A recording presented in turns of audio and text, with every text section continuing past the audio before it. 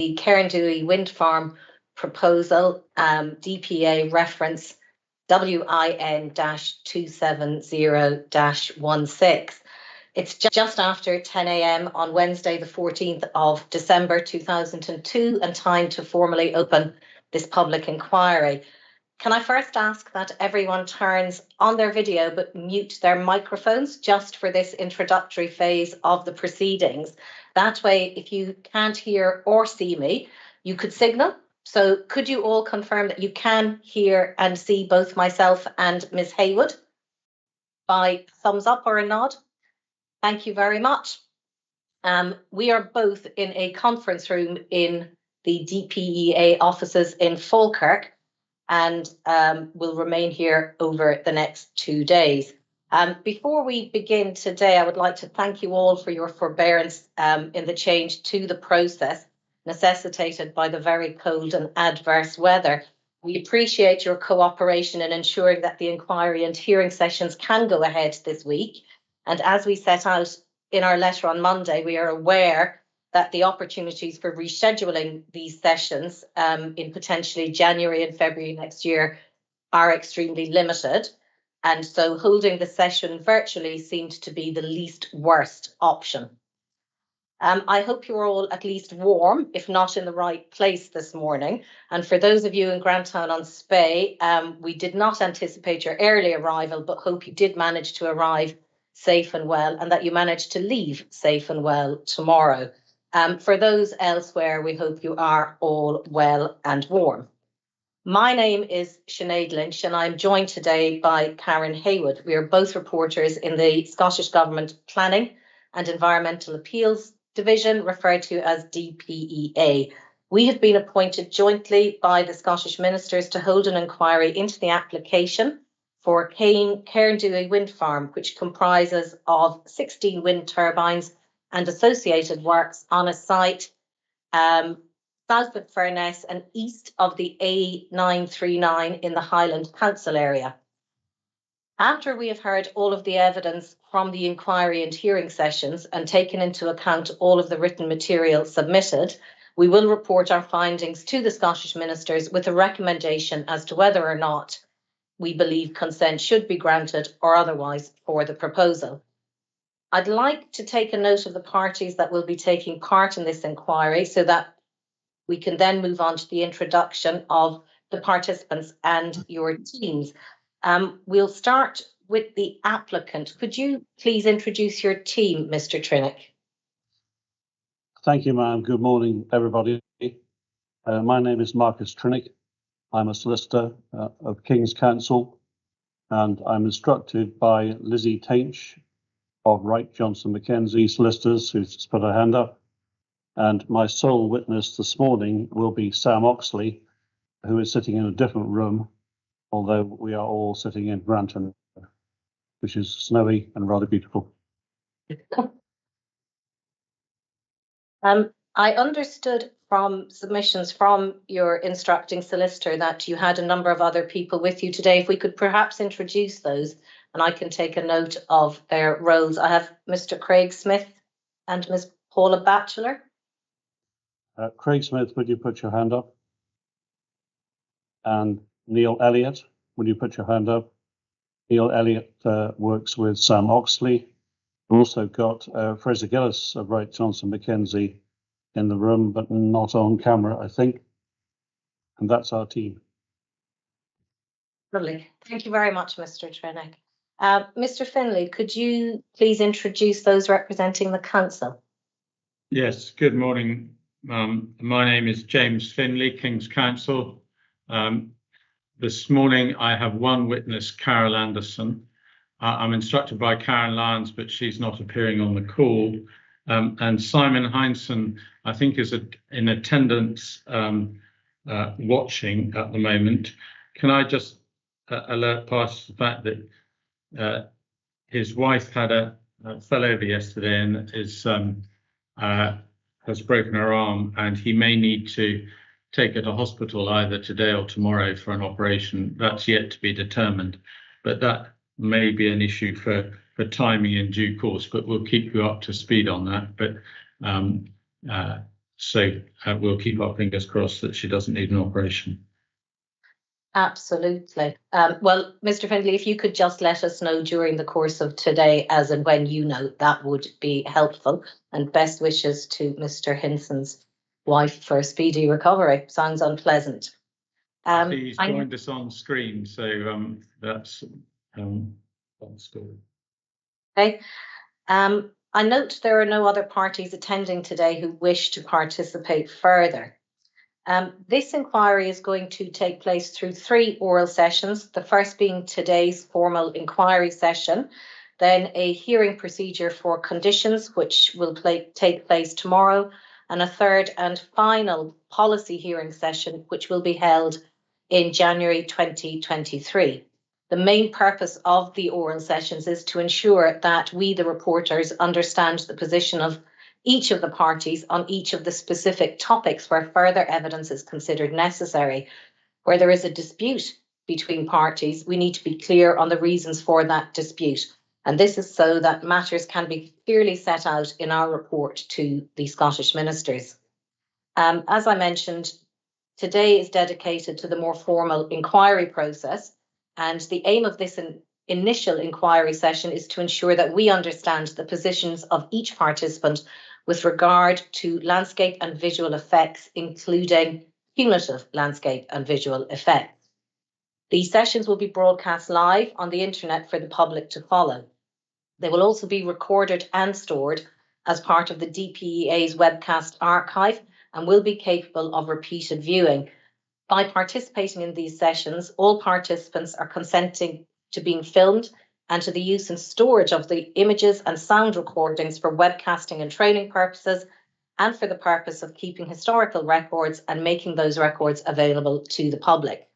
Further details can be found on the DPA website in the privacy notice. If you have any concerns or questions regarding that policy and would like a direct link to it, please speak to either myself or Ms. Haywood during the course of breaks in the proceedings this week. Participants have been advised of the programme for the inquiry with dates and timings for each session and hearing agendas issued for the relevant sessions. For those following along online, I will give a short outline of our timetable for this week. Today, Wednesday the 14th, all day is anticipated to be spent on landscape and visual matters, and we do have the potential to carry on tomorrow morning should we need to do so. Again, we can take that as it comes once we get to the relevant point this afternoon. Tomorrow morning is scheduled for the hearing session into draft planning conditions. Again, should that be required, it can be moved to later in the morning or early afternoon. Thursday, the 26th of January 2023 is set aside for a hearing session on policy matters, and that will be a virtual process. Given the progress that has been made between the parties on the drafting of agreed conditions and the reduced number of witnesses that are going to appear tomorrow, I do hope we can bring tomorrow's session on conditions to a reasonably early conclusion in the morning, or at least by lunchtime. That will very much depend on our progress today and if we need to roll into tomorrow morning with landscape and visual matters. For those who are viewing online, I will briefly run through what actually happens at these sessions. Today we commenced at 10 a.m. Tomorrow we will start at 9:30 a.m. and we will aim to conclude each session by around 4:30 to 5 o'clock, again, depending on progress.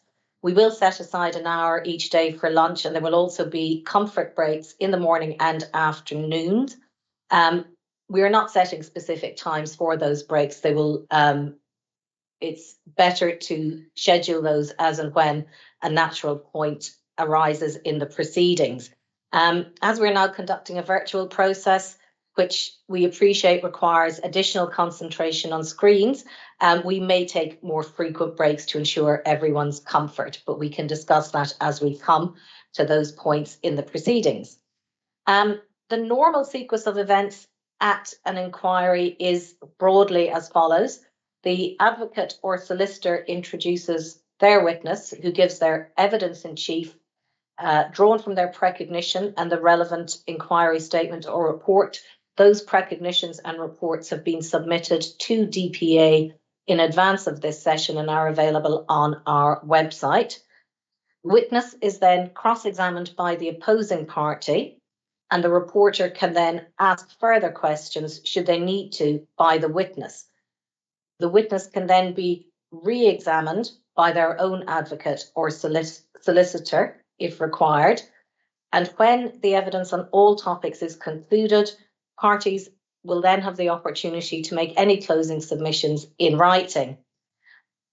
For this inquiry session, precognitions are taken as read and do not need to be read out in full or in part by witnesses. It is therefore expected that cross-examination will focus on essential matters that are in dispute. We may intervene if we consider that the questions or answers are straying into matters that do not need to be included or addressed in our report. By contrast, the hearing session tomorrow and in January 2023 are less formal. These are discussions chaired by the reporter and involving all the relevant participants. An agenda for the hearing session into conditions tomorrow has already been prepared and circulated to the participants, and one will be circulated for the hearing session into policy matters we anticipate in mid-January. At the hearings, we shall lead the discussion by starting each item of the agenda with a question to the parties, which then generally leads to an invitation for the other parties to comment and on to a further exchange of views. When the reporters feel they have sufficient information, we will then move on to the next item. The purpose of the sessions is not to persuade us of your point of view, but to help us make sure we understand the respective positions of the parties and where there are differences, the reasons for those differences. In addition to the evidence that we will consider through the inquiry and hearing sessions, our report and recommendation to ministers will also consider the range of other matters raised in consultation responses and in written representation submitted to the Energy Consents Unit. The details of all of these can be viewed on the DPA website under the reference WIN-270-16. Ms. Haywood and I conducted unaccompanied site inspections of the site and the locality in early October 2022. This included viewing the site from the viewpoint set out in the environmental reports and from the routes surrounding the site, including the A939, the A940, the B9007, the road to the south of Lochendorp, which connects the two routes, the A939 and the B9007. And we also walked part of the Dava Way, including the vicinity of viewpoint 14 and viewpoint 12, and for a distance in either direction, and particularly in the general vicinity of the site. After this inquiry concludes, we will determine whether or not we need to make any further site visits to the site and or to the area. Before we move on to some brief housekeeping matters, we would like to remind parties of the importance of being courteous to each other throughout the proceedings this week. No doubt you will hear people say things you don't agree with, but please try to be both polite and respectful and give other parties the time and opportunity they need to express their views and to give evidence. As agreed at the pre-inquiry meeting in September, the closing statements from the council and the applicant were due to be submitted respectively on the 23rd of December 2022 and the 13th of January 2023. Given that we are now having a virtual process on policy matters on the 26th of January 2023, I would suggest that those dates be revised to the 3rd of February 2023 for the council and the 10th of February for the applicant. Are all in agreement that that would work in terms of dates? I appreciate that you may not have your diary, Mr. Trinick. That's fine, ma'am. Thank you. Mr. Finlay? Yes. Might I raise one matter, though, that I think may have been raised by email already, and involves the virtual hearing on policy. We still don't know the date of the onshore wind policy refresh nor the energy strategy.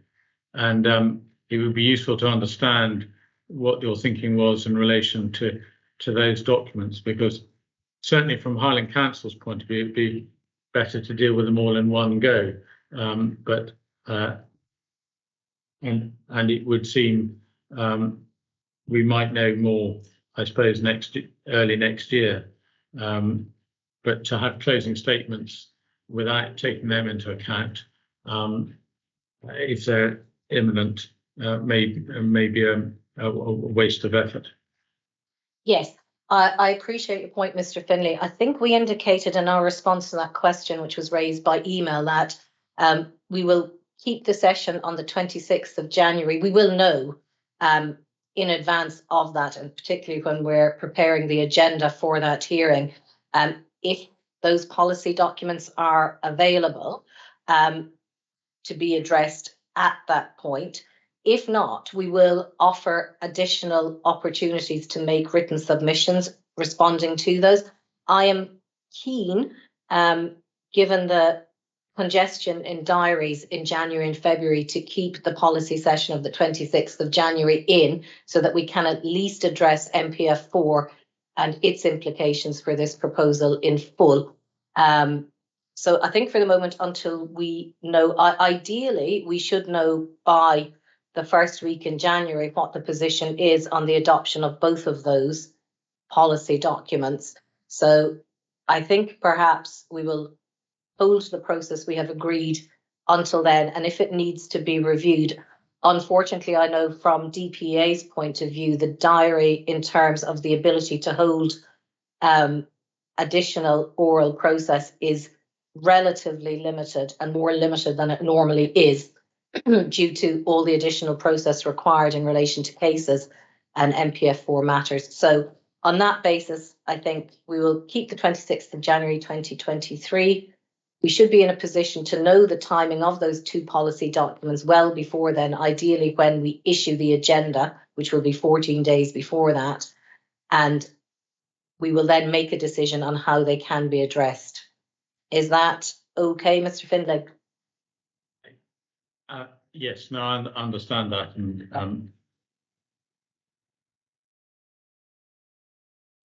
could I just Yes.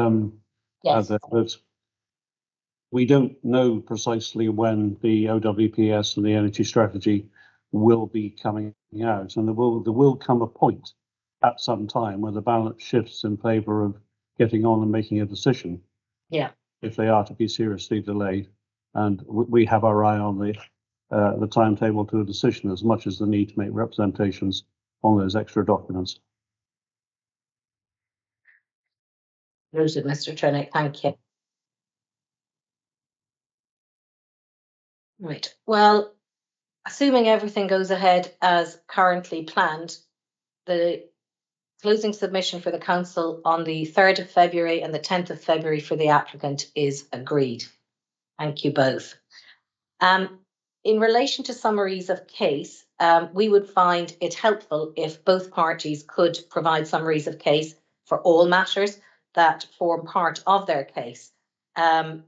This means that the summary of issues in our report to ministers will be yours rather than ours, and it would be far speedier to use this rather than for us to try and do it on your behalf. We will organise a template to be forwarded to you by the office so that your summaries can be of maximum use in helping us prepare our report. We have previously recognised that the contents of precognitions could be used for this purpose, and that can be the case still. However, our updated guidance note, which is guidance note number 23 on page 12, recognises that your precognitions may only be a starting point and that matters can arise during both the inquiry and hearing process that may need to be addressed in your summaries of case. So following the hearing on the 26th of January, or perhaps in advance of it, we will organise for a template to be forwarded to you to use. Moving on to some general housekeeping issues, We are still adhering to Scottish Government guidance on COVID-19, and regardless of where you are today, you should endeavour to be at least 1 metre apart from your colleagues, and you should aim to maintain this throughout the proceedings. You do not need to wear a mask when seated or moving around. And if we are in any doubt that these guidelines are not being followed, it may be necessary to adjourn the inquiry. In addition, in relation to adjournment, an adjournment could be required if any participant is taking ill or shows symptoms of COVID-19 during the proceedings. Should this happen, we will consult with parties as soon as possible as to how and when to reconvene the inquiry. You are already at your various respective venues, but the advice is not to remain in the venue if you are feeling unwell. Today, the use of the microphones is very important, as the recording of both sound and video switches to the person speaking. When you are not speaking, please try to mute the microphone, as this will minimise any unnecessary interruptions to the webcast and also to the flow of our proceedings. You may attract my attention by waving your hand or putting your hand up. The best way to do that is to turn on your video and then I can see you. Any points raised should be addressed through the reporters in the first instance. It is very likely that all of us will forget at some point to do this, and please just signal that this has happened and give each other a moment to address the muting, unmuting issue. We have been advised that there is no fire alarm in our office today, so hopefully we will not be disturbed by that. I would be grateful if you could all confirm that there are no fire alarms in your respective venues. That would give us cause for concern. Not known. Thank you. Lovely. Not as far as I'm aware. Okay. So at the end of the introduction, I will ask those participants who are not actively involved in giving evidence or responding to a question to switch off your video and mute your microphone.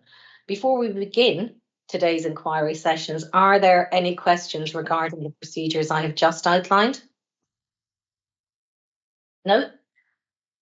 Okay, so let's move to our inquiry session then on landscape and visual impacts arising from the proposed wind farm at Cairn Duhie. We've set aside all day today for this topic, and as I mentioned earlier, there may be the opportunity to overrun into tomorrow morning if necessary. For this session, we expect the witnesses' evidence to be given in the following order. Firstly, Ms. Samantha Oxley on behalf of the applicant, RES UK and Ireland Limited, and then Carol Anderson on behalf of the Highland Council. Is there any change to that running order? No. Thank you. And are there any procedural questions on the inquiry before we begin and start hearing evidence?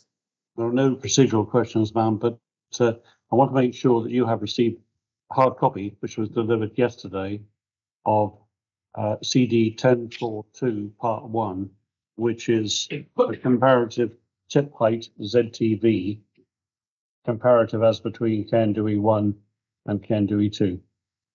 Yes, that is Appendix 2 of Ms. Oxley's inquiry report, I think. Yes, that'll be that. Yes, both Ms. Haywood and I have a hard copy of that, which arrived at the office yesterday. Can I just confirm that the other parties have that as well as the reporters? Mr. Findlay, do you have a copy? And Ms. Anderson? Yeah, okay. Yes, we do. Thanks, Mr. Trinick. One more point, ma'am, just estimates of time to assist you. I'll try and keep to 30 to 40 minutes maximum in chief with Sam Oxley. My estimate of cross-examination time for Carol Anderson is not much more than 2 hours. Thank you, Mr. Trinick.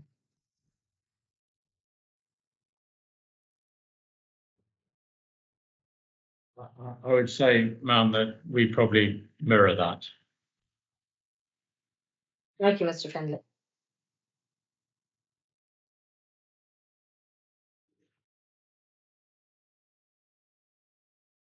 Mr. Trinick, if you would like to begin. Thank you, ma'am. I call Sam Oxley, who is sitting in a different room to me, in front of her screen. Ms. Oxley, can you hear me? I can. Can you hear me, everybody? Good. I'll take your recognitions as read. I want to take up some points with you which arise from the evidence of Karen Anderson. And again, addressing the reporters and Mr. Findlay, we did circulate a list of documents that will be required in evidence in chief. You received that? Yes. Good. The first point I want to take up relates to the position of Cairn Duhie in relation to the Lochindob and Dava moors and the SLA. At various points in her evidence, Karen Anderson, in her inquiry report, and I'll only be referring to that report, not for recognition, refers to paragraph 3.1, centre stage within the moors, 3.4, central position within the Lochindob Dava moors, 4.5, more sensitive central part of the LCT, see open rolling uplands, 4.8, central part of the LCT, 4.22, core of the SLA. I don't mean the position of Cairn Duhie itself there, but where it sits in relation to the SLA, and in the same context, 4.23, central part of the SLA. What is your response to what she says in these passages? In the first instance, I just wanted to confirm that Cairn Duhie is not in the SLA. It's sitting to the north of the SLA, and figure 10A of CD 10.1 will be a useful reference throughout in terms of where Cairn Duhie sits in relation to the SLA. I'll just stop you there. Reporters, do you have the A2 version of CD 10.1, which is the map to which Sam Oxley is referring? It's AO, just for clarification. sorry.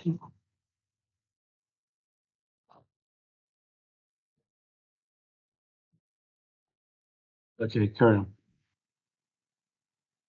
on. I also wanted to comment that in any event, the SLA isn't experienced in plan form as you would from a map. In my experience, the SLA is experienced by walking the paths and tracks, climbing the hills, driving or cycling slowly, more typically along the more minor roads, for example, up the Findhorn Valley to the west, or out along the minor road to Lochindob, or across the quiet B9007. I also wanted to note that all illustrated viewpoints clearly place Cairn Duhie at the centre, simply because that is what's been illustrated within the environmental statement.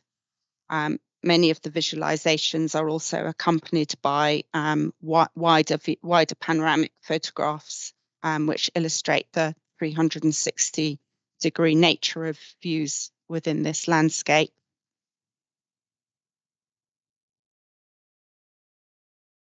So you want to go and talk about the A939? Yes, in terms of commenting on my experience of the A939, the A939 is a larger road, and it's used by HGVs as well as people in cars. Approximately 4.5 kilometres of this road is within the SLA. It's quite straight, as I say, it's quite fast, it's quite busy. There aren't that many places to stop, although there are some loops of the old road where people do pull over. Views will be intermittent in practice, although the ZTV illustrates a more continuous cover because of the fact that it winds through drumlins, and I'm sure you'll experience this on your site visits. Cairn Duhie will be seen to the northwest from the A939. beyond a point where the land falls to the Darver Junction. And this is quite a notable feature of this road. Travel across the high tableland of the SLA, and then drop notably towards the schoolhouse. And you can see at that point maturing woodland to your northwest, which essentially there's some separation between the higher Darver Moor and the site itself beyond, further to the north. Okay, thanks very much. If you go to Carol Anderson's inquiry report on page 6, it's electronic or actual, so it doesn't matter, paragraph 4, 1 to 4, 5, and here Carol Anderson responds to what is said in the LVIA, or rather in the EIAR, because it's mainly in chapter 3 in the design and access statement about how the layout of the site responds to the articulated design strategy.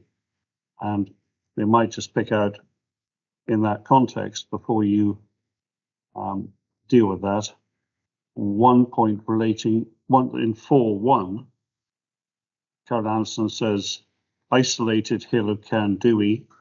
In 4.3, low hill of Cairn Duhie, second line. And in 4.3, the next line, the limited relief. And I like your initial response to Carol Anderson's perception of how Cairn Duhie is viewed as a hill. Yes, my experience of Cairn Duhie is more of a gentle open dome than an isolated hill. It contrasts the adjacent hills of the Hill of Haignock to the south and the Knock of Braemori to the east. So it feels and reads as a gentle dome of moorland between the two major roads, the A939 to the west and the A940 to the east, and marked by the overhead transmission line which runs to the north. Yes, and I think you also wanted to put Cairn Duhie in its landscape context there, this broad dome as you describe it. So carry on, please. Yes, in terms of the scale of the landscape, I describe the underlying landscape as large in scale, and I consider that the turbines will fit with the expansive scale in this sense. Given Cairn Duhie is a broad dome, part of a broad scale moorland, rather than a very recognisable landscape or peak in this landscape, which could be interrupted or conflicted with. So the wording within the design strategy to which Carol Anderson refers is not intended to convey fit with height of Cairn Duhie as a hill, but rather the broader scale of the rolling landscape. Thank you. In 4.2 of her report, Carol Anderson talks about the design and access statement. Now, would you get out the CD13, which is a written statement of the EIAR, and within that, go to chapter 3,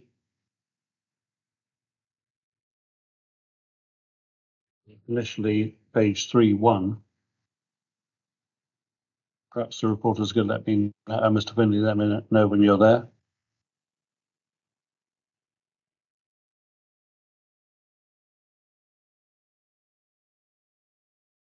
Thank you very much. This is the chapter which deals with design, evolution, and alternatives. And if we go to paragraph 315, we can see the text from which, indeed, the text quoted by Carol Anderson. She lists 3 of the 6 overarching objectives set out in that paragraph. If we go over the page to design principles, is there something you want to tell the reporters in response to Carol Anderson about how the principles were approached in the light of the strategy?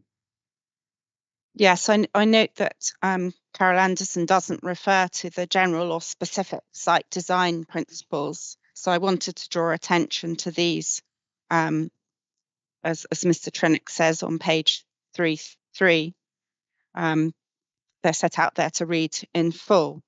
But for example, the specific objectives included minimising views from Furness, minimising lochside views near Loch and Daub, carefully considering and designing the composition from the Ardlach Bell Tower, carefully considering sequential views from the A939 in that journey north from the edge of the Cairn National Park through the approximately 4.5 kilometres of the SLA en route to the site. Thank you. And finally, I want to take you to Carol Anderson's inquiry report at 5.2, where she addresses the difference between the two schemes. And partly because it's a new document, frankly, rather than responding to Carol Anderson, I'd like you just to explain to the reporters what the document they received yesterday afternoon, which is part of your appendix, whatever it is, the ZTV comparative tip heights, what that tells you. Yes, this document is fairly simple to read, but just to walk you through it, the green shading on the map shows areas where both Cairn Duhie 1 and Cairn Duhie 2 would be visible. So the areas of interest are those in yellow, which show additional visibility, which would result from Cairn Duhie 2 revised 149.9 tip scheme we're considering today. So it's really those areas of yellow that are worth focusing upon. Yes, clearly how much you see depends in part on the height of the turbines. Was there a specific design approach taken to height? What was that approach? Yes, in deciding the height of the turbines, one of the key aims was not to cause visibility to spill over into the Cairngorms National Park. And on that figure, you can see the Cairngorms National Park hatched in black to the south of the site. The northern ridge line, or the northern boundary of the national park, is a ridge line, and at a certain point, if turbines were higher, visibility would spill over into the national park and result in much greater effects upon the national park. So that was one reason why the turbine height was kept to the height that is proposed. But it also considered the SLA, so particularly sensitive areas along the River Findhorn and around Loch and Daub. A similar effect would arise, essentially because of the hill of Aiknock. At some point, turbines would have become so high that they would effectively have resulted in greater effects spilling into those areas and spilling into the River Findhorn corridor. So I was very keen to keep these areas in visual shadow to reduce the impact on the SLA. The height reduction also, height capping essentially also enabled a beneficial reduction in turbine numbers, essentially because those turbines could be more widely spaced, and it meant we had much more flexibility in terms of designing a layout, obviously working around avoidance of peat and such like as well, but could keep further away from properties and had more flexibility in creating a coherent layout. Deals with lighting. Moving on from there, we know that the MOD has removed its requirement for visible lighting, but there is another type of lighting, and that arises when turbines are over 149.9 meters. Once they reach 150, what was that? Was it a deliberate decision to keep below 150 for that purpose? Yes, it was a deliberate decision to ensure that no aviation lighting would be required. Again, reducing impacts on both the park and the SLA. Ms. Oxley, thank you very much. Would you please stay there? There may be some questions for you.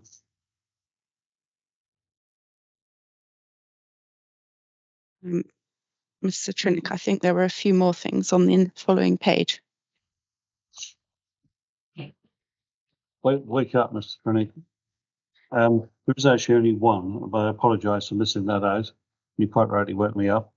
And that is, I want to go through what Karen Anderson says in 5.2 about the degree of incompatibility between the scale of the landscape and the turbines. And I think you can do this by reference to a number of viewpoints. And for that purpose, I'd like you to get out CD14, which are the Nature Scott visualizations.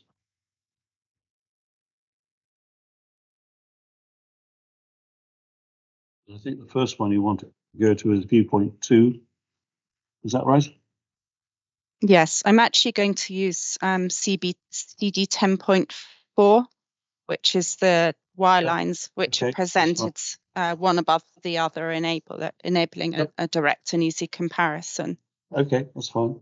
So that's Appendix 2 of my inquiry report. Ms. Anderson goes through a number of, or draws attention to a number of viewpoints at her paragraph 5.2. And I just wanted to do a page turning exercise really through those viewpoints. So she flags up viewpoint 2. Have you all got that document in front of you?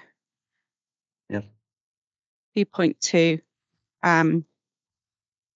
I find that the revised proposal has a slightly narrower extent and what I would describe as a cleaner image. It's less cluttered. Turning to viewpoint 5, the report of handling recognises the improvement here in relation to landscape horizons. I find that there's a slightly narrower extent. The development would occupy a narrower part of the horizon, and there's less overlapping. Viewpoint 6, again, the report of handling recognises an improvement here. The extent along the horizon would be narrower and the composition would be simpler. Turning to viewpoint 12, it's the same comment, narrower and simpler in terms of composition. Nearly there. Viewpoint 14, again, the report of handling recognised an improvement in terms of composition, it being more compact and more equally spaced. And I would concur with this. At viewpoint 15 and 17, these are more distant viewpoints. And really at these sorts of distances, the development appears very similar. It's hard to pick out the differences. And just for your notes, I consider these in my IR pages 36 to 50 and provide some additional detailed comments there. And the comments in the report of handling, again, for your note, which is CD 3.4, are at paragraph 8.59. Thank you. And there is one final point on top of all that, and that is in terms of changes in the cumulative baseline, which have occurred quite recently. Perhaps you take us to, well, I think actually you need to take us anywhere. I think people know the geography well enough. You can just tell them what's happened. I think Rothes and Llashgar is an update there. Yes, Rothes and Llashgar have both now been consented. And that happened after the updated cumulative assessment was done.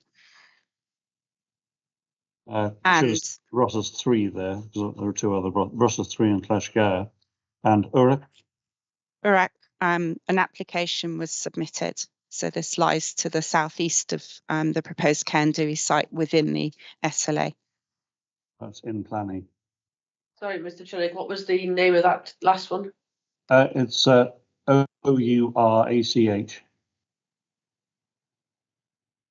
Okay. Oxley, are there any more questions? I should have asked you, but forgot to do so. No. Thanks. Okay, I'd like to stay there. Maybe some questions for you. Thank you very much. Thank you. Good morning, Miss Oxley. Ma'am, I've just noticed that in the list of documents I sent over yesterday, I've got 2 wrong. I suggested we're going to 6.6, it should be 6.7, and I suggested we're going to 1.15. Sorry, 1.16, it should be 1.15. That's fine. Just a moment. Perhaps you can direct us to it at the relevant point in your examination. Grateful. Can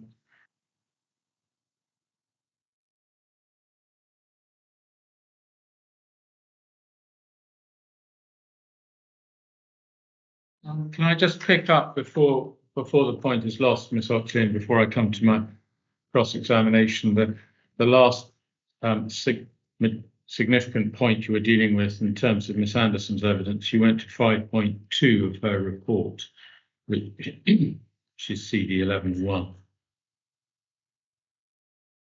And the point she was making in 5.2 was about degree of incompatibility between the scale of the landscape and the height of the turbines.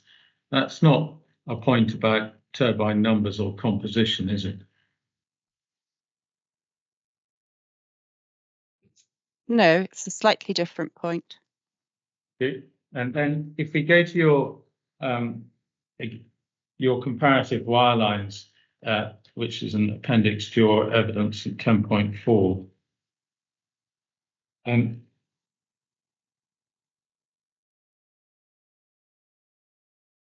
what scale are these produced to? Because I've got them printed off in A3 copies, so that they're not the size that you would expect in SNH wirelines. And then no photographs to go with them, as I understand it. No, the full visualizations are provided within the environmental statement. This is merely so that you could put the two side by side more easily. So for full visualizations, I'd refer you to CD 1.4. Yeah. And just to answer the first part of your question, these are presented as a printed at A3 with a horizontal field of view of 90 degrees.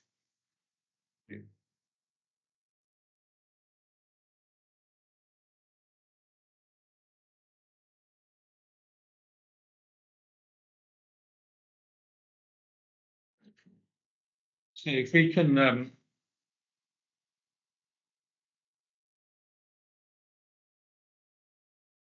turn back to where I intended to start. I think you made it clear that you wrote, or if not wrote, oversaw the relevant chapter 5 in the EIA on landscape and visuals. Is that correct? Yes. And did you do the same to the equivalent chapter in the first application? I don't. CD 116, say CD 115. I was involved in that. I don't think I was a director at the point. I may have been. So I might not have been the person who signed it off. I can't quite remember. It's a while ago, but I was certainly involved in the project and gave evidence on it. And then, just so that we, in terms of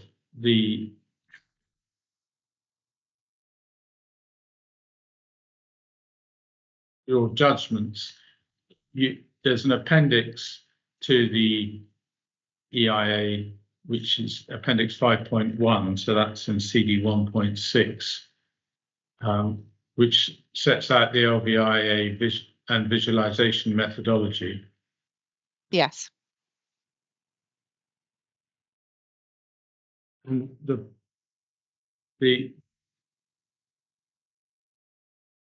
some EIAs that the reporters will have seen have a almost a matrix in a box.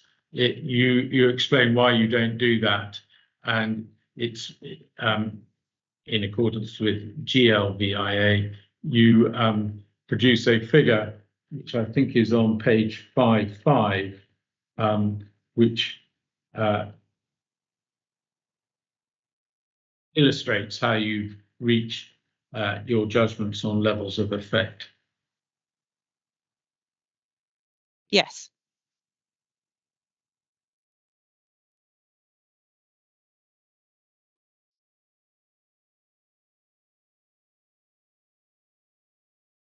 In essence, the same process with visual impact as well. You don't have a formulaic approach. It's a matter of judgment, and you set out how you. So one needs to look at the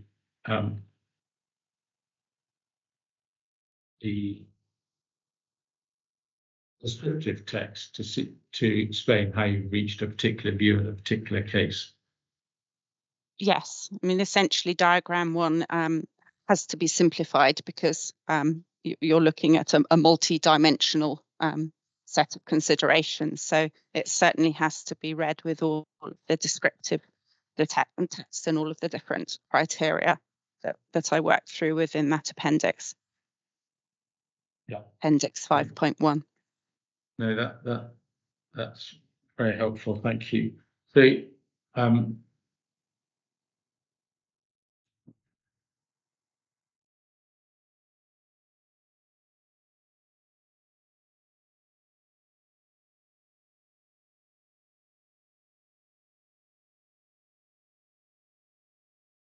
I could ask you to turn next to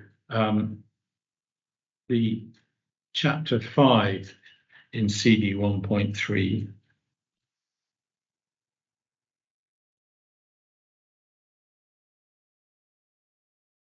Sets out the landscape and visual assessment, and go to electronic page 21 of 49. But I have the hard copy page as well. It's page 520 in hard copy.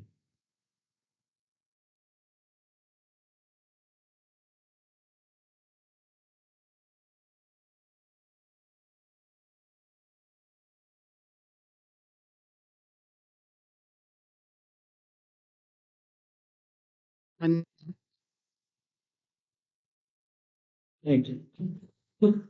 In the table there, here you're dealing with the open rolling upland LCT, which is the LCT in which Cairn Duhie lies. And you set out, and we'll have a look in a moment at the S&H, now Nature Scott document in which you take these. But you set out the key characteristics of relevance. And it's to note that the point I want to have your agreement on, so you consider that all these key characteristics are of relevance to this application. Otherwise, you wouldn't have said they're of relevance. yes. I'm afraid it's not on my list, but if we go briefly to 622.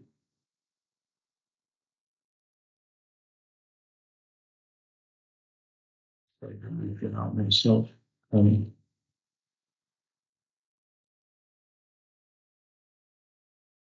I confirm, Mr. Finlay, that's the Nature Scott Landscape Character Type 2.91 assessment? Absolutely, 622A. Yep, thank you.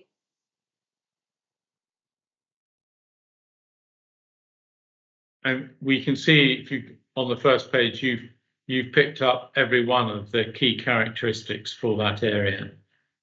Yeah, they're quoted in full from the key characteristics within CD 6.22, page 1. Yeah, you've quoted in full, but the judgment you've applied to them is you said that each and every one of them is of relevance.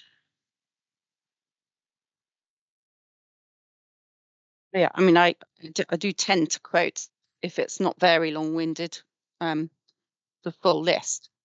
I'm not, yes, but And there might be cases where only some of the characteristics were of relevance. It's of relevance to, presumably the words of relevance mean of relevance to this application. Comment on that if you wish. Otherwise, I was just going to ask you one further question about this document on page 2. Under the heading settlement, there's a first paragraph which deals with settlements, and then in fact goes on to do with roads and then the Derby Way. And then there's a paragraph beginning, the elevated openness and sense of remoteness in these hills forms a marked contrast to the densely wooded lower rolling hills and valleys of Murray and the Farm Strath to the north, both of which feature glimpses between the hills, more expansive views when at the edge of the plateau. Are you content with that description? yes, and I think it's also important to read the second part of the paragraph, which refers to some of the man-made features.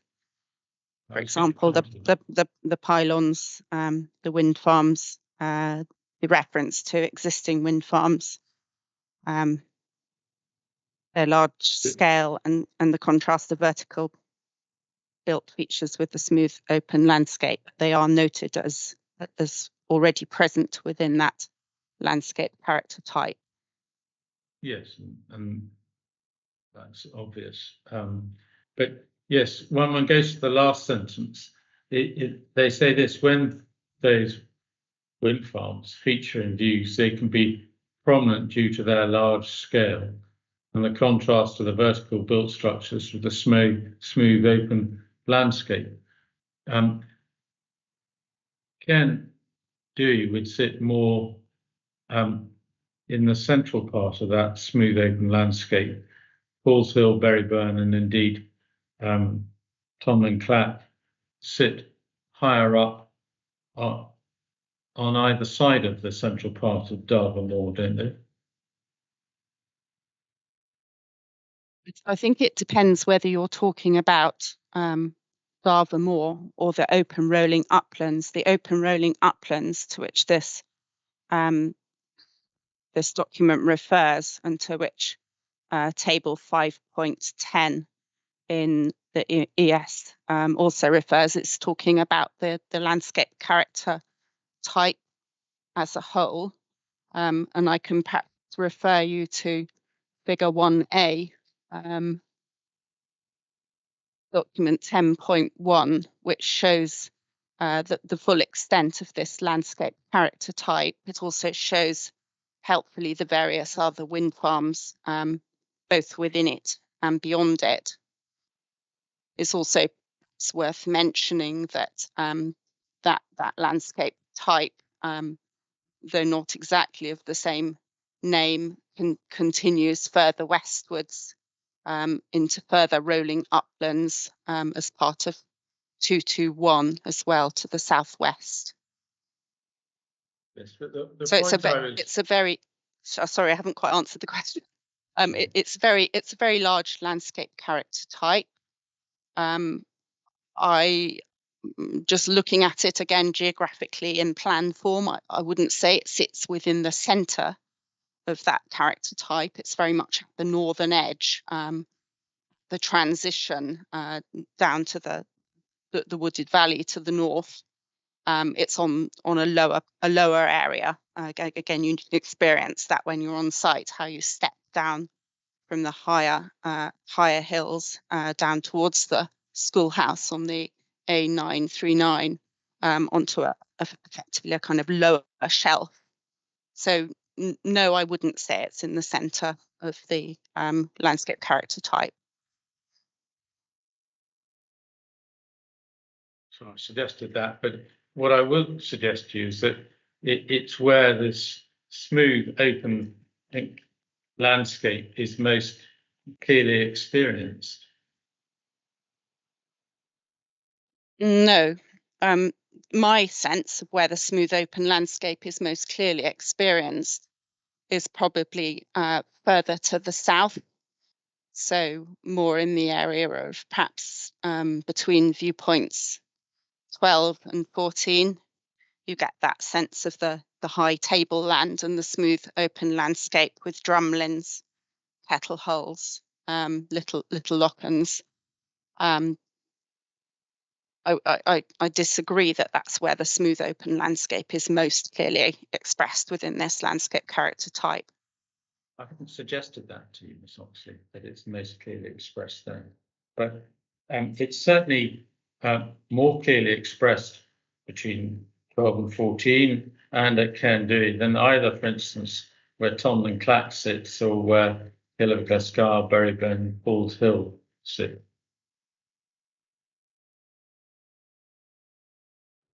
In general, what you have is a series of hills with lower moorlands sitting between. So in between all of the hills, there are expanses of moorland. So Buryburn and Tom the Clack themselves are sitting up on some of the higher hills, but below them there are expanses of open moorland, which they are seen across.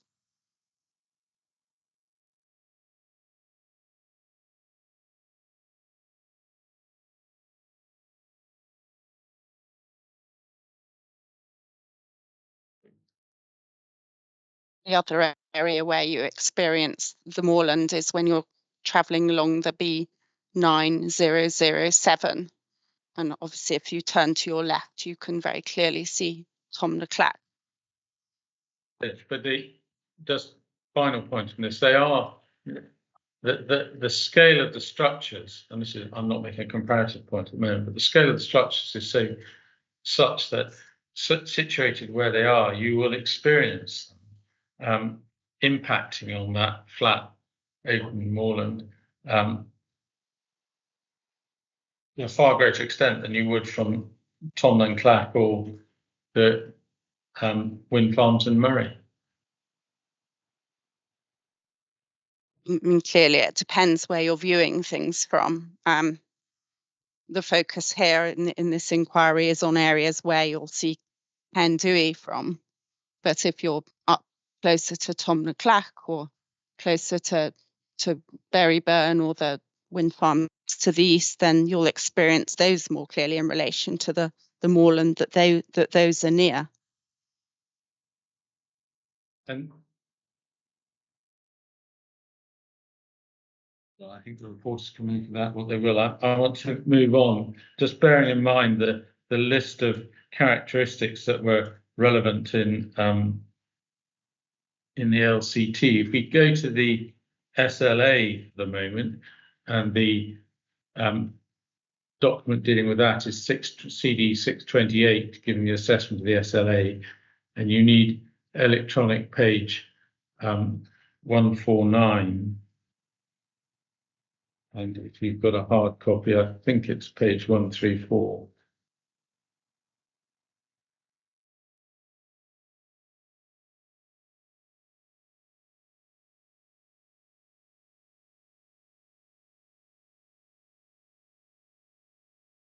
Yes, I have one page 134.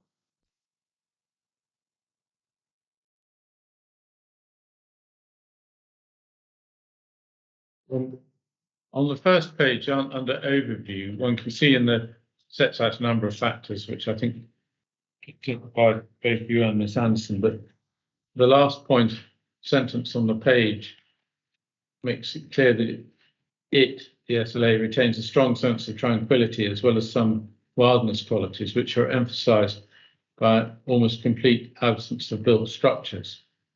So, depending on, and we clearly disagree about the importance of a particular location of Cairn Duhie, but introducing sizable built structures will have an impact on both that sense of tranquility as well as wildness quality.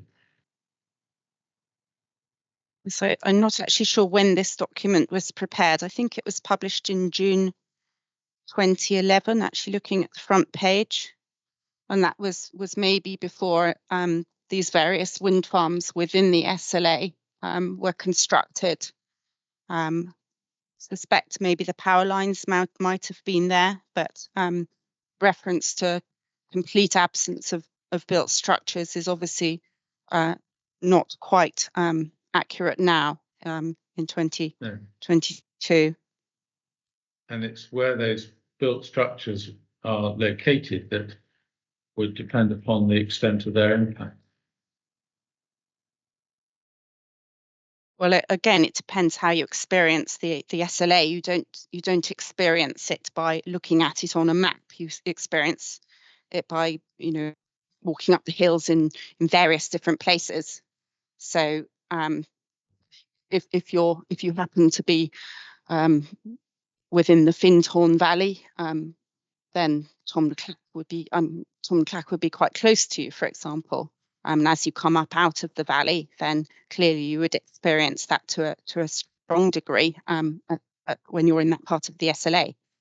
So it really depends on where you are within the SLA. I think it's very important to move away from looking at the SLA in plan form, because it's really not how you experience it. No, and you'd certainly accept Miss Anderson's got significant familiarity with this SLA in this area, having carried out a pilot study recently.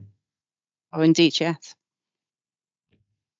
We turn to the next page, which is electronic page 150, where it sets out the key landscape and visual characteristics.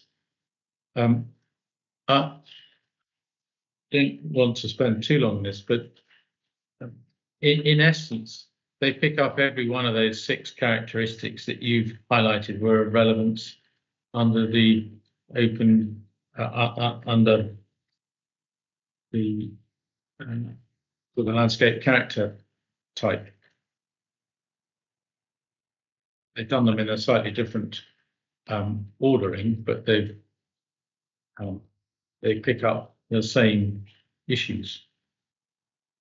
Yeah, I mean, I haven't compared those like for like, and as you say, the words are different because these were prepared for different purposes. This was the purpose of this more strategic study, but the essence is similar. Yes, is the same. Thank you. Come back to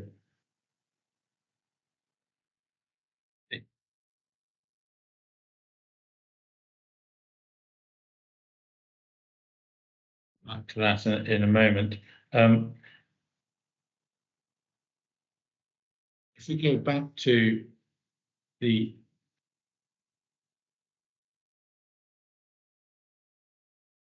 landscape chapter, which is CD 1.3, chapter Perhaps 5. Before we go back to the landscape chapter, we could take a break. I'm conscious that it is now 11:10. And if we could take a break for 10 minutes and then resume, would that be a natural point for you? Yes. Thank you. Okay. So if we break now, it is 11:08. If we resume at 11:20. Thank you all.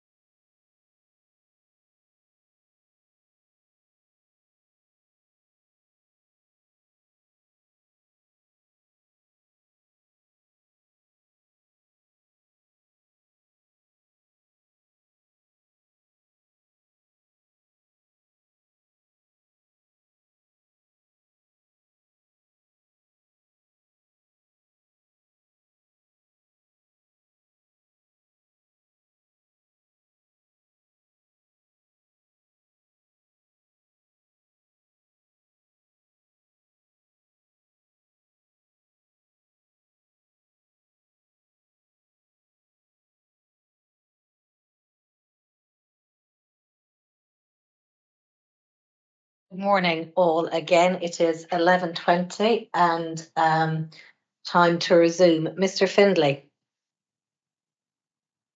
Mr.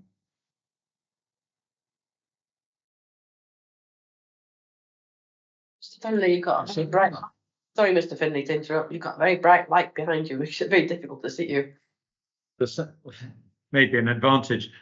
Just shows the sun shining in Edinburgh. I'll just try and deal with the blind. No, it's all right. Demonstrate I'm wearing a suit on both parts. Always an advantage. An inquiry with Mr. Campbell where he was wearing shorts in his bottom half during the summer. Not a pretty sight. I think I won't dwell on that thought. Best not to. They were pink as well.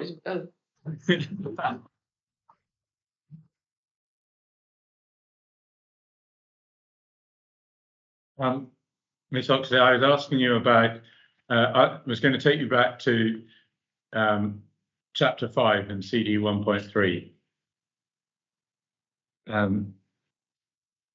When we looked at the baseline characteristics of relevance, and they were in essence the same as the characteristics of the SLA, and then Similar. They're most definitely not the same, and we need to remember we're describing and looking at something different here. That's the open rolling upland LCT, whereas the document relating to the SLA is effectively describing a smaller subset of that area which is designated within the LCT. Yeah, well, I would suggest to you the characteristics are very similar between them both. They're similar being a word we'll come back to in due course. Then looking at magnitude of change on the right-hand column of that page, there's in the second paragraph, it says, beyond the site boundary, theoretical visibility of the turbines will be extensive within approximately 5 kilometres, with turbines visible from the open moorland between the A939 and the A940, etc. And we can read what's said there. And then if we go over the page, overall effect and significance, proposed development in this LCT is judged to be moderate within 5 kilometres, significant within 5 kilometres of the site, and minor not significant for the rest of the LCT. My first question to you was that whether by reference to figure 1A or otherwise, but if the reporters were trying to, which has hopefully a 5 kilometre radius on it, on the site, a dotted line showing where 5 and 10 kilometres are.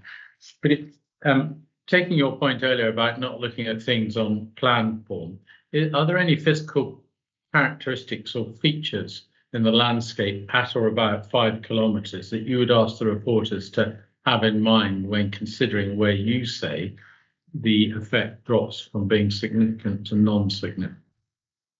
And 5 kilometres is not a, I'm not suggesting for a moment that at 5 kilometres, at that precise moment, something stops being significant. There's obviously going to be a gradation, but it's whether there are any landscape features which pick that up. Yes, obviously there is a gradation, but I wanted to just direct everyone to paragraphs 4.30 through to 4.33 of my IR, where I talk about these features and give distances, but then I can also enlarge upon those or explain on them as well to help you all. Okay. So that's page 31 of my IR. 31. Did you say paragraphs 4.30 to 4. To the end of the page, 4.30 to the end of the page. Okay. Thank you. I talk about the geographical features there, but just turning to the Ordnance Survey map. The Hill of Eichnock is a specific feature to the south site, and you can see that beyond the Hill of Eichnock, I'm referring here to figure 10.1. There's an area, an extensive area of visual shadow, which encompasses the kind of Lochindaub basin. So the Hill of Eichnock is one of those key features in terms of essentially curtailing impact to the southwest. To the east, the Knock of Bray is also important in curtailing that impact. That's at a distance of about 3 kilometres. Hill of Eichnock, just to say, was at a distance of about 1.5 to 2 kilometres. Down to the southeast, and I can't quite read the name because it's got a line across it, but just to the southeast of where it says 291 on the plan is another area of higher land, which essentially causes a cut-off in the ZTV before the proposed development of Urach, which is shown on the map there. So there's another area of lower hills, but still effective in terms of the cut-off. There is an area of visibility which extends south through viewpoints 12 and 14, beyond 5 kilometres. And then when you're either, I suppose, to the west of the development, where we still do have we're still within that same landscape character type, there's very clear cut-off as you enter the forest, which is on the edge of the Findhorn Valley.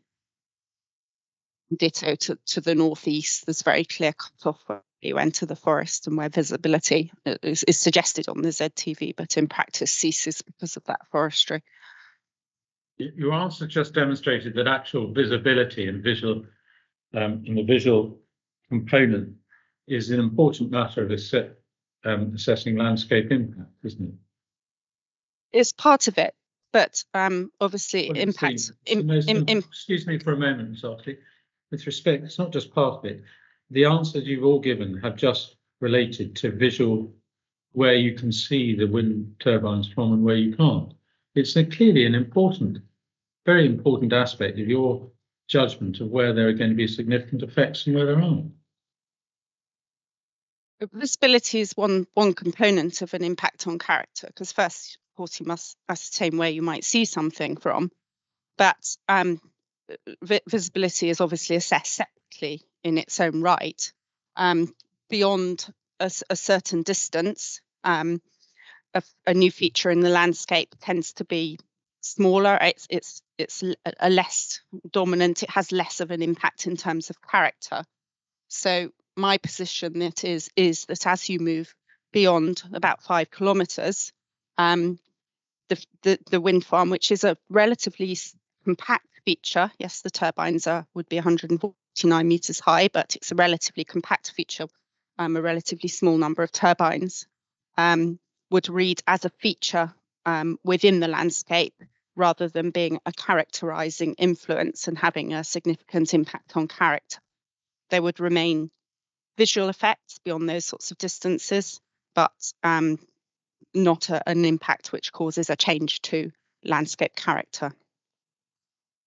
In the previous wind farm, the consented wind farm, your case was that the significant landscape impacts were limited to 3.5 kilometres.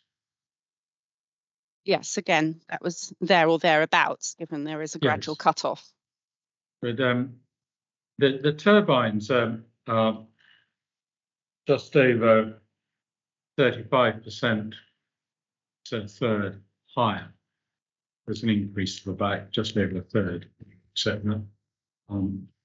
The increase from 3.5 to 5 kilometres is in fact slightly more than a third. It's just under 40% increase. But it does suggest that but that's the sort of increased radius, the area that will be covered. And we're primarily looking at the areas to the south, west and east, because the Cairn Duhie lies on the edge of the landscape character type in terms of its northern boundary, will be there'll be a greater increase because you're looking at the area that's covered. The area is a square to the factor of the radius, isn't it? You've used lots of maths there, but I think it's probably best just to refer back to the comparative ZTV that I introduced you to in evidence in chief. So it's CD 10.4, figure 1, sorry. Yeah. Just before we go there, though, and I'm very happy for you to go there because I have some questions for you about it. But that doesn't show you the distinction between the significant impact of the previous wind farm and the area of significant impact of the current one. That's not the purpose of it, to show the additional extent of land impacted between 3.5 and 5 kilometres. And no, the math it is shows fairly straightforward. The area of a circle is pi r squared. It's not an absolute circle, obviously, but if you increase the radius, you increase the area covered by effectively the square of the value of the increase of the radius. Point. Yeah, but what I'd like to say here is you're concentrating on the height of the individual wind turbines, but what I'm also considering is the overall expanse of the development. And as we've seen through a walkthrough of the comparative Y lines, in many views, actually the extent of the wind farm upon the horizon becomes narrower and more compact. I'm not sure we agree with you about that, but I think you wanted to go to figure 1, which was handed out this morning. What figure 1 doesn't tell you is how many turbines are seen when you're seeing both schemes of each particular scheme, or the extent to which you're seeing. So, for instance, in the areas coloured green on figure 1, you could be seeing the blade tip of one turbine of the consented scheme and a significant number of turbines blades of the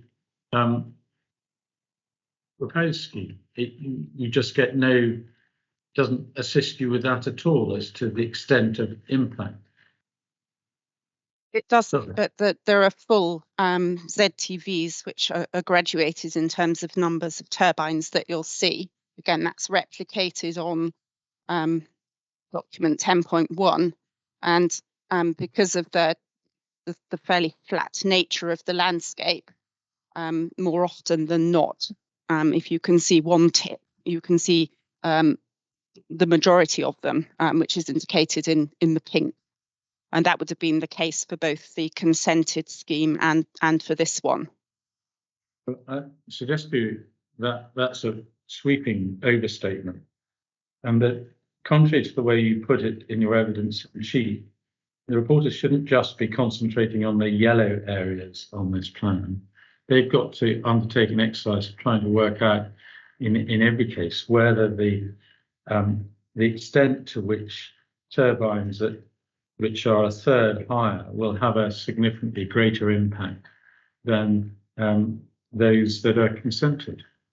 And this figure may give some indication, but it's very limited indeed. And if you simply concentrated on the yellow areas, that would be a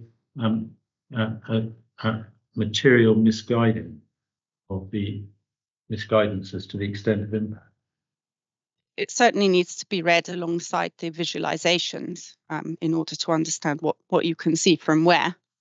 And it would be sensible to have both the original environmental statement visualizations and the proposed visualizations to hand in undertaking that exercise.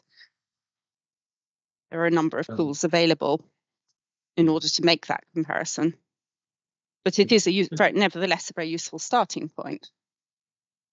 I just want to see, we can agree to disagree about how useful it is. But if we go to the environmental statement for the consented wind farm, which is CD 115, which is one of my misreferences, I gave you CD116. And I'll have to just stand up to grab that one.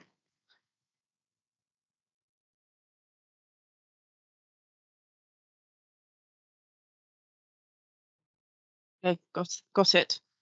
So for those following electronically, I'd like to go to page 45 of 246. You may need chapter 3, page 4. I'm taking a number of points from this document so we don't have to come back to it. Chapter 3 is in common with many EIARs, is a design chapter.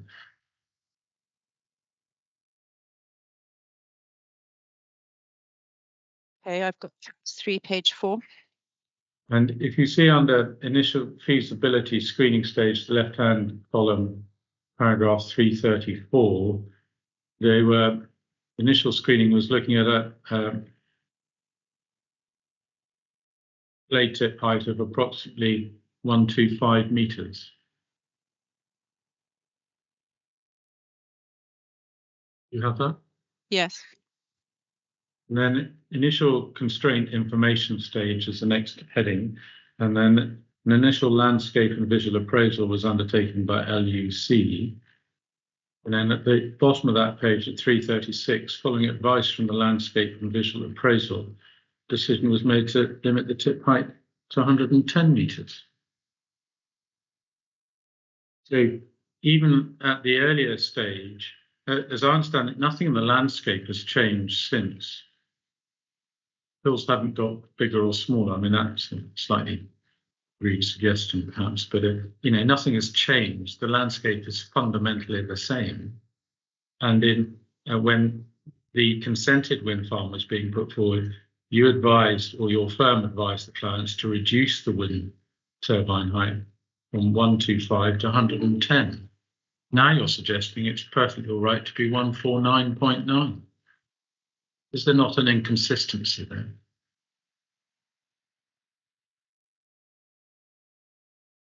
I suppose there's an element of being able to reconsider things. Yeah,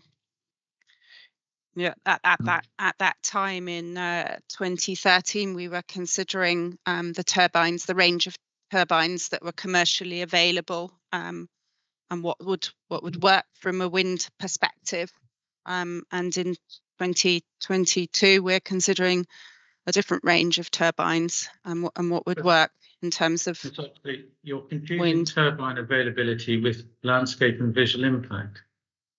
You started off considering turbines at 125 meters, which were presumably available then. Otherwise, you wouldn't have been considering them. Came to 110 for landscape and visual reasons. I'd suggest to you that your approach now is inconsistent with that which LUC adopted then.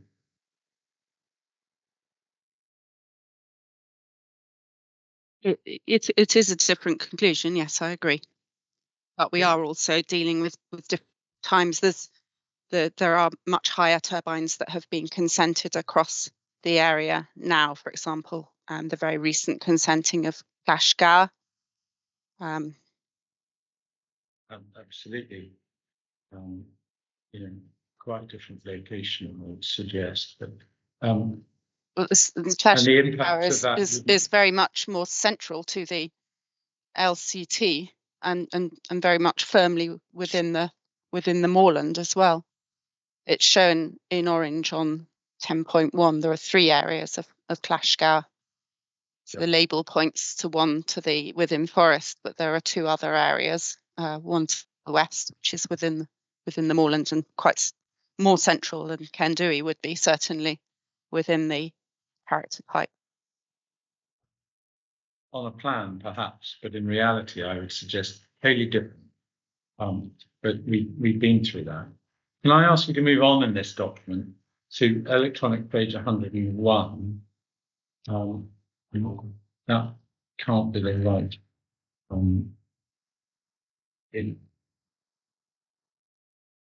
That is the wrong reference. Hang on, I'll give you the right reference in a moment. It's chapter 7, I want to go to. And it's, sorry. It is electronic paper on my papers. Chapter 7, you say? Yes, chapter 7, and it's chapter 7, page 14.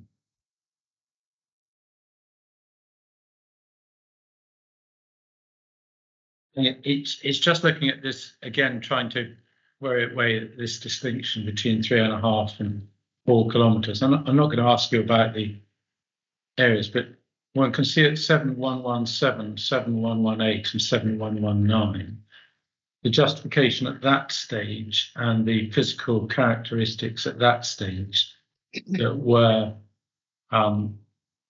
identified as limiting the significant impacts to 3.5 kilometres.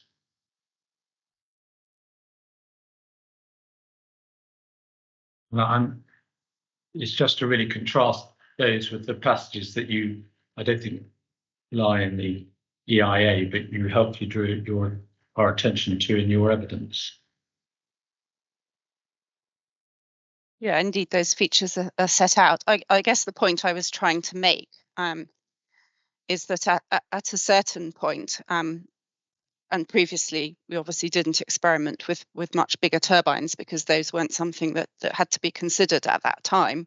In running various ZTVs using our software, it's very clear that there's a tipping point whereby effects across landscape character would spill much more widely. Those higher heights weren't really tested before because they didn't have to be, but in looking at the design again with a different set of parameters in front of us, I was content that keeping the development below 149.9 didn't result in us exceeding that tipping point where effects would be much more widespread.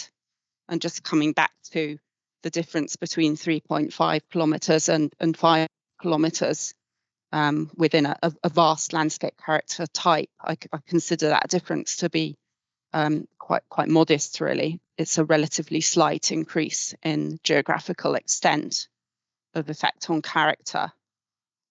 What I didn't want to do was to end up with a position where we tip into a completely different magnitude of change, essentially, because of a very much higher increase.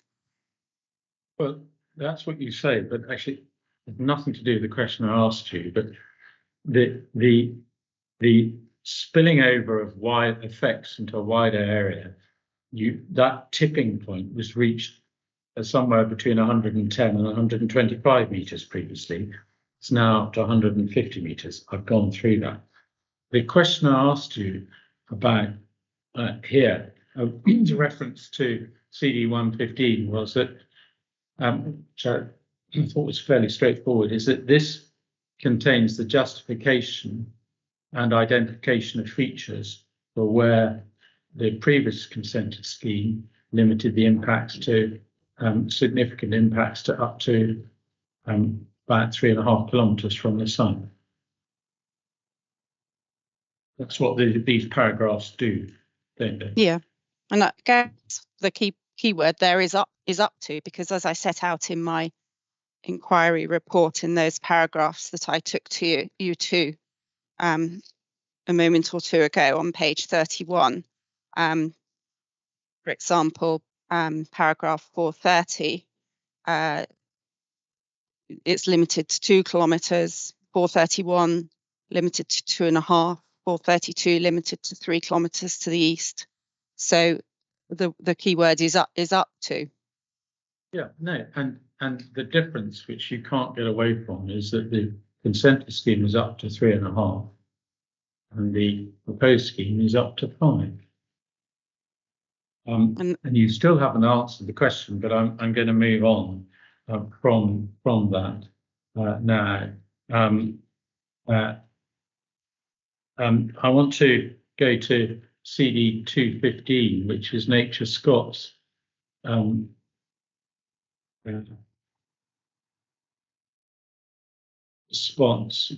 consultation response.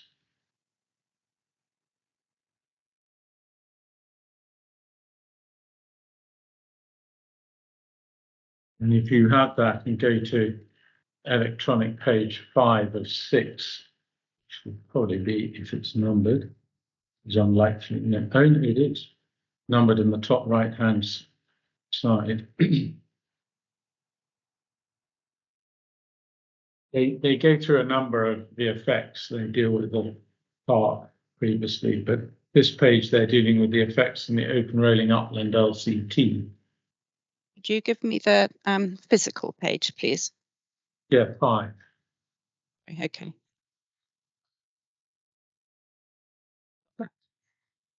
So the bullet point reports what the LVIA says. And they say it's considered that this underrepresents the effects on this LCT. The key presumably their key characteristics of which would be affected by the relatively widespread visibility of proposed development from locations to the southwest up to 15 kilometres distance, the south and east up to 10 kilometres distance. So the point the reporters can note is that Nature Scott consider that you've underrepresented the significant effects. That's their position, isn't it? That is their position. I carefully checked this, but I feel that Nature Scott are concentrating on with those more distant viewpoints on a visual effect, really. So it's perhaps useful to refer to viewpoints 14, 15, 16, which are out at those wider sort of distances. And although there's clearly a significant visual effect, I would argue that that doesn't translate into effect upon the landscape character type. That's significant. Again, you have to consider the geographical extent of that effect as well. Hilltops, you're obviously picking up just a bit of visibility, and then you lose it when you drop off.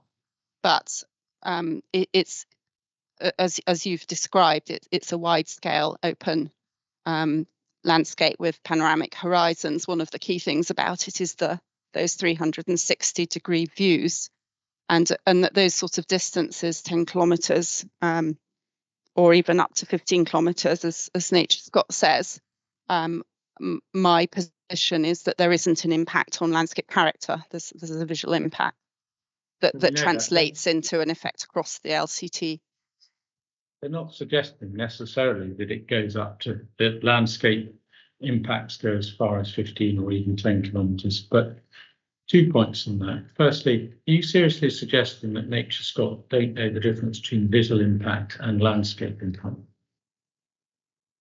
when they deal with visual effects in the next heading? No, I'm not suggesting that. I mean, everyone's entitled to a different opinion, but it's my judgment that at those sorts of distances, there isn't an impact on the landscape character type that's sufficiently widespread or sufficiently all-encompassing that the landscape characteristics would be significantly affected. Landscape architects sometimes make slightly different judgments, and I think it's a bit of a stretch, really, to suggest that those impacts on character are significant at those distances. I think referring to the visualizations and the 360 views is helpful in understanding that, but obviously visiting those locations on site is also important. Well, we know that you disagree both with Nature Scott and with Carol Anderson, but I think you've just helpfully indicated that you do accept it's a matter of professional judgment. So you're not suggesting that either of them has lost touch with professional landscape architect reality and suggesting much more extensive significant impacts on landscape, are you? No, it's a matter of judgment. But the other thing that I found on site is that when you go up to some of these more distant viewpoints, which are often those enabling panoramic views, that wind farms are very much part of the character of this type.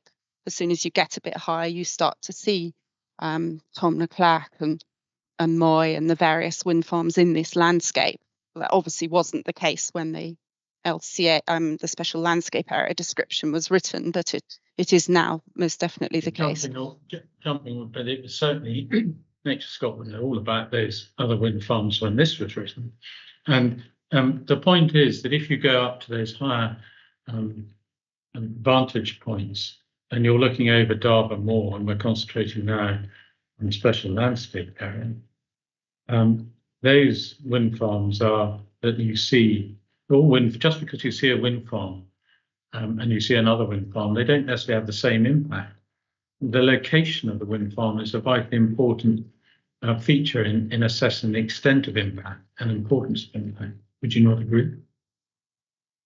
Indeed, but also the location of the viewer. So if you're on the B9007 and you look northwest, for example, you're relatively close to Tom the Clack, and it has an influence, and you're further away from where Cairn Duhie would be.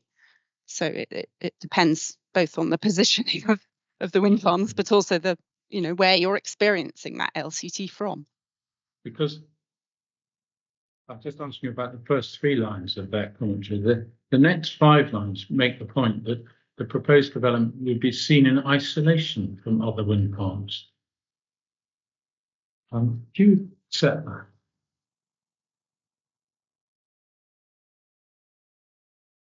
They don't provide very much information there as what those many locations were, but the way to help understand this is to refer to the cumulative ZTVs that are included. Before we go to those, do you accept it or not? If you don't, then please explain. If you do, we don't need to. Well, there are areas, for example, if you climb up to the top of Knock of Braemorey, clearly it's not true. You see many wind farms across that broader area of the landscape. Question of seeing many wind farms, Miss Oxley. I'm afraid you've got to stick to the question. It's whether they're seen whether this would be seen in isolation. They're not suggesting you're not going to see other wind farms. This is going to be seen in isolation.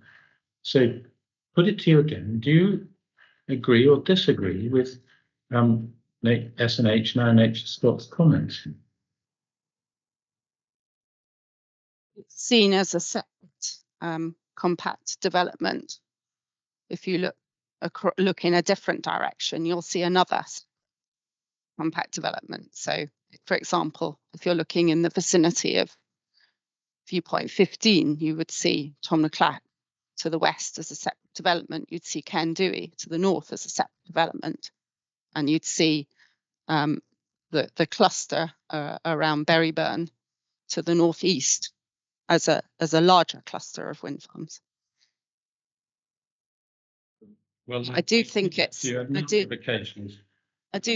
helpful to refer to those cumulative ZTVs because they show essentially where the different groups of wind farms would be seen. We don't necessarily need to turn them up, but I'd be keen for the reporter to take a good look at those. But just to say the reporter's aware, my point is not where you can or cannot see other wind farms. It's the sense of whether they be seen in isolation or not. But they've got your point, and we can move on. In your report, in a number of places, paragraph 425 is one of them, you said there'll only be a slight increase in impact. I'd suggest to you that an increase in significant effect from 3.5 to 5, up to 3.5 to up to 5 kilometres or further could not be sensibly described as slight. You have to remember the context of what you're looking at that in, and the landscape character type in question is a vast area, and we're definitely not looking at an increase in extent in every direction because of those features, the Hill of Eightknock and the Knock of Braemorey. We're only really looking at an increase in extent in down to the southeast, for example, where you get that more open view. So no, in the context of the landscape character type, which is the assessment unit that's been assessed here, an up to 1.5 additional kilometres of significant impact is relatively slight, and I'm happy to defend that position. Right. Well, we can agree to disagree. agree about that. I want to move now more on to the SLA itself and how that was dealt with within chapter 5 of the proposed EIAR. So if we can go back to chapter 5 and CB 1.3 into electronic page 40 and 49.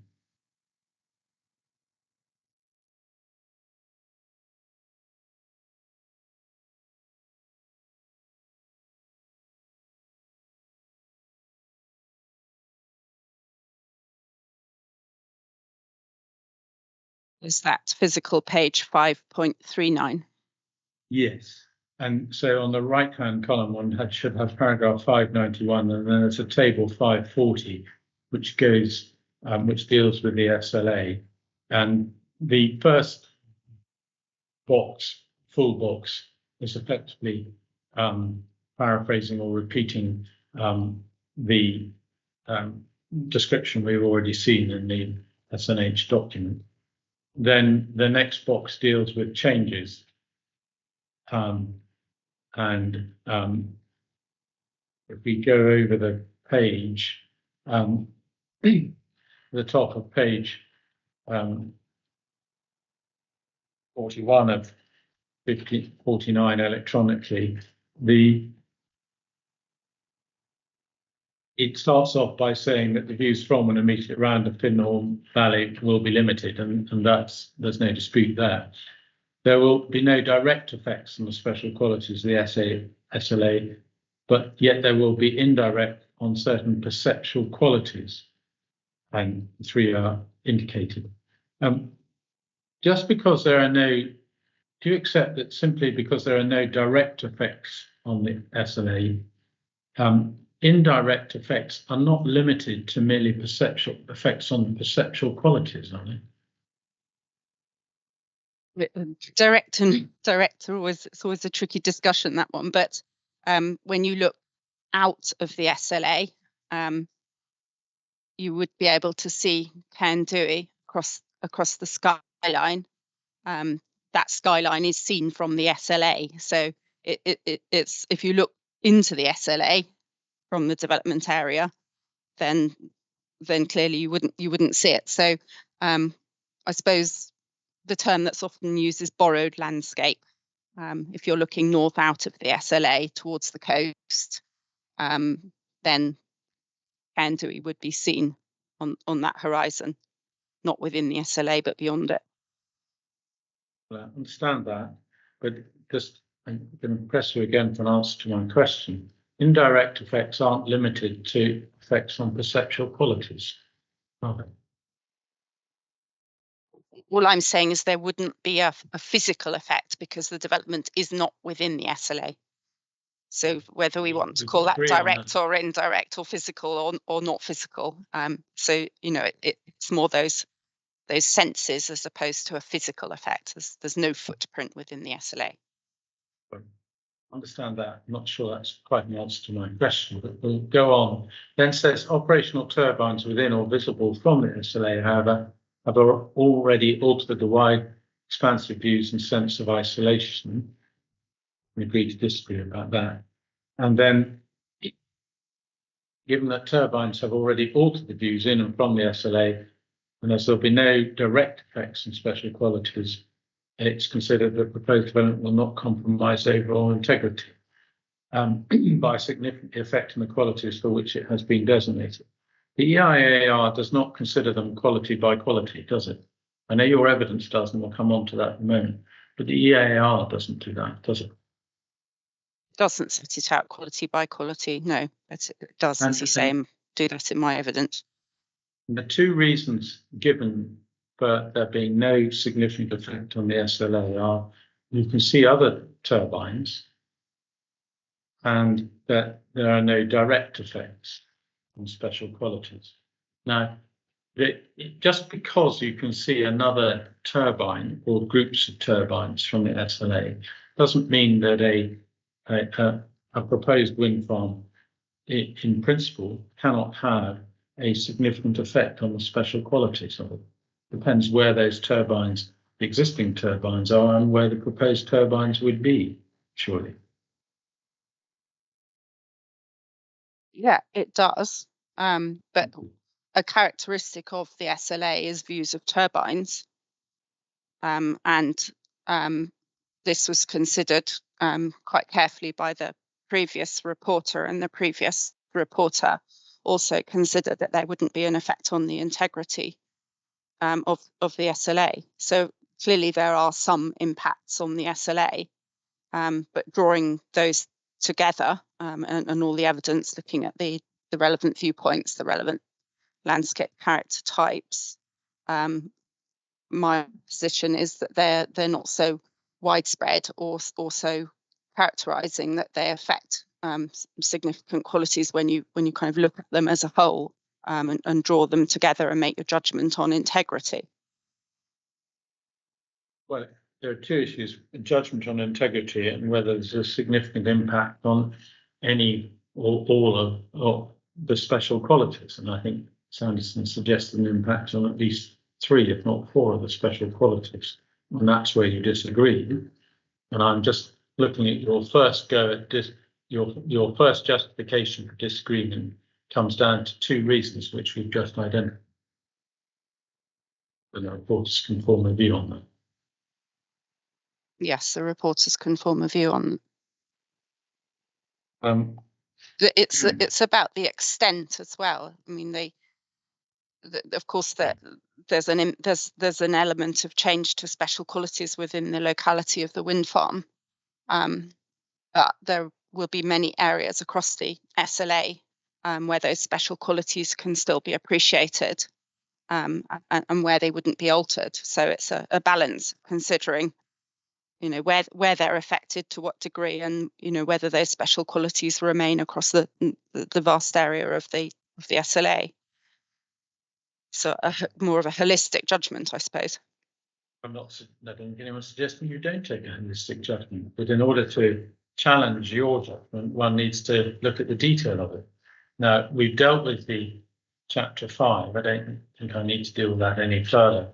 In your report, you do go through each of the special qualities in turn. You do that at 4.9 of your report. So that's page 25. It starts.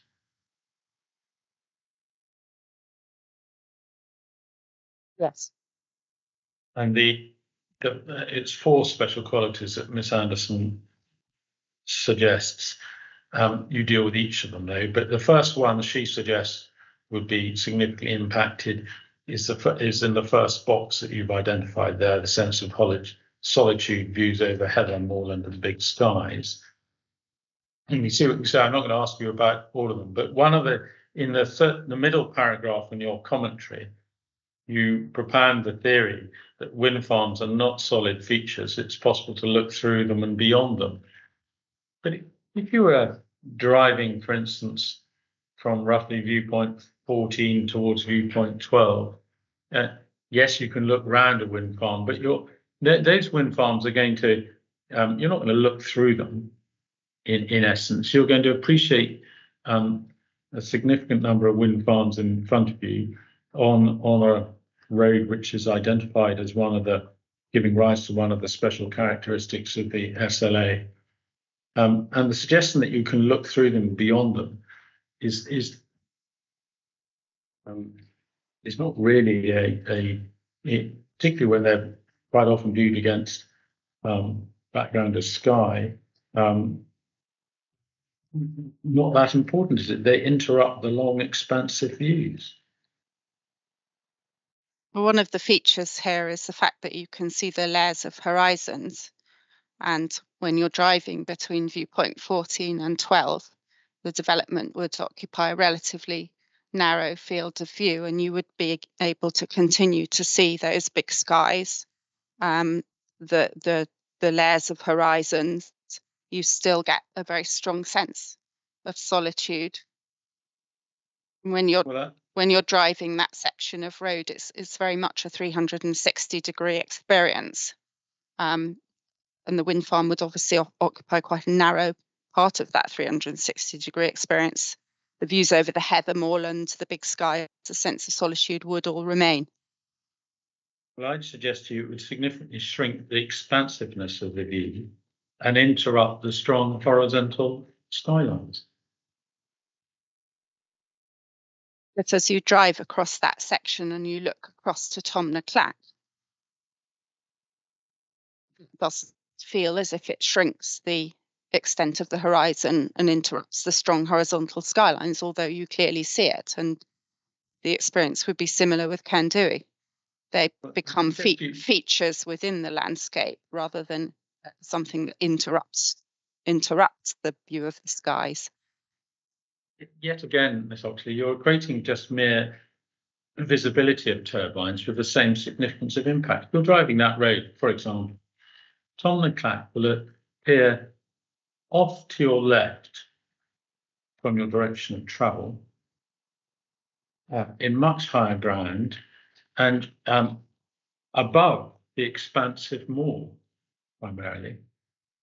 And as part of a undulating skyline itself comprised of various individual hills, whereas Cairn Duhie would appear, depending on a particular part of your journey, within or just beyond the moor, and so have a much more significant impact on the experience of a traveller than Tomnaclack.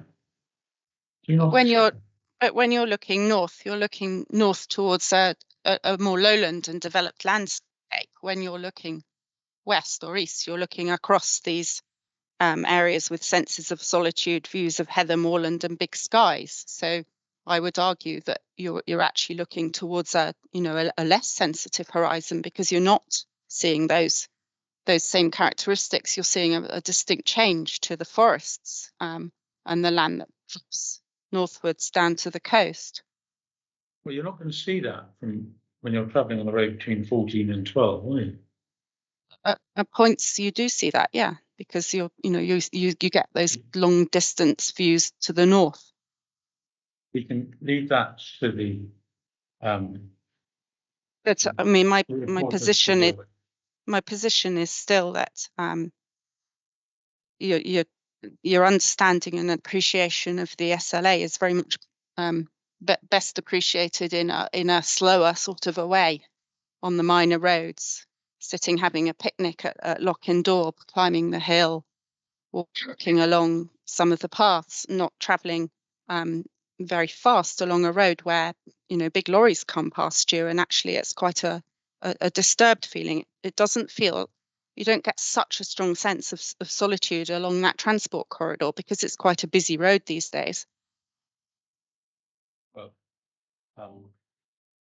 just using that as an example, but even if you were to cycle around there or picnic or climb some of the hills,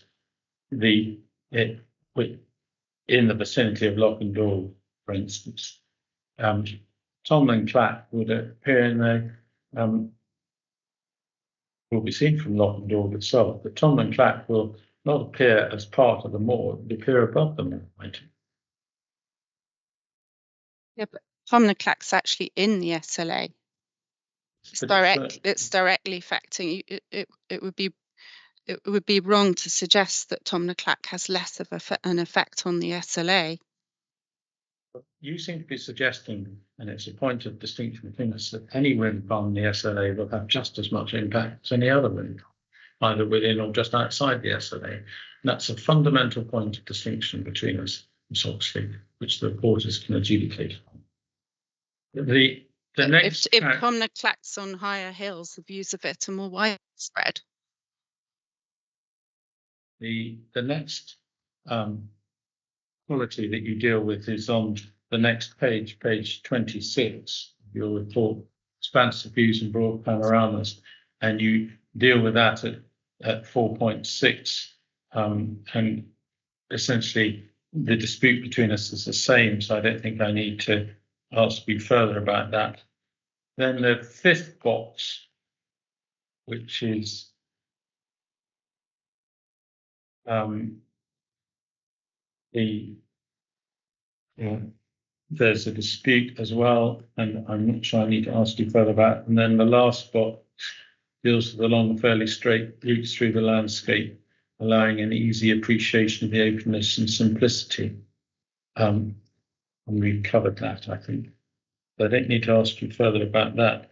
Can I take you to 629 at this stage, which is the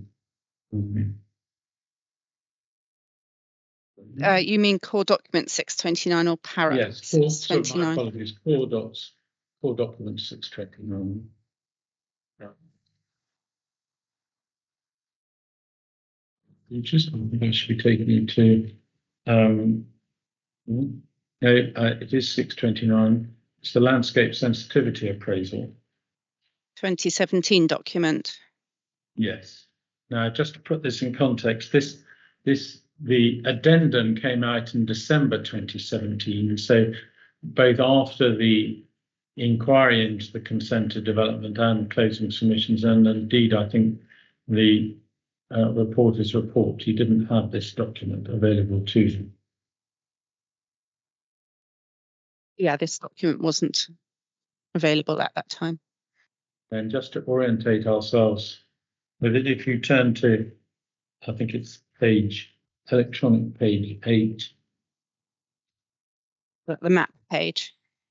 Yes. I'm not sure it is. Electronic page 7. After physical page 4. Yes. And it's just identified that the site falls within BL10. Not sure I couldn't pick that up, but you quoted the report of handling, which said that, and I think you don't disagree with it. Yeah, it's within the sort of northeast tip of BL10. You can see the two main roads on the ground mapping, which helps orientate you there. Great. And then I think to find BL10, we need to go to electronic page 37. Or physical page 35. Yeah, I'm grateful for that.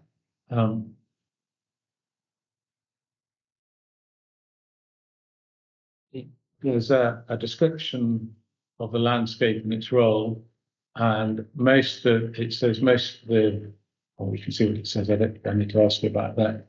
Key routes are identified. Do you accept that those are all key routes properly identified? They're the main roads, yes, on the B road. What it doesn't pick up, which I think it probably should, is that the long route up the Findhorn Valley, and also the minor road into Lockendorp, which are the other small scenic routes in some respects. So the minor road into Lockendorp, if you talking from west to east, so when you leave Lockendorp going east, for instance, you will pick up sight of the wind farm fairly swiftly, won't you? Yeah, there would be some view from the road, not in the vicinity of Lockendorp itself. So landscape sensitivity, the nature of the landscape itself is not inherently incompatible with wind energy development, and I imagine you would agree with that. Yeah, that's the statement at the bottom of the page. Yes, and then if we go to the next page,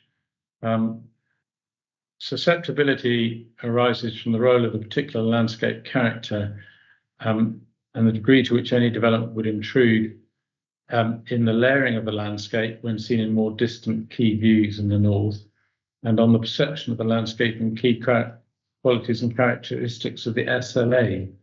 And then the last point, the high tablelands of the area afford borrowed views to more distant hills while obscuring views of the inhabited shores of the Firth, major transport corridors and conurbations. So this perception of limitless horizons, apparent isolation, which is highly valued in this LCA and SLA. Particularly that last sentence, do you agree with that?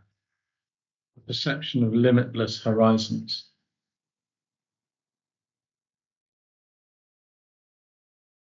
I mean, it's clearly changed since the construction of some of the wind farms within the SLA and around it. And although my position is that with wind farms or landscapes, I mean, wind farms are relatively compatible with this sort of landscape, especially if they're relatively compact and remain that you can continue to experience that limitless horizon in other parts of that 360-degree view. Well, any wind farm of this scale is going to have a limited impact, but its location is important. It's the combination of scale and location. And I'd suggest to you that the location of this wind farm is such that it will significantly impact on the perception of limitless horizons and apparent isolation in many of the highly valued views in the LCA and SLA. Well, I mean, I disagree. It'll affect part of the horizon and a relatively small part of the horizon. So should we turn up viewpoint 14, perhaps? The visualization.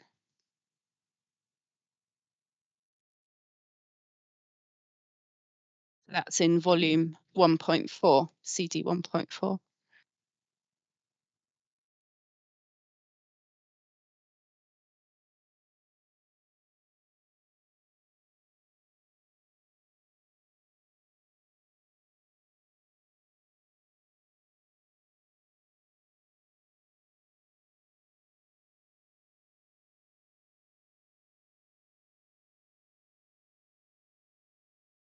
That gives an example of how the wind farm would be seen in the context of the view looking north. It doesn't show it doesn't show the view. Sorry. Go ahead. Yeah, viewpoint 14, figure 5.2.14a.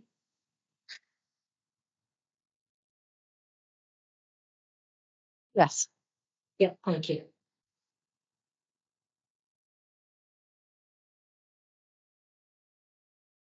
So that's at a distance of nearly 8 kilometers, 7.9 kilometers, and you're seeing a portion of the view looking to the north. What it doesn't show you is the view looking to the east and west, and also behind you, which completes that 360-degree view. So my position is that you still get that sense of layers in the landscape and wide open horizons, even with a wind farm, given the limited extent of the skyline that it would occupy.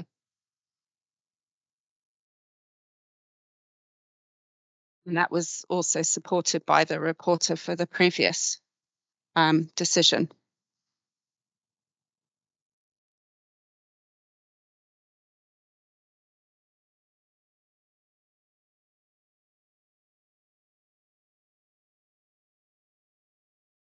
We can't hear you. I would suggest, first of all, that he was looking at wind turbines materially smaller than we have here. And secondly, that this does demonstrate a shrinking of the expansiveness of the moor, quite dramatically so. If one's looking on a computer, one doesn't get the, or even it doesn't get the full extent of the impact. But if one was to go on site with the 75mm Highland Council version and take into account the wider vistas that you refer to, the extent of this wind farm will dramatically shrink the expansiveness and very clearly interrupts the strong horizontal skylines. Well, that wasn't the position taken by the reporter in the previous decision, and it was the Highland Council's opinion that the change in the wind farm wouldn't notably change the degree of effects. And so they continued to support the position of the previous reporter. You can't be heard, Mr. Finley. Well, apologies. You're referring there to the report. Highland Council's position is the one that's being advanced by Miss Anderson. So you're entitled, obviously, to refer to the officer's report and handling, but it was rejected by members. So I think that's a very useful viewpoint for which the reporters contest their respective views from either side. I want to move on from. Let me just double check. I do. I want to move on. When the reporters visit this location, I know they've been there already. I would encourage them to take in the 360-degree breadth of that view, and perhaps particularly that long view west across the SLA, as well as that view looking out of the SLA to the north that we're talking about.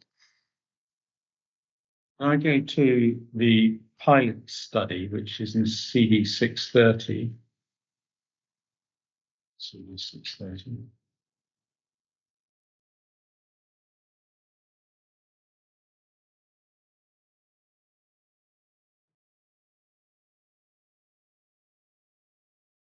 I have that. The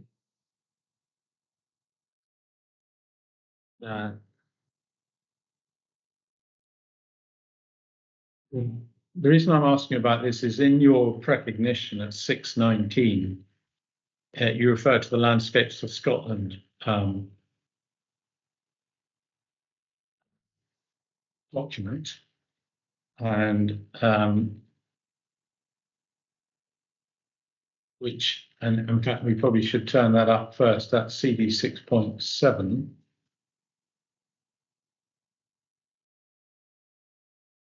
Which is one of my errors, and the monoliths should be electronic page 20 of 79 of that document, which is internal page 10. So one can see the monoliths that encompass a large area.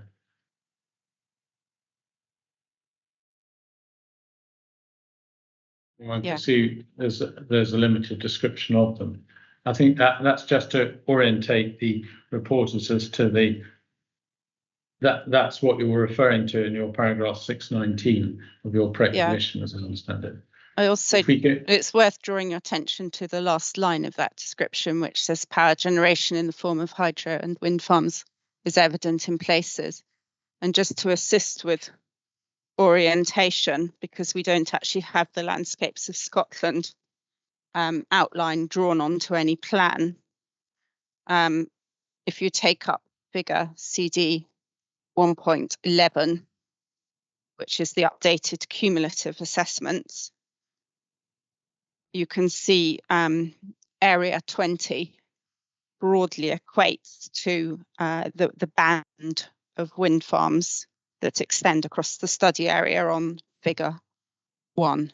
So take your time to sketch that on yourselves, as I have done, but there's a strong association between wind farms in this area 20. It says in places, doesn't say over the area as a whole, does it? No, you can see the distribution of wind farms, both consented, operational and proposed on figure 1 of CD 1.11. Yeah, your attention, you drew our attention specifically to the last sentence, and you would accept that it says an evident in places, not for the monoliths as a whole. It doesn't say that, does it? That would be one very big wind farm, but no, clearly in places. Okay. Then, if we go back to 630 pilot study, and we go first of all to electronic page 6, we can see the area with which Miss Anderson was concerned. It should be figure 1.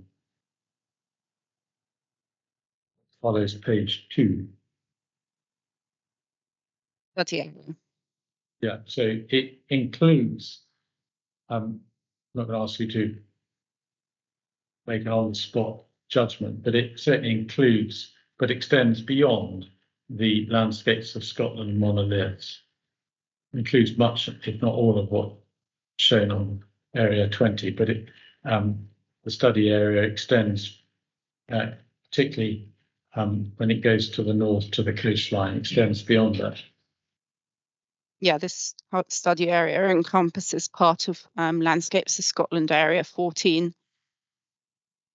Yeah. Up towards Nairn. And then if you go to just again, you go to figure 2, which is on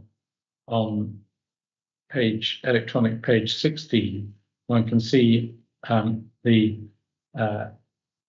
assessment units broken down and the rolling open rolling uplands, which is the one we're primarily concerned with, shown in blue. Yeah, the darker of the two blues. Yeah. And then just to, if we go on to electronic page 94,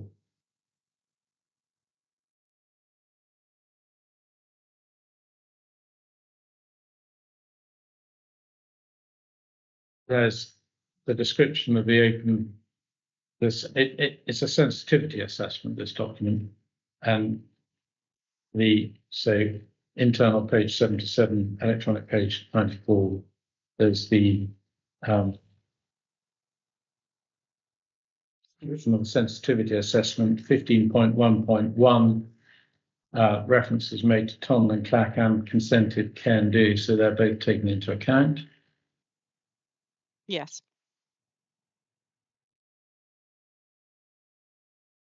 Then there's a summary of description assessment in 15.2.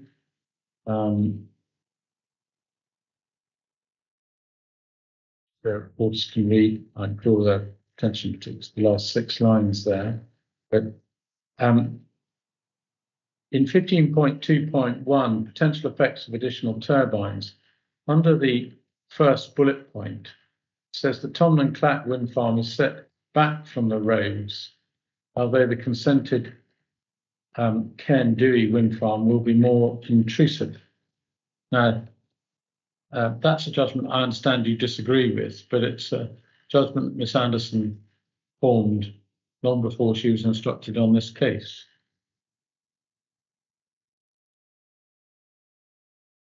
So again, it depends which road you're standing on, doesn't it? Tom le Clack is perhaps closer to the B9007, whereas Cairn Duhie would be closer to the A939.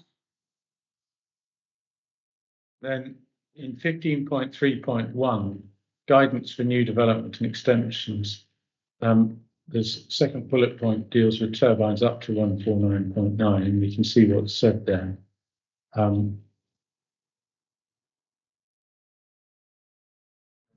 Again, Miss Anderson's concern is about effect on the huge sense of space associated with expansive basins of Loch and Daub and Darver experienced from the B9007 and the A939, which we can agree to disagree, as I understand it. I just find it slightly odd that the experience is very much from the road, because certainly when I visit a landscape, it's not the experience from the road where I park that's important. It's that experience that I get when I'm out seeking solitude in that landscape and walking through it. I want to get away from the big main road as fast as I possibly can.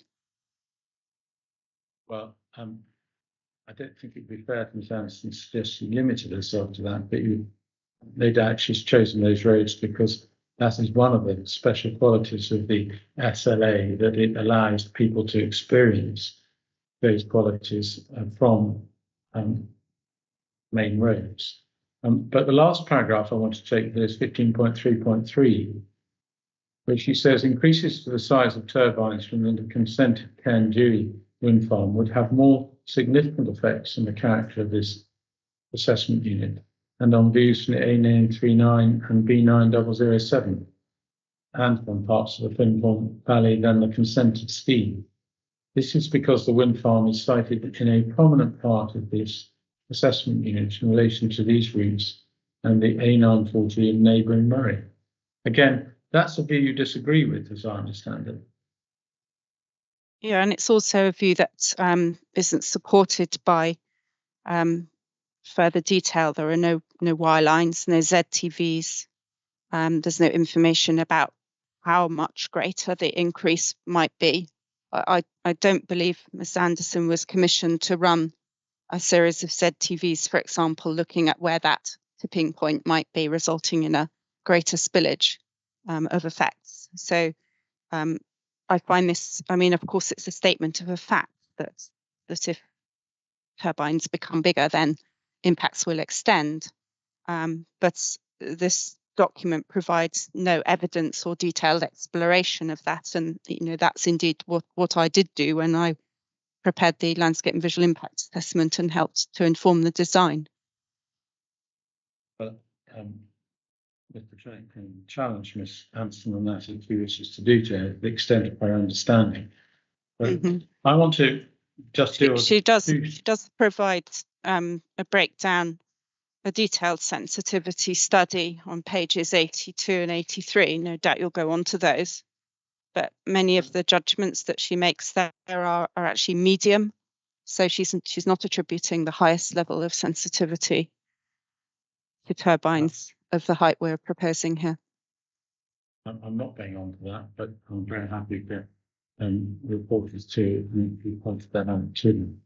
Okay, well that's 80 through to 84. Sorry, I didn't take it right to the end there. Yeah. I want to come back to the contrast between the consented scheme and otherwise, because in your report, in a large number of chapter 5 of your report on visual impact, you say in many senses, in almost every respect, I think there's perhaps only one or two where you don't use the word. Hang on a moment. Sorry, a moment. A member of the public's just in. I'll just need to give her some instructions. Oh, sorry. Yes, this is the public inquiry. I think if you go through those doors, they'll sit you down in the right place. Thank you. Sorry, I'm in the.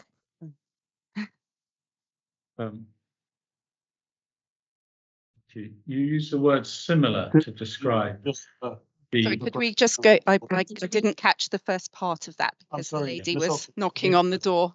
Could I stop all of you? And Mr. Trinick, could I hear your question?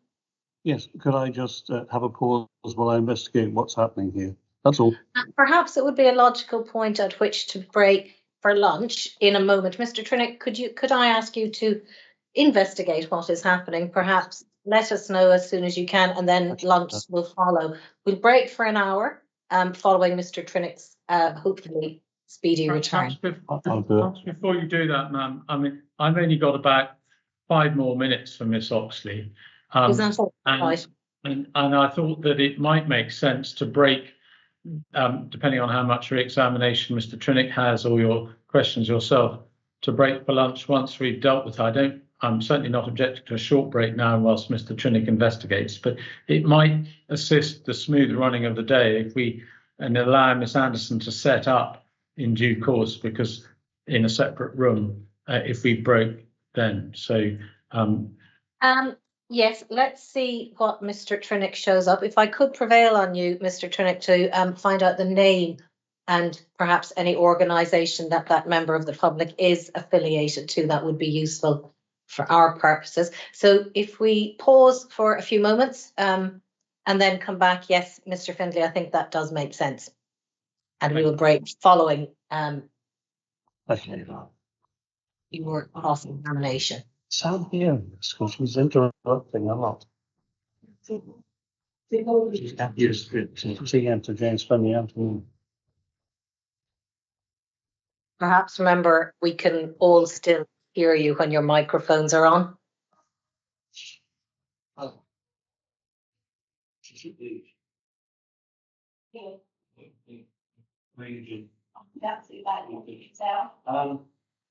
They turn this environment into a virtual side because of the so you can watch it on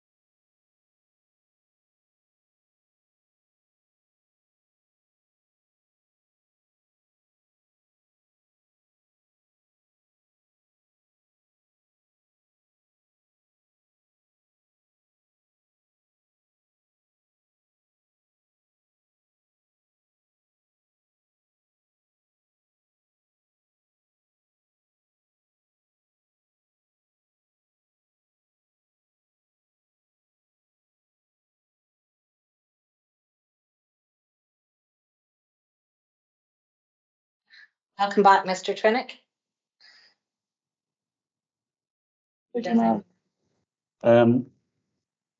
The person who came into the room is actually known to me. It's Mrs. Jeannie Monroe, who lives just north of Granton.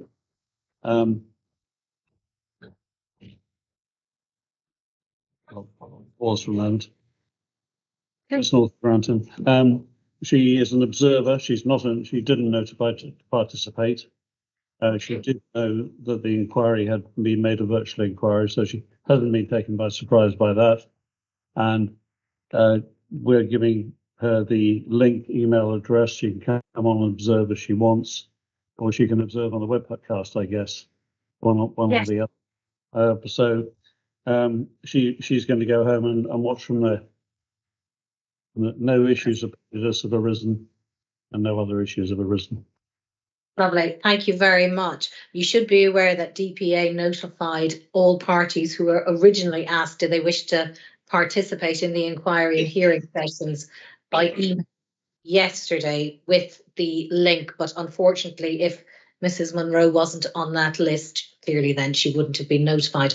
Once she's content that she has access to the proceedings and is not in any way disadvantaged by not having that email, is all to the good. I shall make a note of that and hopefully she can observe the rest of the session. Thank you very much, Mr. Trinick. Your assistance is appreciated. Mr. Findlay, would you like to resume where you were? You're on mute, Mr. Findlay. Grateful. Just two, I think, points to finish with. First was I'd started to introduce in your chapter 5 of your report, Ms. Oxley, you go through each of the viewpoints and indeed impacts on roads and say, doing the compare and contrast analysis between the consented and the proposed. And you say that the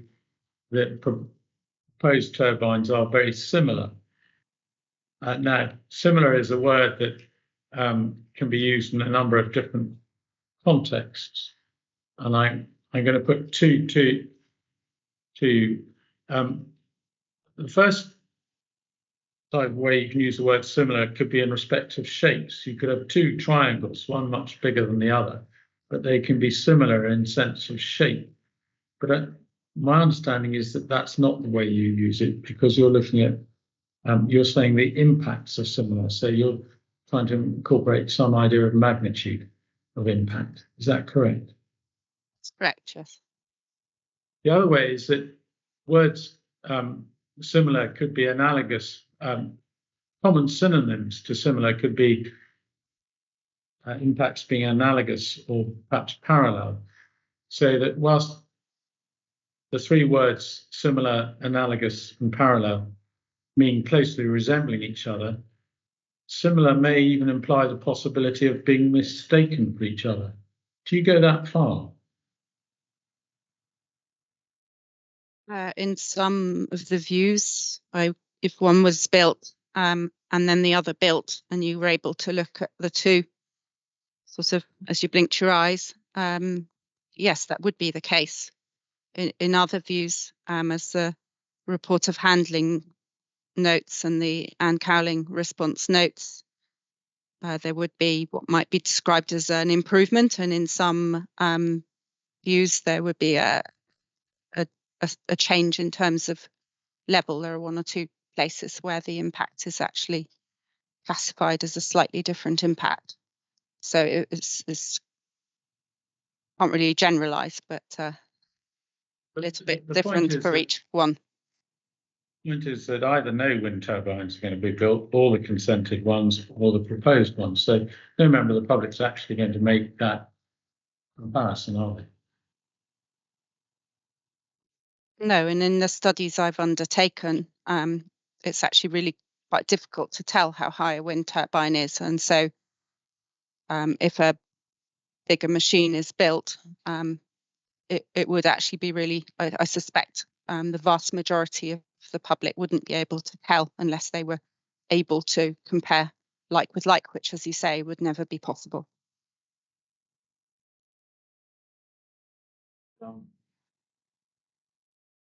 I'd suggest to you that the assertion that the impacts are similar is undermined by your acceptance that the significant impacts will extend materially further. Landscape impacts will extend materially further.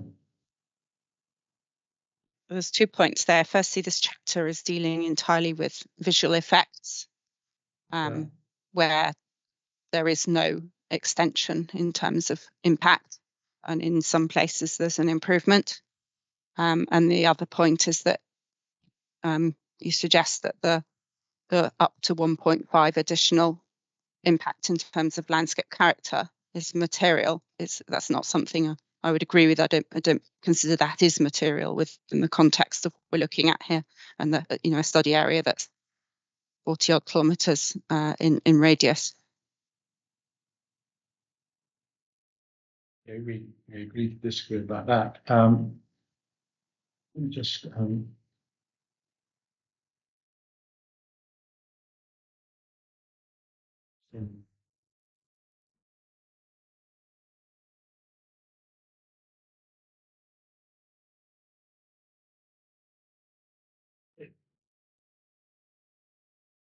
the other point that we can take from, I think, chapter 5 of your report is that there are, I think, significant impacts found at all the viewpoints, save for 4, at a variety of distances, which we can see, which we needn't go into. I suggest to you that And shall that's correct, I isn't it? answer? Yeah, I mean, that Sure. is the case. It was also the case for the consented scheme, although there are 1 or 2 viewpoints which are additional. But what's worth bearing in mind is that a lot of the viewpoints are very close to the proposed site. You can see the distribution of viewpoints on 10.1. Got a lot of viewpoints within 5 kilometre radius. But not all of them are. And I suggest to you that that illustrates that the impacts, certainly the visual impacts of this wind farm, could not be properly described as local or localized. I don't believe I do describe the visual impacts as localized. I say they extend out to 12 kilometres.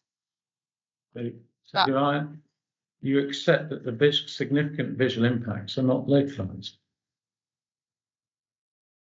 Probably debate the meaning of localized at length. I suppose 12 kilometres is relatively localized within the context of the study area, which is 40 kilometres. The idea of local or immediate impacts is a concept if draft MPF is improved, I'll have to get used to it. But we've had your answer. Thank you. I just want to, so there's one passage that I haven't.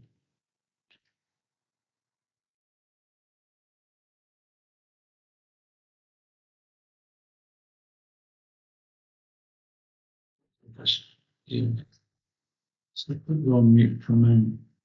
Okay.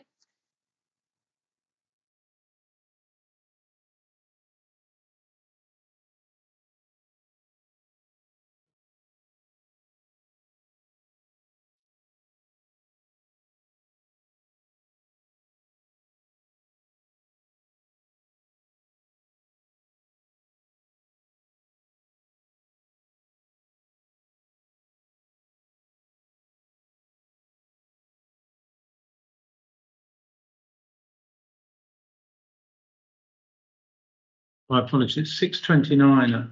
6:29. I want to take you back to, which I may just finish. Is the addendum to the red case down.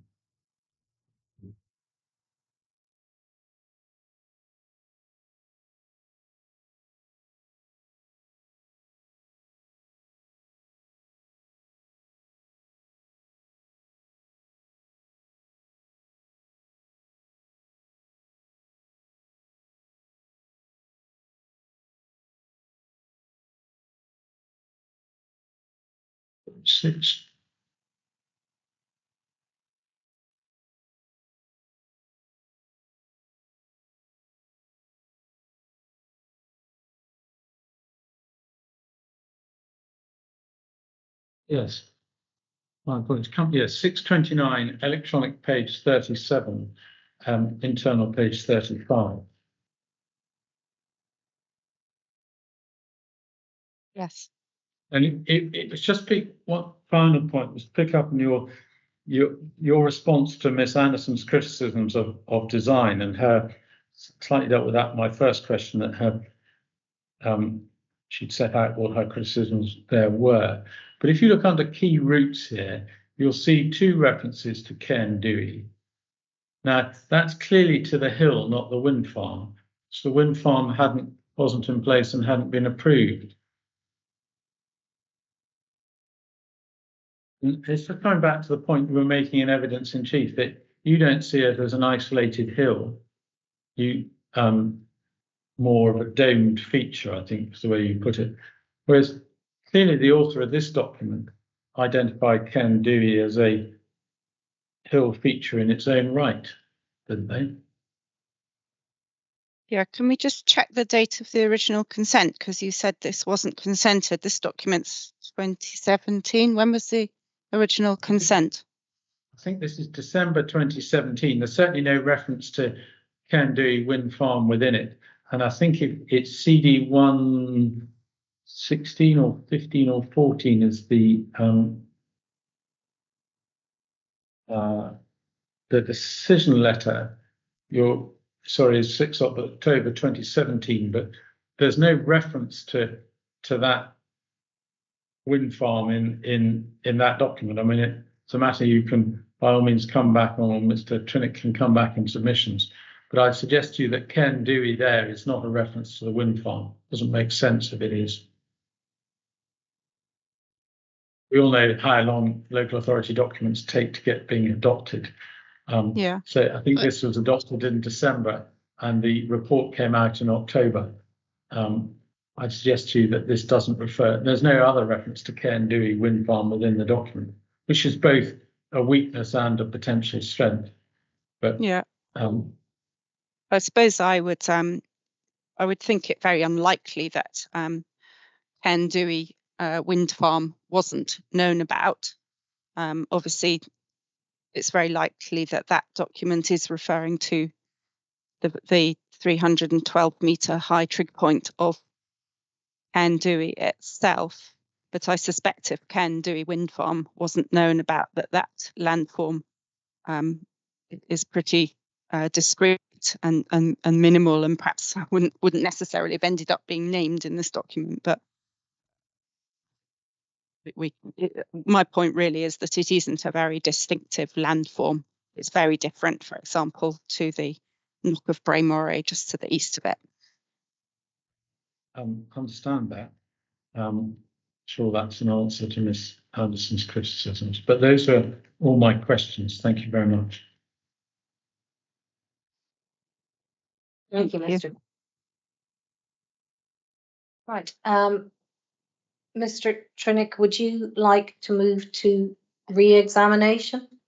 Just one question from me I first. beg your pardon. Question from Ms. Haywood. And also, maybe just to clarify from Mr. Trinick, how long do you think you would take in re-examination, Mr. Trinick? Around about 10 minutes, ma'am. Right, okay. Just one question from me then, Ms. Oxley. I don't actually know if you can answer this question, but as soon as you're here, you're the only one that can ask. Do you know, you were talking earlier about the commercially available turbines that were available when the first development was consented. Do you know why that consent was not implemented? Why they didn't go ahead with that scheme? I don't know. No. Do you know whether at that time? Do you know now whether those turbines would be available commercially? I believe that they are available, and that if this isn't consented, then they would go ahead and build the existing consent. That's all I had for you, Ms. Oxley.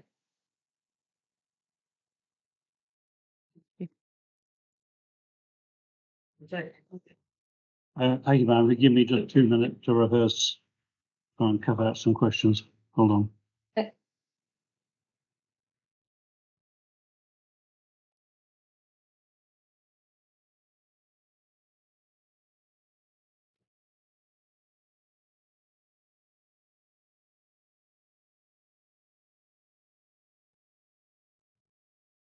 Yep, I'm ready to go.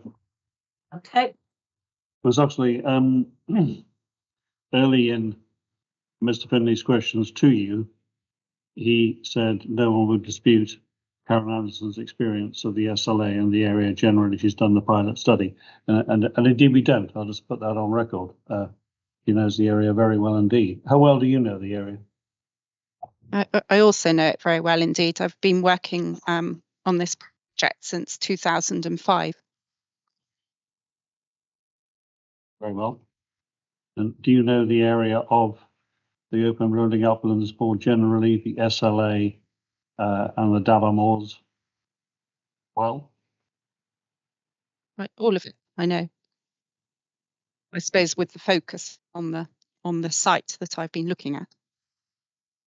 indeed. Would you take up CD 215, which is the consultation response of Nature Scott?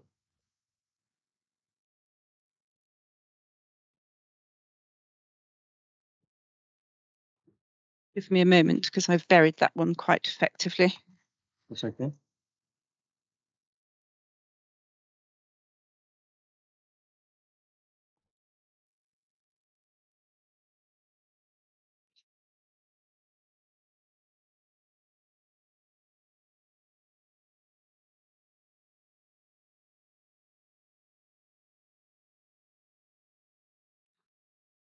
Sorry. Need a little moment to tidy. That's all right.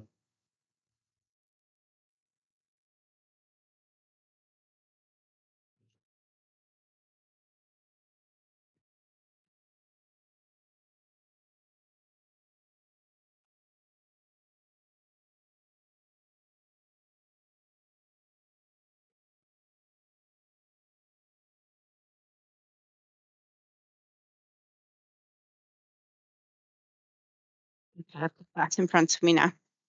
If you go to internal page 5, you were taken here by Mr. Finley. He was taking you through what Nature Scott had to say about impacts of the development on the open rolling upland LCT. And the words I'm interested in were those he took you to. It's considered that this, i.e. the LBIA, underrepresents the effects on this LCT, the key characteristics of which will be affected by the relatively widespread visibility of the proposed development from locations up the southwest up to 15 km distant and to the south and southeast up to 10 km distant. Is it your understanding that Nature Scott are making any particular assertion here about significant effects on landscape character? No, I mean they don't object to the scheme. That's not what I asked you. I asked you simply, please answer. If I suppose yes, it would be affected. Are they? Please listen to the question and then answer the question. Are they making any assertions here about the significance of the effects at the distances stated? No, it simply says would be affected. It doesn't say whether they would be affected to a significant degree or not. No. And 2 lines down, the words in isolation. I'd like to just get your understanding as to whether Nature Scott is saying here, or whether they mean that only Cairn Duhie would be seen, or that this is a leading question with respect. Well, I can't put what Nature Scott are meaning. I'm afraid you have to rephrase that. The last one was leading too, but I didn't object to that. I don't think so. I simply asked an open question, and this one's an open question as well. Well, I'll try and rephrase it then, Mr. Finley. If I'm offended, I apologise. But proposed development will be seen in isolation. What do you think that means? The word in isolation there. Not next to other wind farms. All right. Mr. Finley, I apologise. I was leading there. My final question takes us to the report of the Cairn Duhie 1 inquiry, which is CD 113. I'm going to ask. Sorry, 113. It's Did you 1:30, say? but I stopped there, Ms Oxley. I'm going to ask Mr Finney if I can lead here. These are just dates recorded in the report. Thanks. The date of the application we see was November 2013, and the inquiry was held in 2016. Thank you, ma'am. Those are my questions. Right. Thank you very much, Mr. Trinick. I have no further questions for Ms. Oxley. Ms. Haywood, do you have any additional questions? Okay. On that basis, I think we can rest here and break for lunch. It's exactly 1 o'clock. If we break for an hour and return at 2 and begin the evidence of Ms. Anderson. So if the parties would note the documents referred to as suggested by Mr. Findlay earlier today and have those ready and available to them, we can start promptly at 2 o'clock. Thank you all very much, and we will return at 2. Thank you.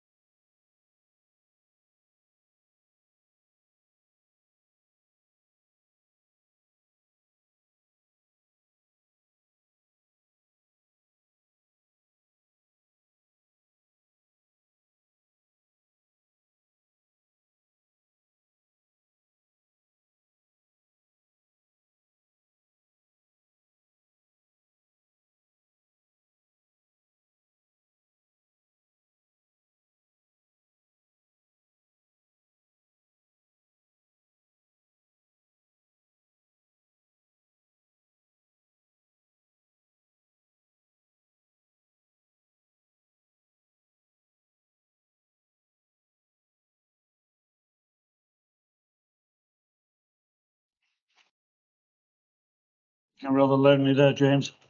Shall I come and join you?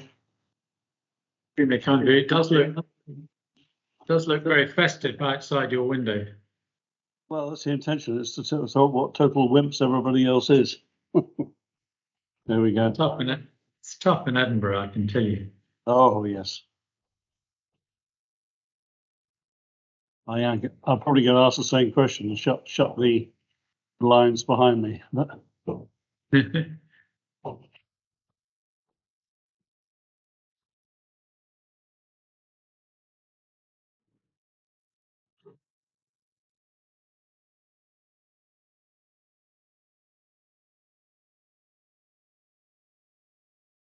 Good afternoon, everybody, and welcome back to the afternoon part of our inquiry session today, the 14th of December. We finished before lunch with Ms. Oxley's evidence resting after Mr. Trinick's re-examination, and we'll begin this afternoon session with the evidence of Ms. Carol Anderson for the Highland Council.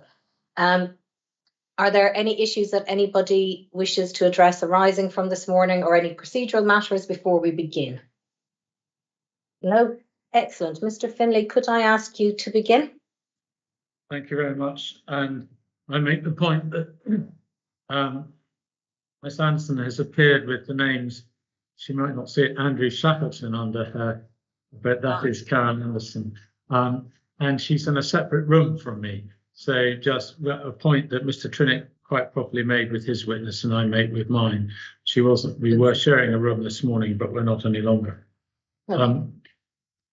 So I think 4 issues to one which may take a little time to deal with, Miss Anderson. The first one is a couple of corrections in your recognition, I think, Miss Anderson, which is at CD 11.2.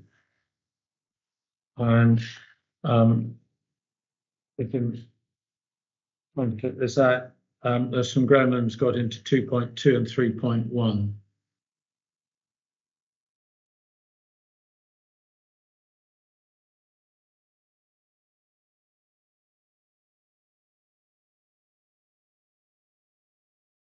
Can you hear me? Yes, thank you. And now, yes. Mr. Finlay, I lost your sound. I don't seem to have very terribly good reception in this room. So if you can't hear me, can you just wave or something? Okay, we can hear you quite clearly now. Okay, that's good. Sometimes the picture is a bit blurry, so and then the sound breaks up. But we'll go on and see how it copes. Turning to my precognition, I would just like to make a few corrections in relation to paragraph 2.2. First of all, in the first sentence of paragraph 2.2, I end by saying, because of its central position with the within the SLA. I just want to make it clear that the proposed development is not in the SLA. I do acknowledge that. And what I would prefer to have said there is replacing within with the words in relation to the landscape character type and the SLA.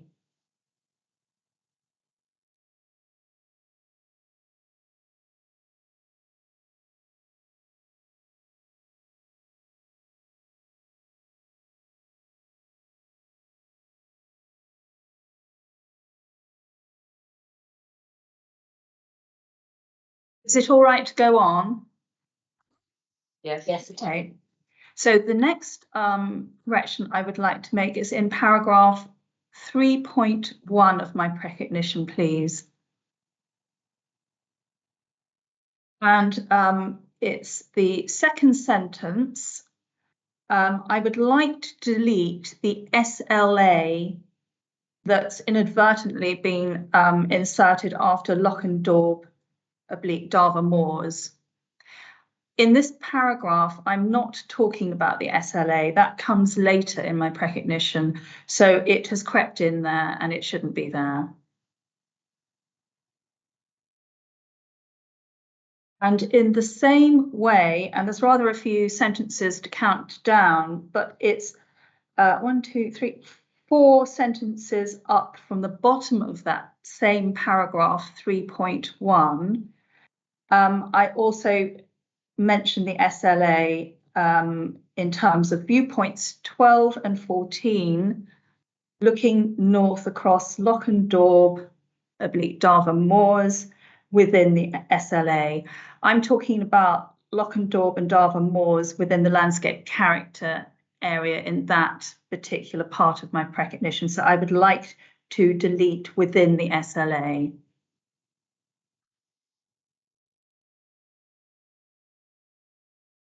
Thank you for that, Ms. Anderson. And indeed, you make it entirely clear at 3.3 that you're aware that the proposed development lies 2 kilometres north from the boundary of the SLA. So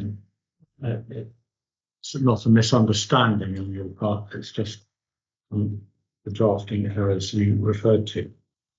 The next matter I want to ask you about is the nature of proposed development. And if you have Ms. Oxley's report at paragraph 4.6 and her table 4.1, she makes a point in a number of places that the proposed development will occupy a small part of the broad panoramas available in views to the north and northeast. Perhaps you'd like to comment on that.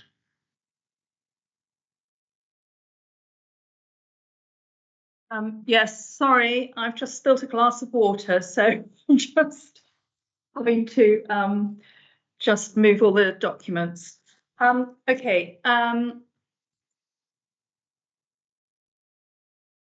Yes, so it's in paragraph 4.6 of Ms.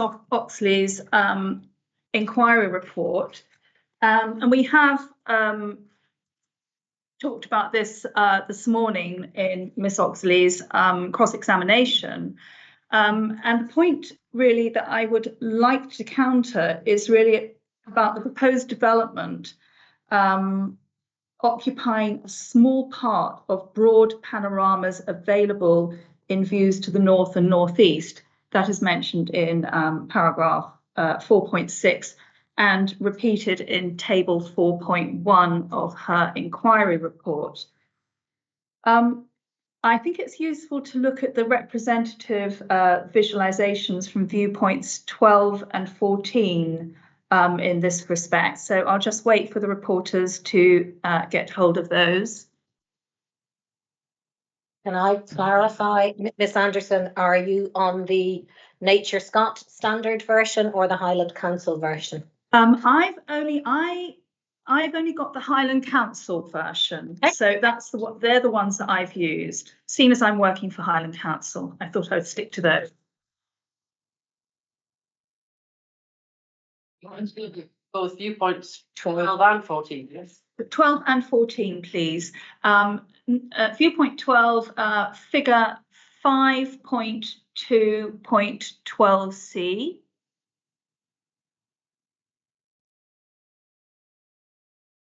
And for 14, it's figure 5.2.14c.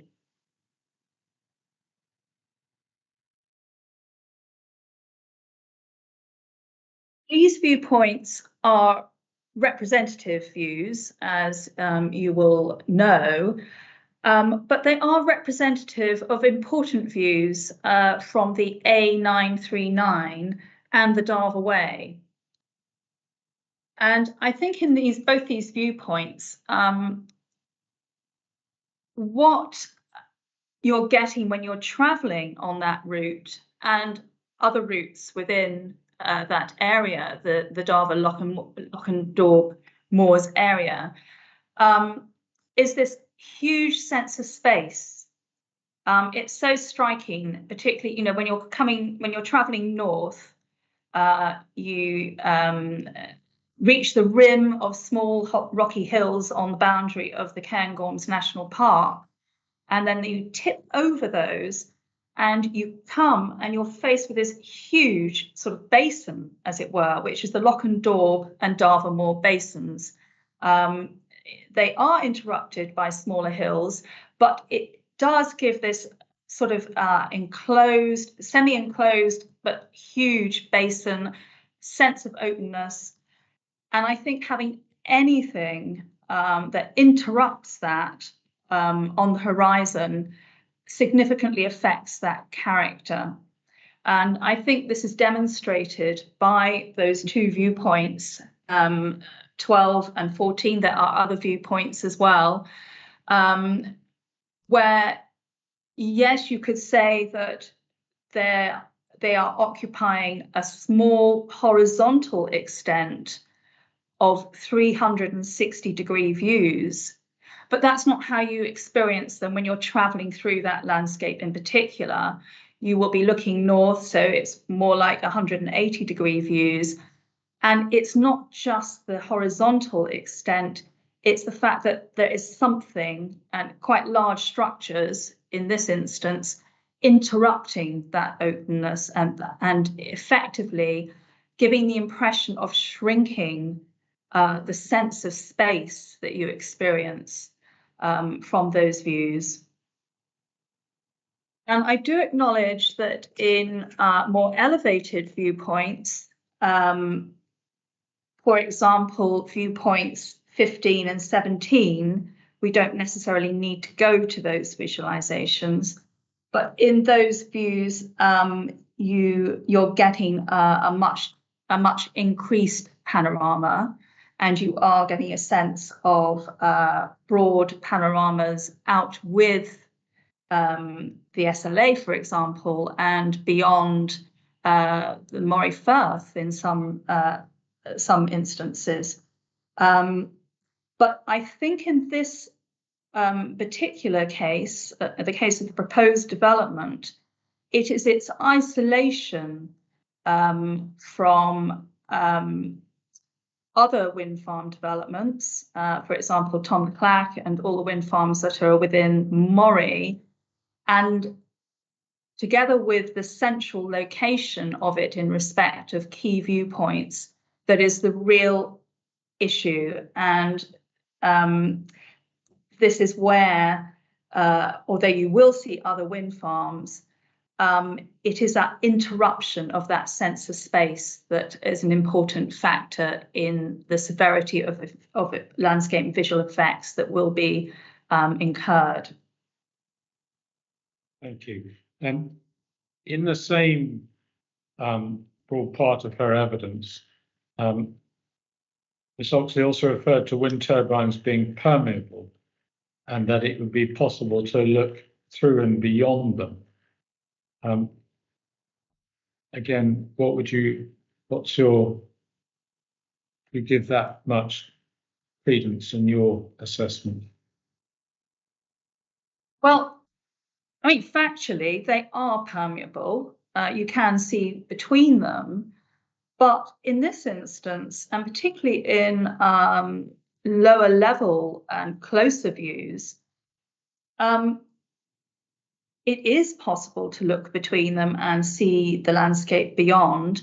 But I think it's very unlikely. And I think what I would take the reporters to is the visualization from viewpoint 5.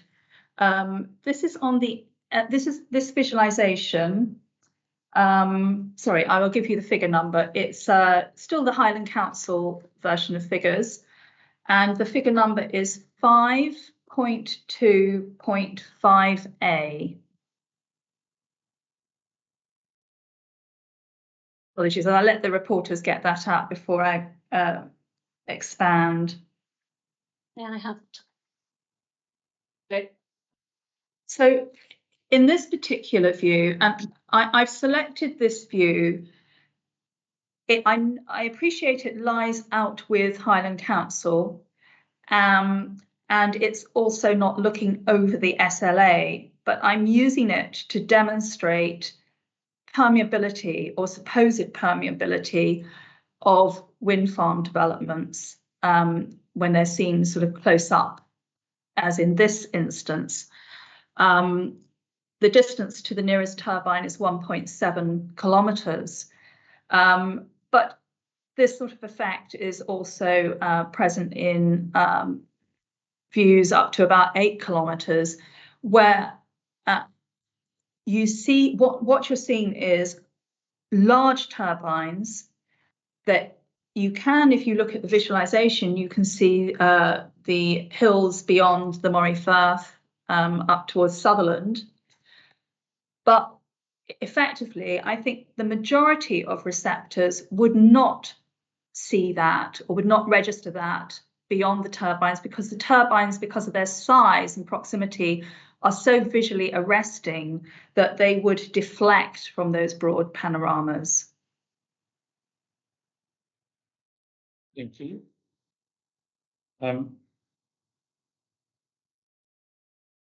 Coming then on to the extent of effects on the open rollings upland LCT and indeed the SLA, but concentrating on the LCT, there's a difference that was discussed this morning between her assessment of up to 5 kilometres and your assessment that you might have significant landscape effects at up to 12 kilometres. Again, can I ask you to comment on that and on the evidence in that regard you heard this morning? Yes, first of all, I would say that there is no, I think, to be fair, Ms. Oxley also agreed with this, or that was my interpretation, but there is no hard and fast rule on what constitutes a significant landscape effect. It, in terms of the extent of it, it is really up to the individual assessor to consider the significance and extent of those significant effects using their own judgment, their own professional judgment. I've reviewed a great many landscape and visual impact assessments in the work that I do for local authorities and for Nature Scott. And there is inevitably a variation across landscape professionals, but also, I mean, some of that will be a factor of the schemes themselves that they are assessing. But in terms of this particular proposal, I consider that the consistency of the character of the open rolling uplands is such that there would be significant adverse effects on its character, on its key characteristics, up to 12 kilometres in certain places. So it's not uniform in a set circle around the proposed development. I do clearly say that it's to the southwest. And I think we could maybe usefully look at viewpoint 17 to just talk further about that. And that, again, in the Highland Council figures, is figure 5.2.17D.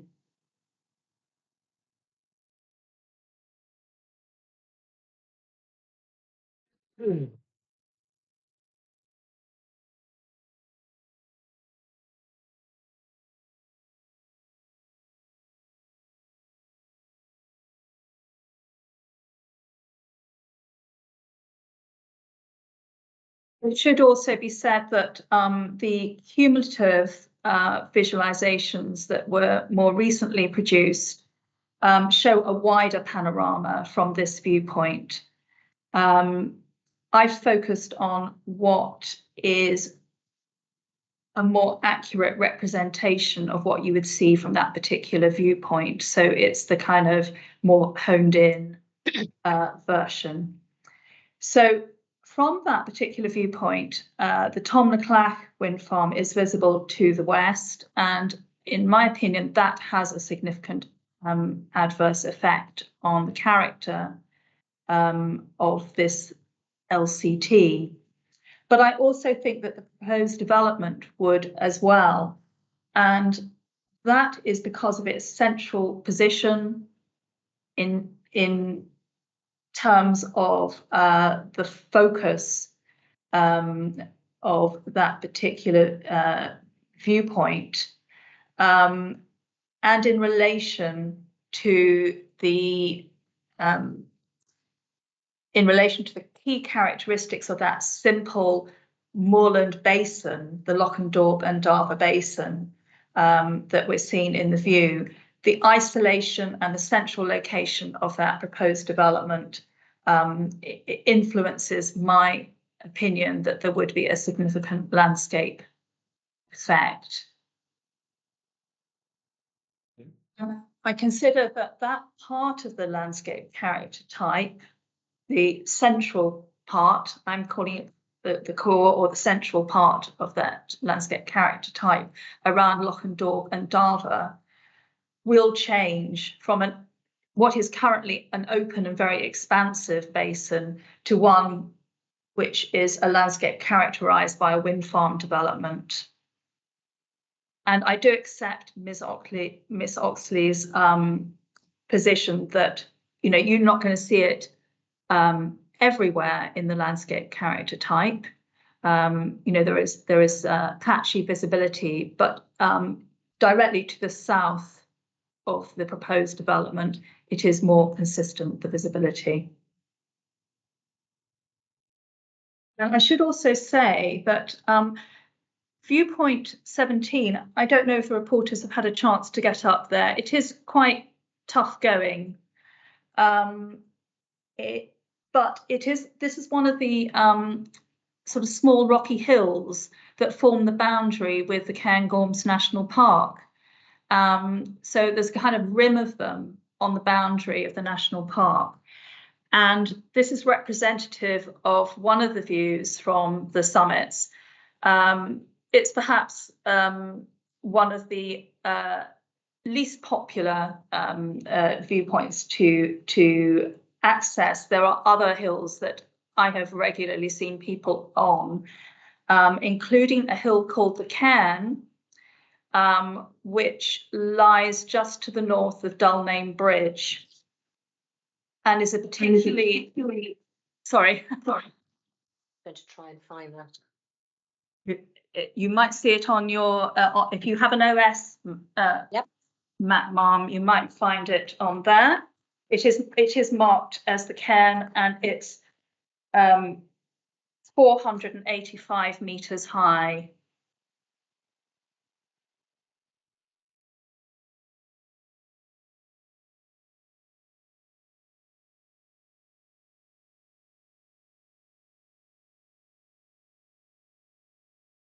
Yes, I have it. It's on OS 36. That's great. Happy more? Yeah. Yeah, and I'm mentioning this because having been up that hill, I know that it's is a popular viewpoint for stargazing. You can access it by a track just to the west of Dullname Bridge. Fantastic views of the Cairngorms to the south, but also fantastic views to the north over the Lochendorp and Darver moorlands. And from that particular peak, you would get full views of the wind farm. Some of the other peaks, there would just be partial visibility.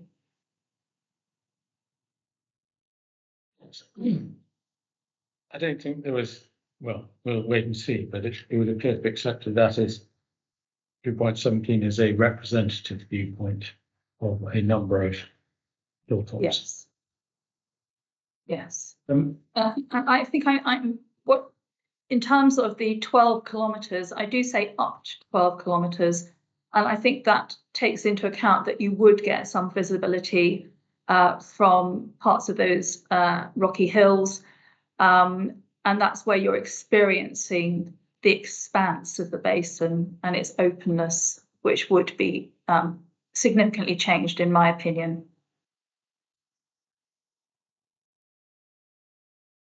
The last subject I want to touch on is the effects on the SLA.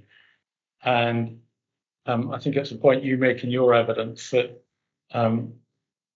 if you accept significant effects on the rolling uplands LCT up to 5 kilometres, you consider it illogical that there isn't an acceptance of significant impacts on the SLA.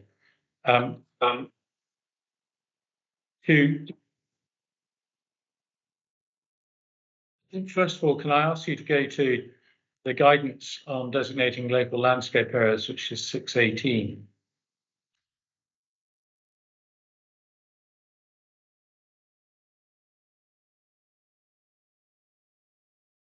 I believe, I'm not sure there's a great deal between you and Zoxley on the extent of the importance of visual attributes, but I think is it table 1 in this document? Find a page for that now.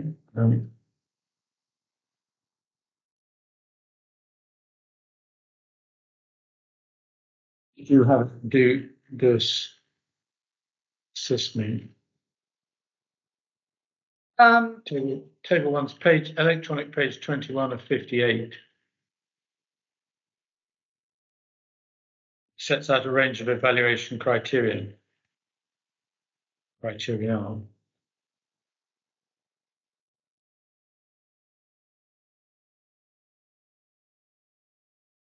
Yes, in table 1, sorry, can I just check the reporters have that in front of them, table 1 in the guidance? That's the guidance that's being produced by Nature Scot and Historic Environment Scotland.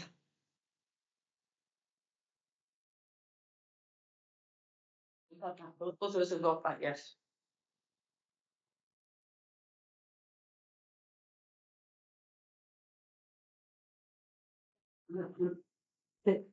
Yes, we both have it.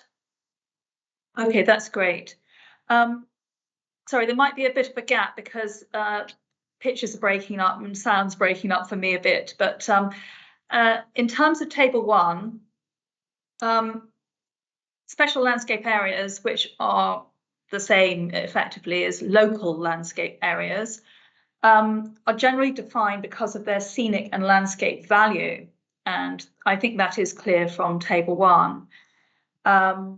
So in terms of scenic, I consider that the definition, well, if you look at the dictionary definition of that, it generally comes up as views of impressive or beautiful natural scenery. And in my opinion, views are therefore important. They're an important aspect of a scenic, of a landscape, local landscape designation. And it is my view that the description of the character and the special qualities of the SLA reflects this combination of landscape and visual attributes.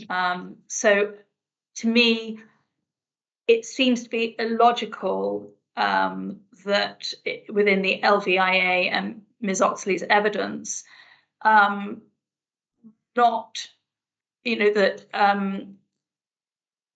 visual effects which are acknowledged to be significant up to 12 kilometres, and there are a number of viewpoints, representative viewpoints within the SLA where there would be significant effects. To me, it seems illogical that plus the effects on landscape character, admittedly in the LVIA, only up to 5 kilometres, as opposed to my opinion it being 12 kilometres. I just can't work out why there wouldn't be a conclusion or a judgment that there would be a significant effect on the character and special qualities of the SLA. And I think it's also useful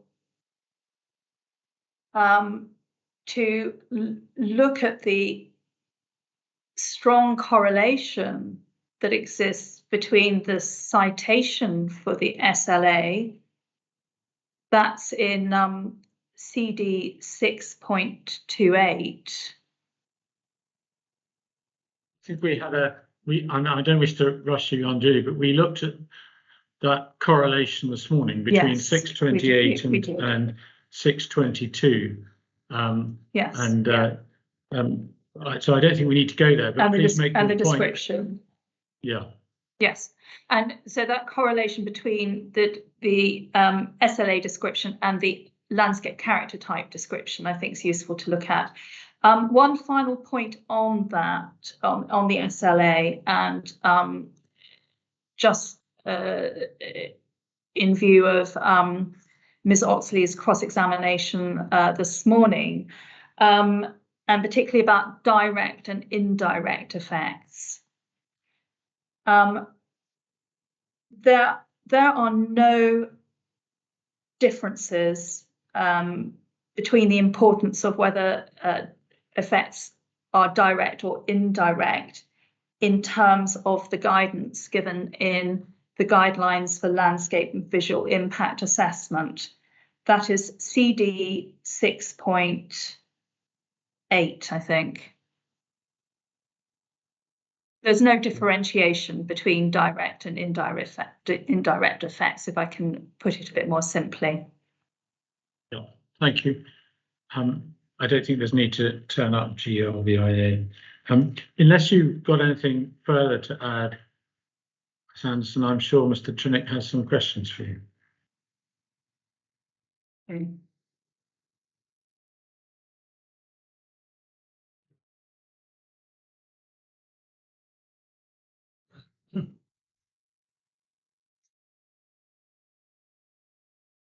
Mr. Trinick, are you ready to commence your cross-examination of Ms. Anderson?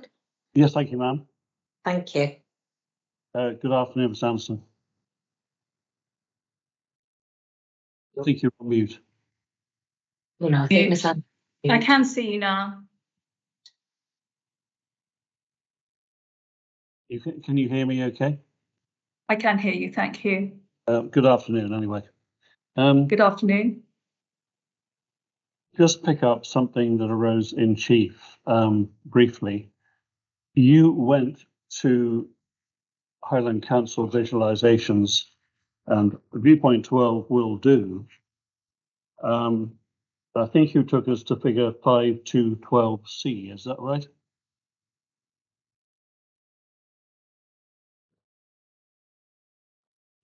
Yes, I did, yes.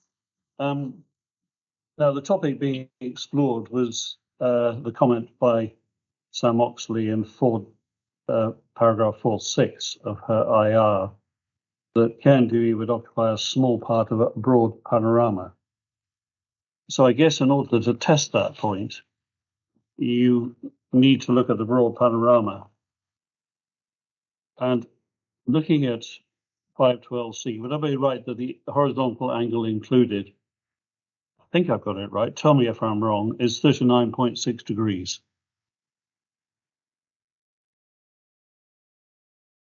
Yes, that's correct. So although the reporters have been here many times before, and I'm not trying to teach them how to suck eggs, nevertheless, they should be aware when looking at that image, and indeed looking at the subsequent image, which is a narrower still included horizontal angle, that they do need to also, I suggest, not only go into the field, all the obvious stuff we say, look at the nature scope visualizations, which in the wireframes do include, obviously, it's a panorama. That is the panorama they need to have in mind when looking at the position of Cairn Duhie within it. Would you agree? Yes, I do agree. Thank you. We'll go back to the questions I prepared earlier now.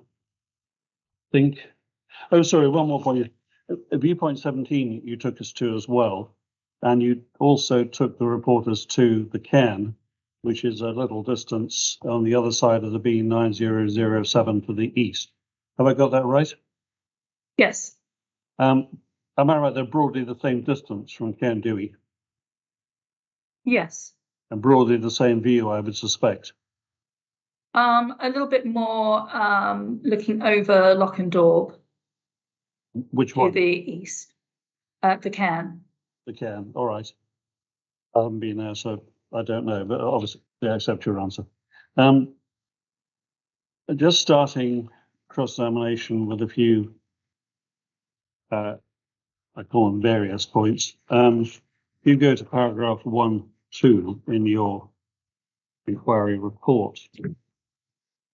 You tell us about the pilot study, which is C630, and we've been there today already in cross-examination of Sam Oxley. I just want to be clear of the status of this document. I think it's a report you made to Nature Scotland. Was it Highland Council as well? It was, yes. But it was commissioned primarily by Nature Scott. Right. And to your knowledge, has it gone any further beyond the fact that you've delivered that report? What's it been used for? I don't think I can answer that. I think that might be a question for Mr. Heinsohn. Okay, we'll leave the status till later. You don't actually mention the report again in your inquiry report. Sorry, the pilot study again in your inquiry report, do you? Well, I know you don't. I mean, that's the only mention it gets. Do check if you want to. No, I don't. All right. If you go to paragraph 1(8) of your 1(8) of the inquiry report, so we can turn off the microphone. So we're getting some interest at this end. 1(8) of your inquiry report. You refer to your assessment being set out in Appendix B to your report. I wonder if you just go to Appendix B, which is at whether electronic or actual, it's page 19.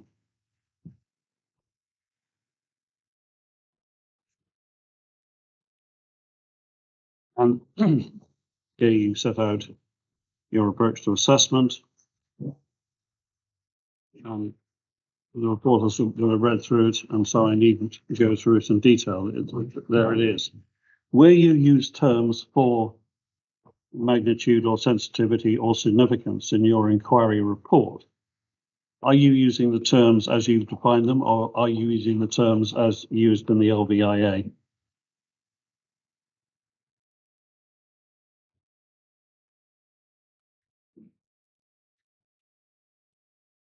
On mute. Yeah, sorry, got it. I'm using the terms in Annex B. Right. I think the reporters need to be aware of that, but I think for practical purposes, there is one. We go to Annex B. You use an additional intermediate level of sensitivity if you go to page 21 for landscape. I'm not sure that much else, and for visual as well on page 23. But otherwise, thank goodness, use the same terms, same language for descriptors. Am I right? I think there's quite a bit of compatibility between the LVIA and the methodology I adopt. All right. Well, I put to you what I believe is the only difference. If you see more, do let us know. So if you go to paragraph 4(8) of your inquiry report, where you report in the third last line a major adverse and significant effect on character of the open moorland extending up to 12 kilometres, you're using the word major drawn from your assessment in Appendix B. So, sorry, drawn from your methodology in Appendix B. Is that right? That's correct. All right. And where do you provide reasoning for that conclusion of significance in terms of magnitude and sensitivity in accordance with your Appendix B? I don't think you do you? I don't expressly say what the magnitude would be, I don't think, but I do justify why I think it would be major in paragraph 4.8. You do in text, and to be fair, it's perfectly understandable. But I mean, you set out this Appendix B methodology. I'm trying to see how you've used it, because it may help to understand your evidence. So we haven't got that reasoning there. If we go to 418 in your inquiry report, on page 10, you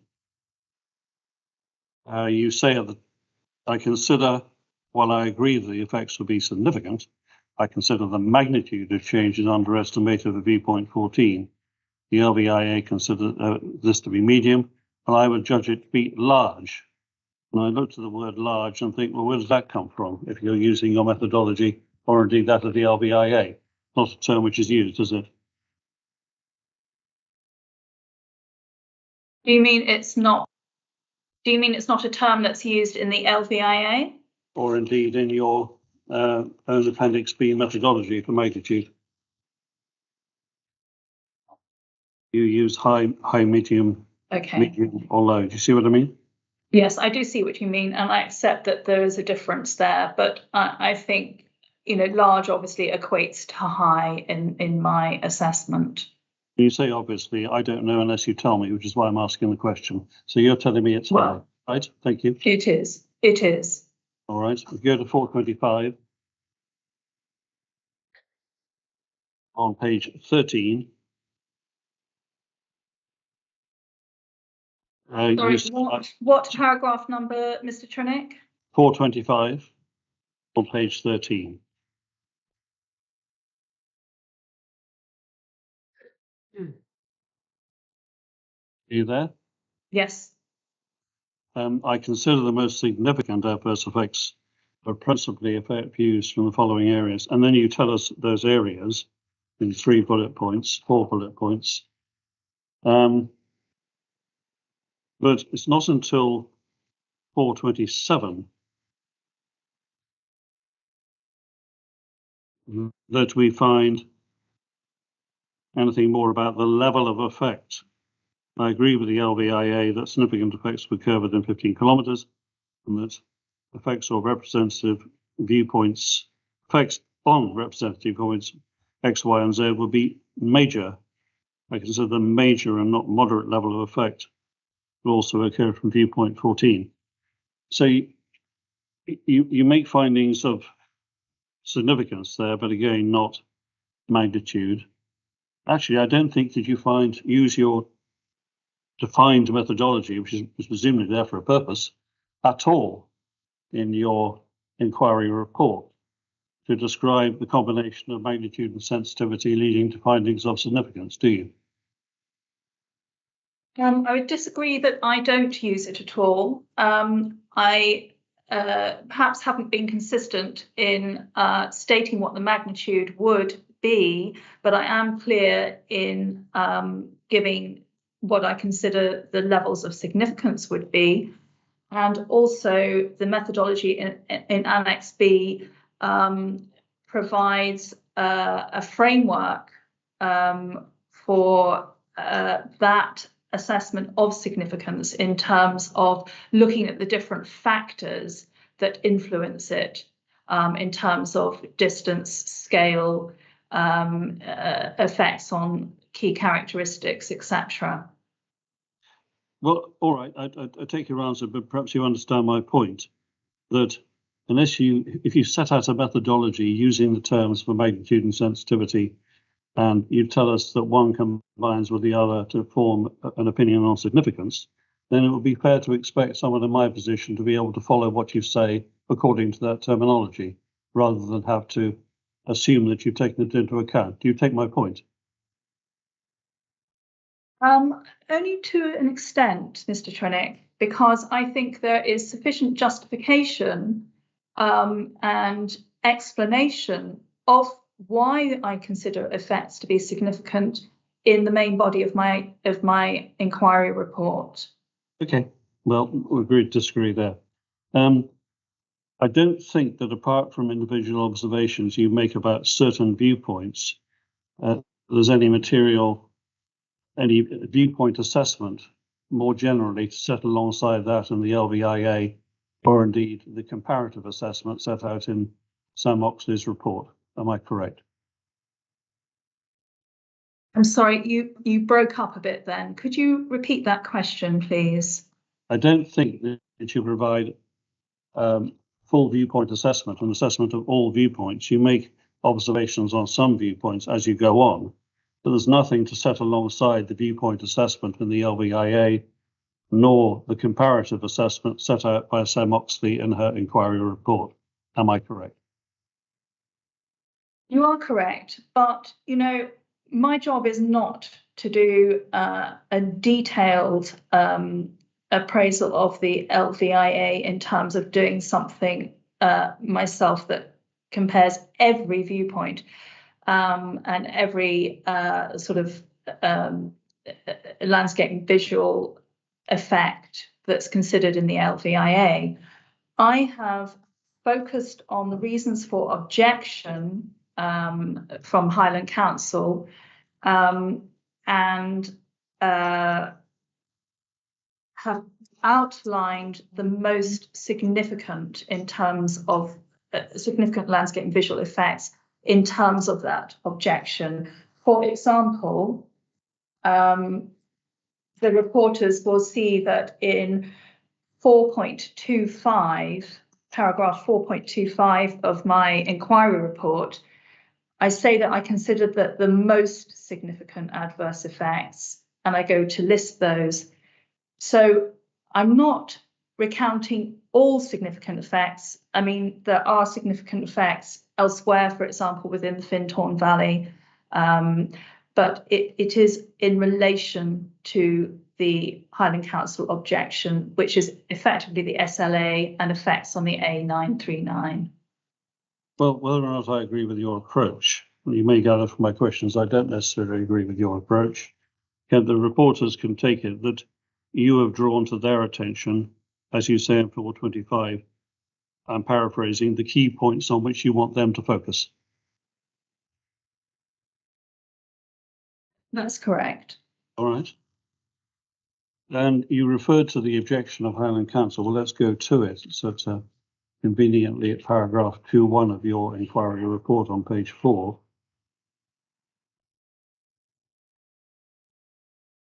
And in the first paragraph in italics, which records the objection, is referred to the onshore wind energy supplementary guidance and criteria 3, 4, 5, and 6. Has been the development contrary to those. I think actually Anne Cowling would add 10 to that, but it's not recorded. There we are. You don't address these criteria at all, compliance with the criteria in your inquiry report, do you? I don't know. No. And actually, I don't believe they're addressed, tell me if you think I'm wrong, in the report of handling either. So all that the reporters have in terms of the supplementary guidance criteria and compliance with them is the evidence of Sam Oxley in Appendix 3 to her inquiry report. Purely factually, I don't want a justification for this. That's correct, isn't it?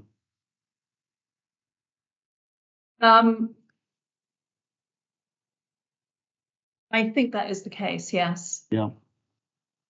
In terms of the scope of your evidence, if we go to page 5 of your inquiry report, paragraphs 3.2 and 3.3, as a critique of the report of Mr. On, who held the first Cairn Duhie inquiry.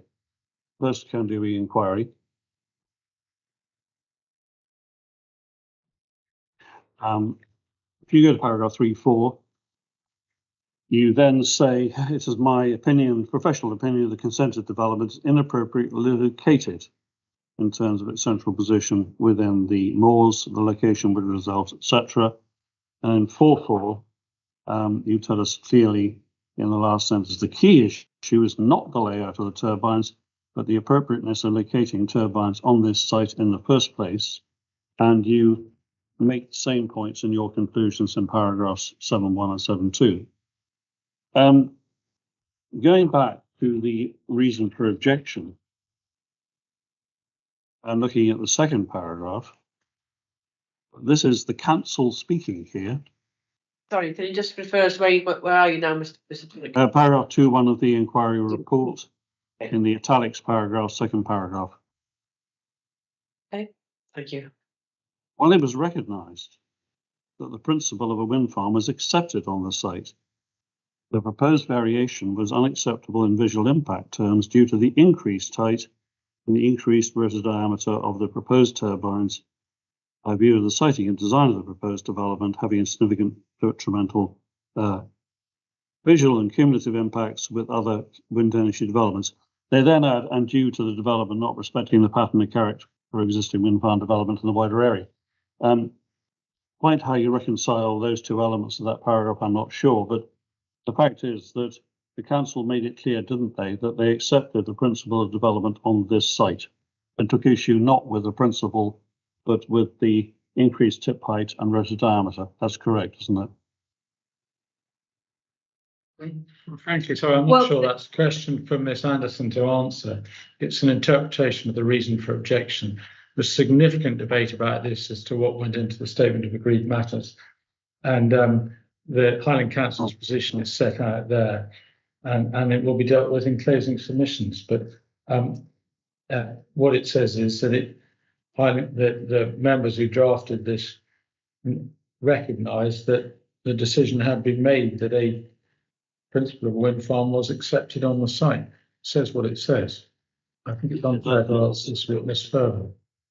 Well, I'm afraid I think it is, because it goes to the scope of our evidence.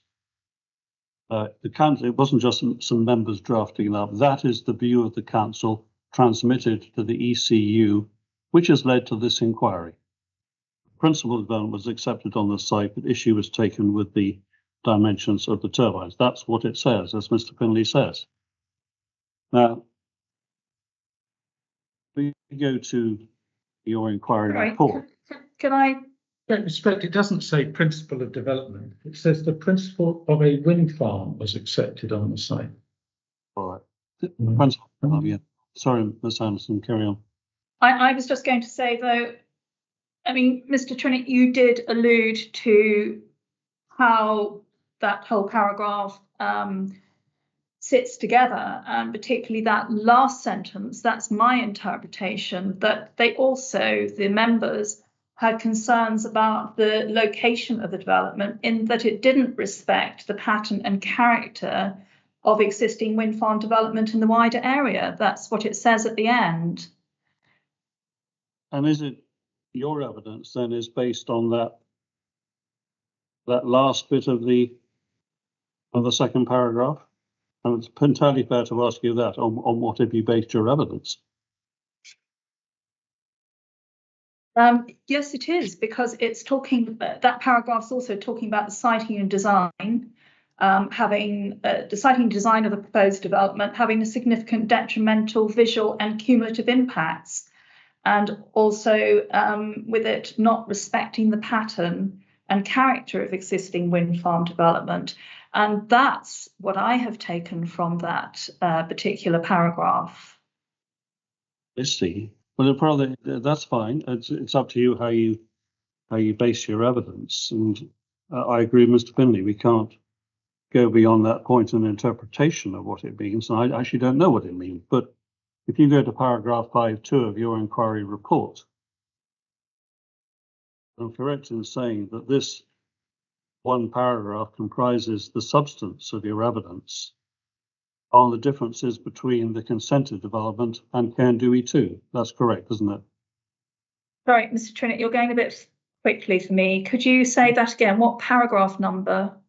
You go to paragraph 5.2 of your inquiry report. That paragraph comprises the whole of your evidence on the differences between Cairn Duhie consented and the proposed Cairn Duhie wind farm. That's it, isn't it?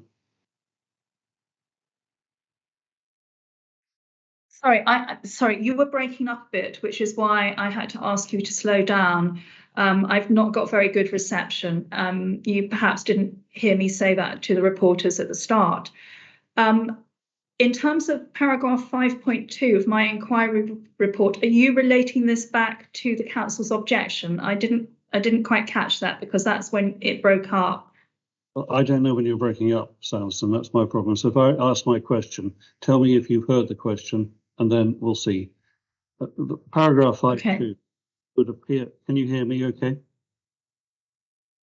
Can you hear me now? Yes, I can. Paragraph 5.2 would appear to comprise the entirety of your evidence on the comparing the differences between the two developments, comparative assessment. There is nothing else in your inquiry report on that topic, is there? That's correct. Thank you. Just a small point, in paragraph 5.1, you refer to visible aviation lights. Do you know that the MOD has withdrawn its requirement for visible lighting? I didn't know that, but it makes no difference to my conclusions. I have acknowledged that there wouldn't be a significant effect from them anyway. No, I know you have. To further compare your approach with others, if you go to CD 2.22. Can you give me a minute on that because I've just got to get that on my laptop. Sorry, what was it? CD 2.22. It's a consultation response by the landscape officer.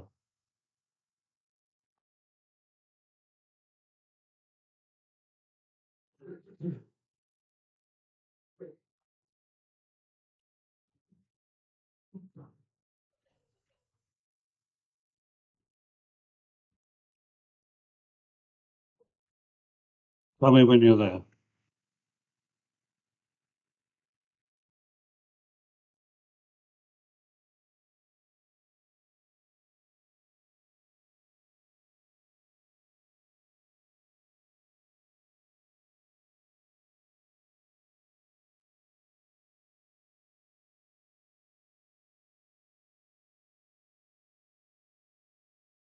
I have it, Mr. Trinick. Thanks. Can I just ask, by the way, Mr. Finlay, did you get the USB with all the documents? No. Yeah, well, I did, courtesy of DPA's IT department, and I thank them for that in the email. But I then copied my USB so that Miss Anderson hopefully has access to all the documents on a USB. All right, thank you very much. I hope. So if you've got that document in front of you, Miss Anderson. I do have it. Thank you.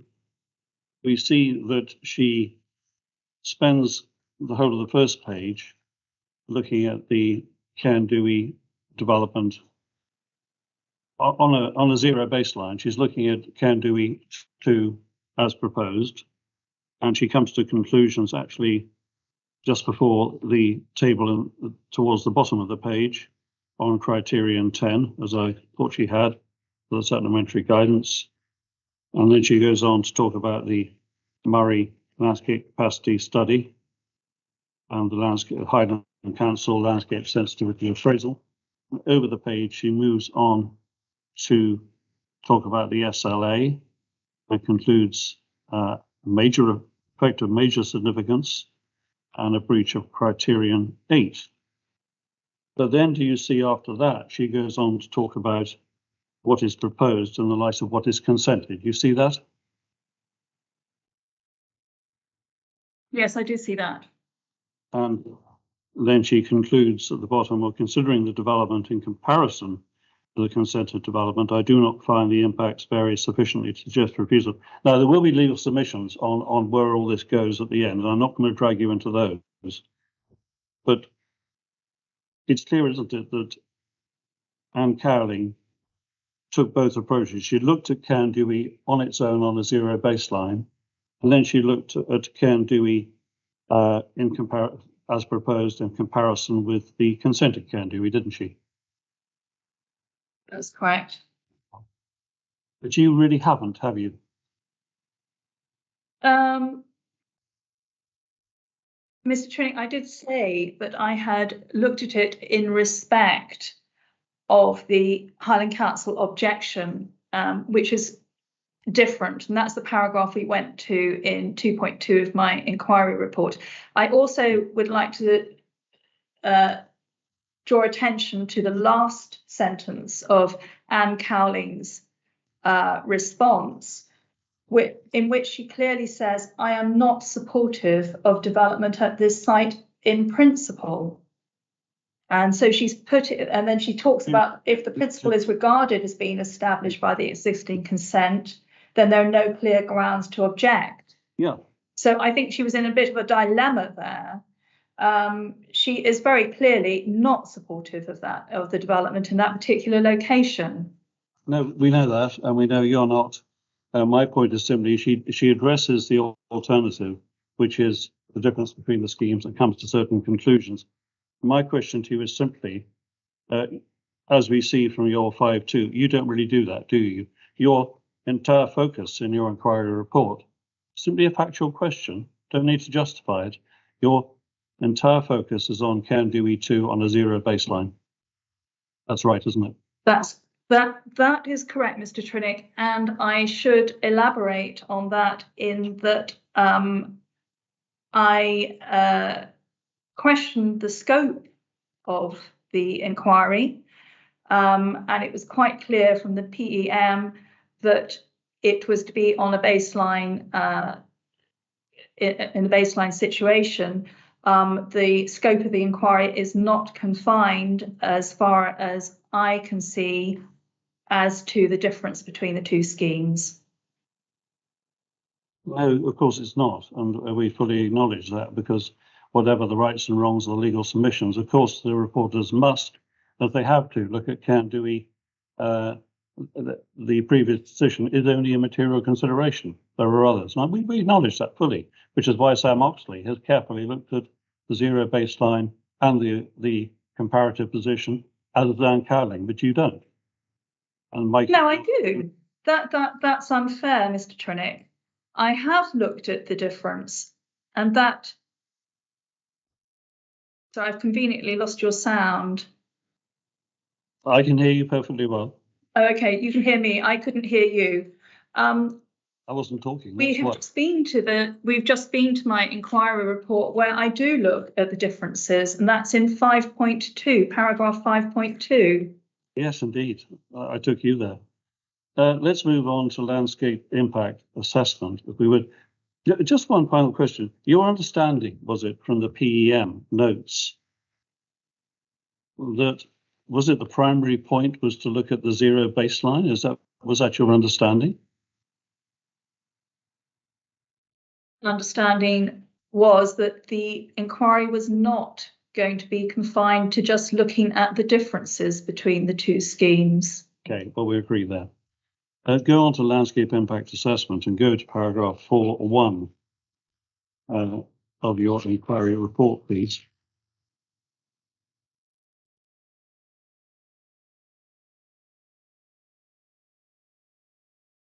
New proposed development located on the isolated hill Cairn Duhie lies on the northern edge of the Dava and Lochendore moors, and also at 3.1. You talk about Drynacan, Lochendore and Dava moors, SLA, etc. What I want to get clear, and to do so, let's get out CD 10.1, if you would, please. So that is I hope you do have it in the A0 format. This is the inquiry map at tip height, presenting ZTV at tip height, and lots of other information.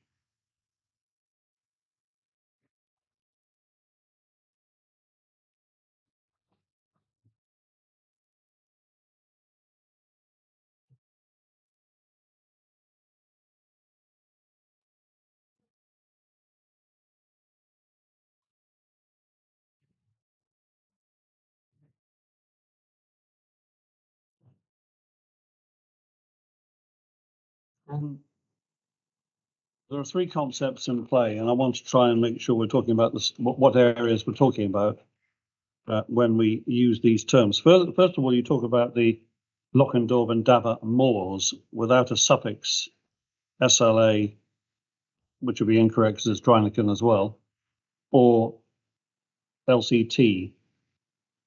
So just the Lochendorf, and how do you define the moors, the Lochendorf and Dava moors, without reference to SLA or LCT? If it helps, we can't find the answer either, but I welcome your view. Miss Anderson, I think you've got your mute on. Yes.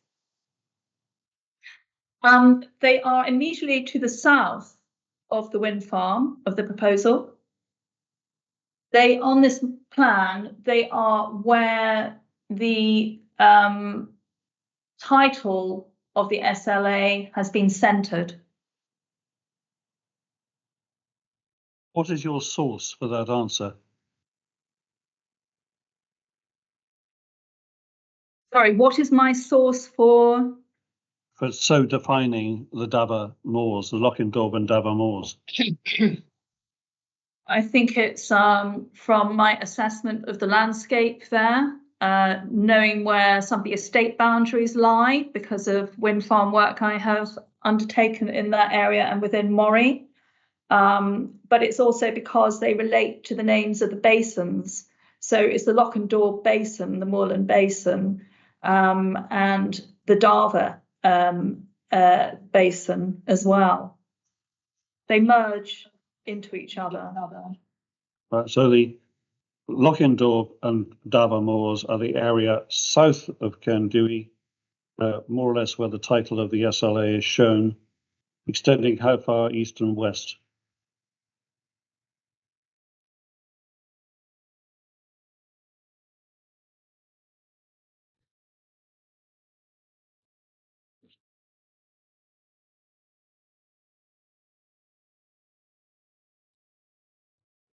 I've lost sound from Mr. Trinick. Okay, did you hear his last question? I can't hear him at all, I'm afraid. Okay, Mr. Trinick, could you repeat your question? I think Ms. Anderson has frozen on screen for the moment, so there may be a bandwidth problem there. Can you hear me, Ms. Anderson? I can hear you now, Mr. Trinick, thank you. Okay. Am I moving on your? Oh, you're moving again. That's good. How far west of the title Dreineken, Lochendorf and Dava moors SLA? How far east and west do you say that the moors continue? I think they largely lie between the B9007 and the A939. To the east of the A939, you get a line of hills. Oh, you're not hearing me? I'm hearing you very well. Yep. Yeah, we can hear you too. I can hear you. Yep. Oh, you can hear me. That's good. So they lie in that central part of the SLA. Yeah, I understand. I'm going to accept your answer because I haven't got a better one, and we haven't got a better one. So thank you for that.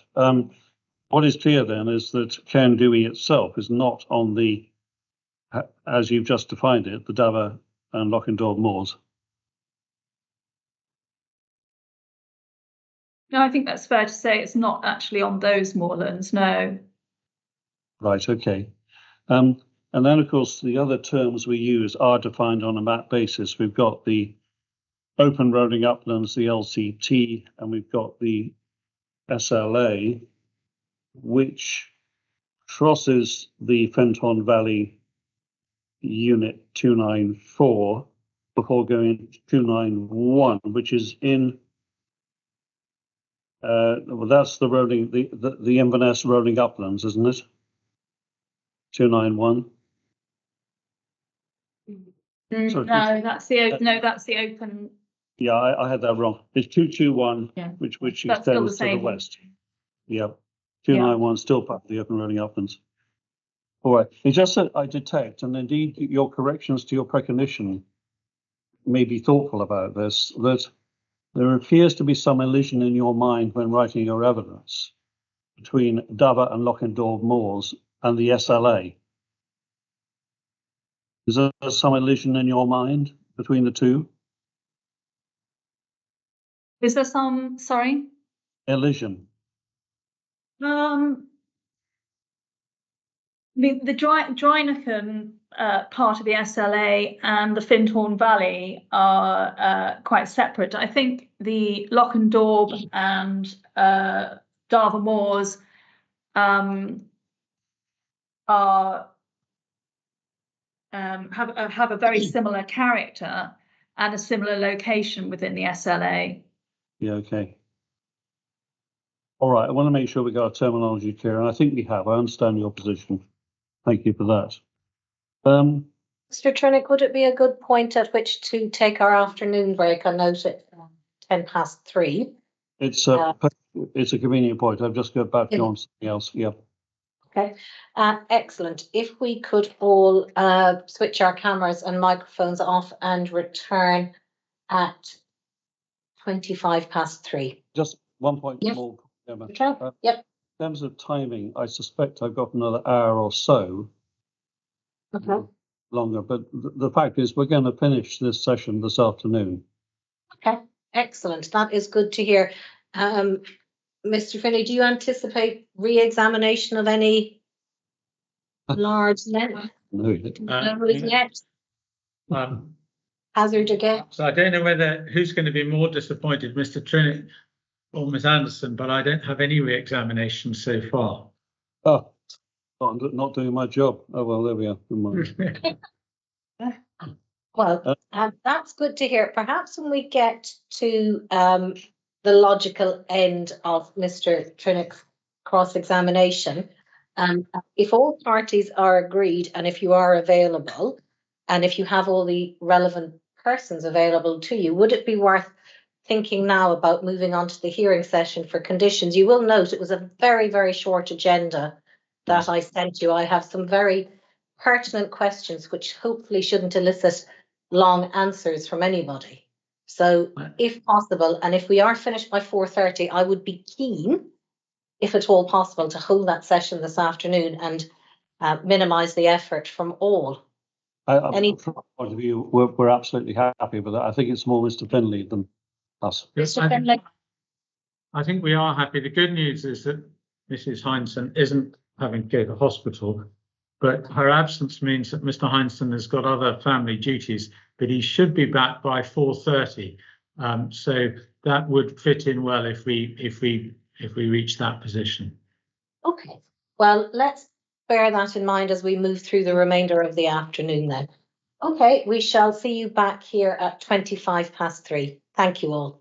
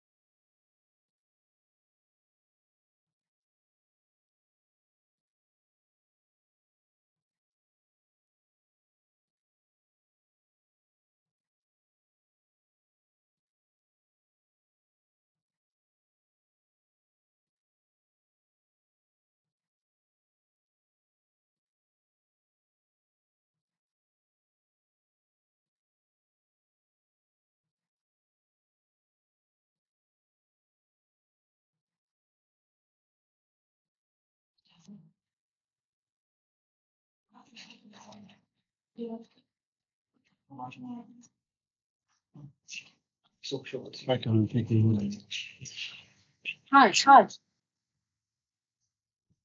You all returned from your break?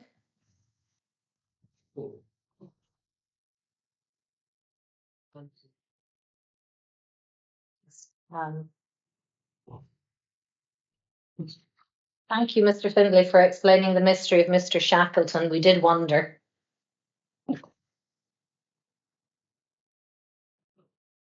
I can't myself see Miss Anderson at the moment. No, nor can we, but she is still connected. We just don't have sight of her.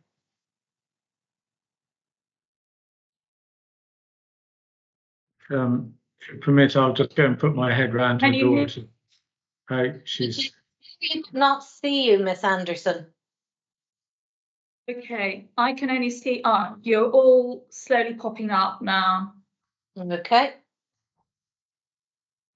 I should explain we're in the same building, which is the Faculty of Advocates meeting room. So quite why Miss Anderson's Wi-Fi is being problematic is unclear. We sought to provide a location where we would not suffer from these problems, and we haven't in the room I'm in, but we do appear to be in the room that Miss Anderson is in. You have your camera switched on, Miss Anderson? I do. Here we are. Okay. Can you see me? We can see and hear you now, Miss Anderson. Oh, that's great. Okay. Right.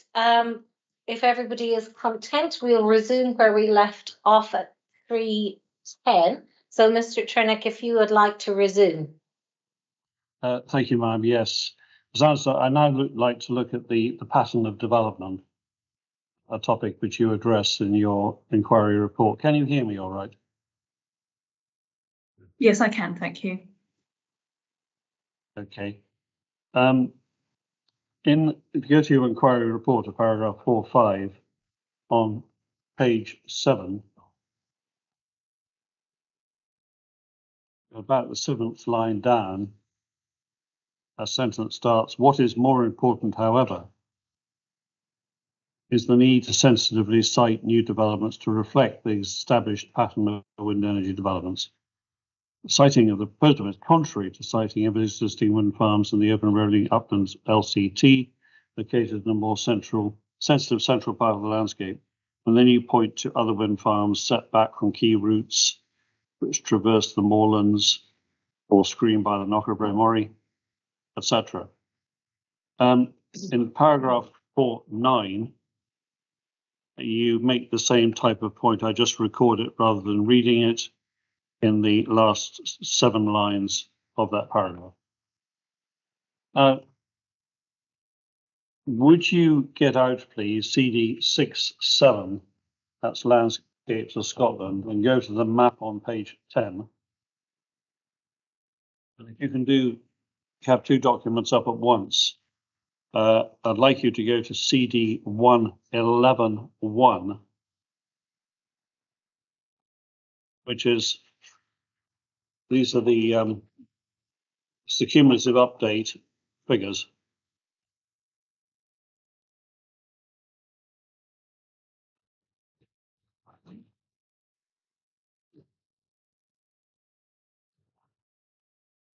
Sorry, well, what page number on the Landscapes of Scotland document, Mr. Trinick? Page 10. Harris? It's area 20 anyway. I've got the hard copy, so electronically it may be different. But it's Oh right, yes. We're on the Outer Hebrides on my version, so I guess it's not there. Right, okay, that's fine. The Monolias, area 20. Yeah. You should find that on electronic page 20. Right. Thank you, ma'am. And we want the cumulative map. Yeah, it's figure 1 within that document. 111.1. Figure 1. Which is the map of operational, consented, proposed, and scoping wind farms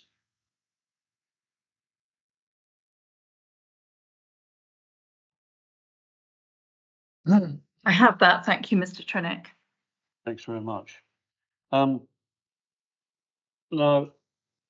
what Sam Oxley says, and I'll rehearse it rather than you'd have to go there as well, in paragraph 6.9 on page 56 of her inquiry report, is in a more strategic sense and in this new cumulative context, the proposed layout will continue to meet with the emerging pattern of wind farm development in the transitional zone between the mountains of the Cairn or Monalier Massif to the south and coastal lowlands to the north, avoiding the lower ground south of the Moray Firth and the Spey.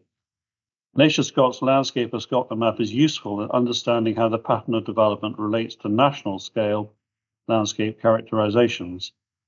Wind farms are strongly associated with Area 20 and Monaliers. Now, if you look at Figure 1, and you can easily put, because you know it so well, in your mind's eye, a rough boundary of Area 20 onto Figure 1, would you agree that actually Cairn Duhie is extremely consistent with the mature pattern of development which is now solidified in that area?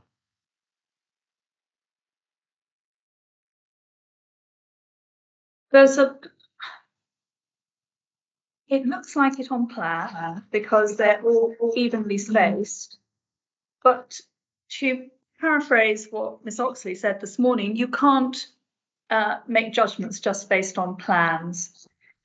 And actually, the Area 20, the Monalieth, in the Landscapes of Scotland document, is a huge area, and it's actually a very diverse area. It's not all consistently alike.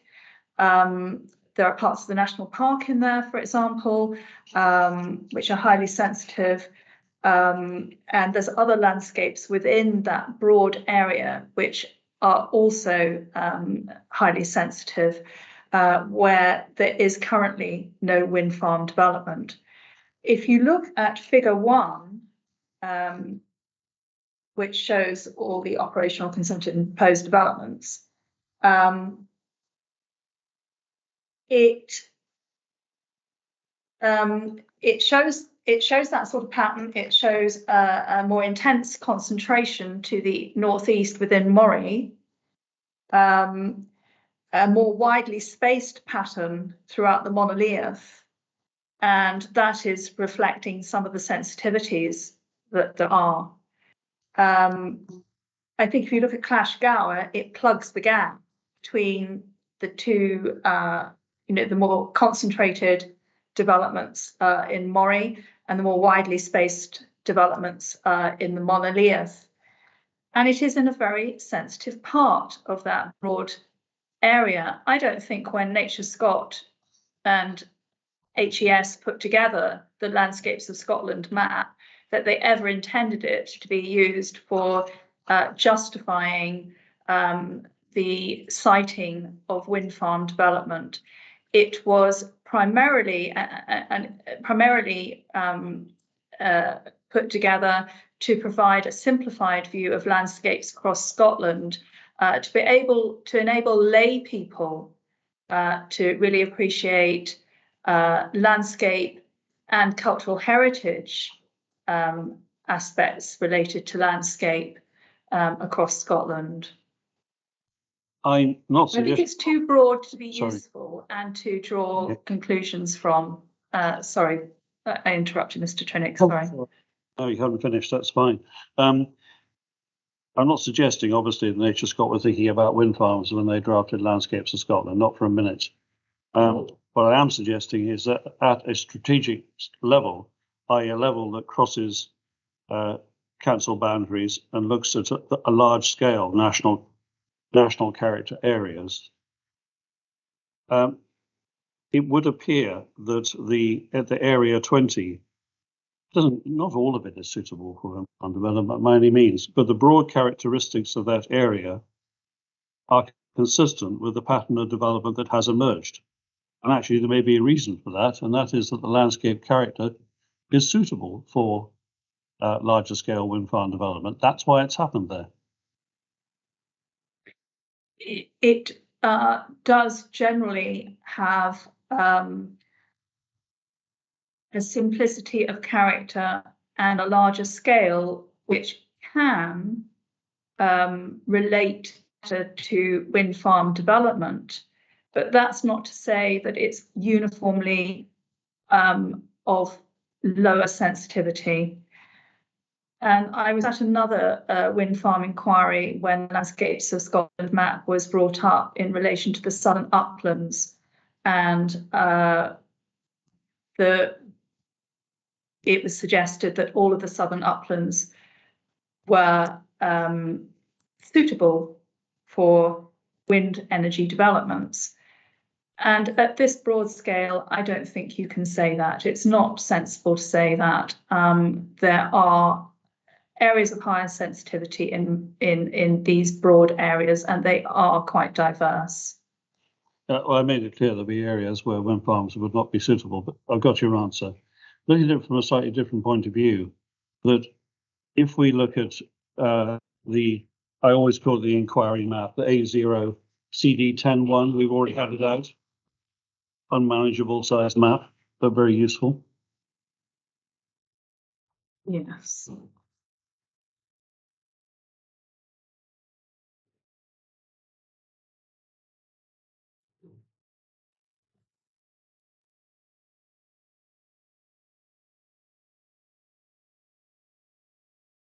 We looked at it earlier on. Yes, I've got that. Thank you. Excellent, thanks. We can see that Tom and Clack is obviously in the open rolling uplands. We know that parts of, not the whole of Clashgar, most of Clashgar is within it. Berryburn Extension, Berryburn, Paul's Hill 2. I'll ignore Uruk, that's in planning. We don't know what's going to happen there yet. And if we go further to the west, you can also see that Moy is within area 291, which is also the Inverness open rolling uplands, I think they're called. Is that right? Or the rolling uplands of Inverness? Yes, I think they are a different landscape character type. No. I don't see that marked on the map. I'd always thought that was a different type. I think you're in area 291 there. Can we agree that? I think it's 221, is it not? 221, I apologise. I got these figures wrong before. It is 221, but my suggestion is rolling uplands of Inverness, very similar to 291, the open rolling uplands. They're similar, but not the same, I would say. And the context is different, as in a lot of landscapes. If you're looking at broad areas, the landscape context changes and the visual context as well. I accept that. But drawing this point to a close, if you go to CD13, the figures at the end of chapter 5, I have to go and get them myself. Would you bear with me?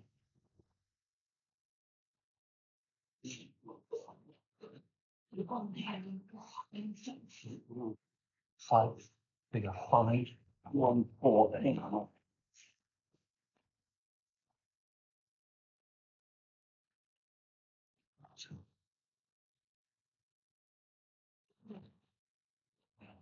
It's figure 514A I want us to go to.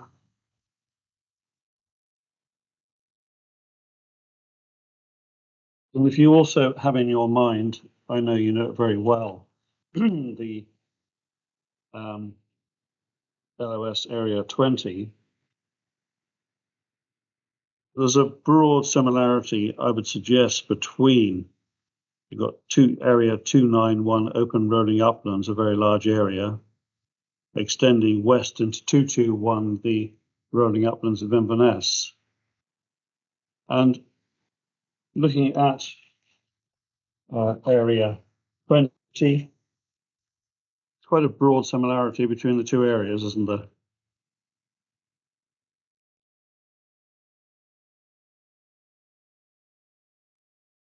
at a broad scale. I'm sorry, Mr. Trinick, Mr. Trinick, I think you broke up there a bit. You're comparing area 20 of the landscapes in the landscapes of Scotland map. Is that correct?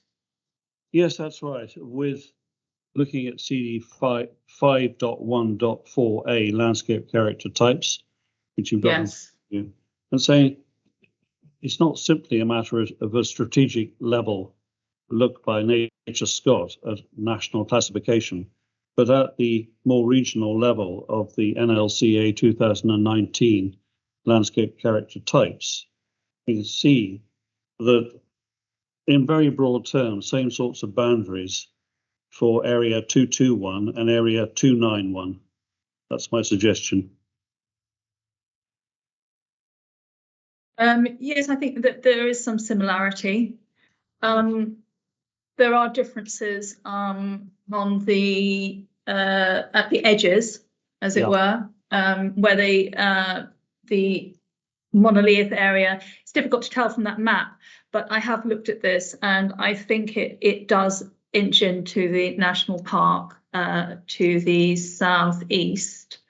That's the designation type. They're very, yes, and they're very, very. I think it's different to the bottom as well in the southwest. But if we can agree broadly similar but different at the edges, would that be fair? Yes. Yeah. The point I'm getting at is whether you look at matters in terms of the open rolling uplands plus the rolling Inverness uplands, or in terms of landscape of Scotland, Cairn Duhie is absolutely part of a well-established pattern of wind farm development in the wider Monalias.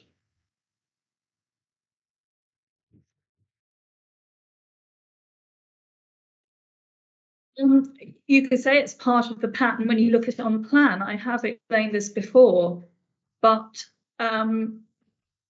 that's just looking at it on a plan and looking to see that there are wind farms located within that broad area.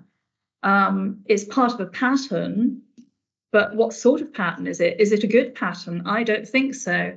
I think it's poorly cited, as you know from my evidence, in relation to the existing and established pattern. And I think you also have to take into account that, if I can just draw this to the attention of the reporters, that figure 1 that we went to before, which is prefaces the cumulative visualizations, which shows all the operational, consented and proposed wind farms. I mean, I think you could say there was an established pattern in relation to operational wind farms and maybe consents, not proposed. Those aren't firm as yet. So you can't look at that plan and think, right, that's all there. You know, you've got to look at things that are largely on the ground or are more committed to, really to be able to gauge that pattern. Yeah, I understand what you're saying. I mean, but looking at Uruk, obviously I wouldn't try and play that in because that's very early stages. I don't know where it's going, but and also Lethen. But you're looking at the Tom and Clack extension. It is an extension, and I'm not sure what you say applies to. Now we know that Clashgar and Rothes have been consented. Doesn't apply to any other developments on that map, does it? I think if you took out Lethen and Uruk, you would see, I think it would be even more evident that Clashgar was quite isolated within the two groupings to the east and west. Sorry, do you mean Clashgar or Cairn Duhie? Cairn Duhie, I'm sorry, Cairn Duhie. Okay. Just to be fair to your case. Okay. Let's move on to landscape sensitivity. If you go to your inquiry report at 4.4 on page 7. I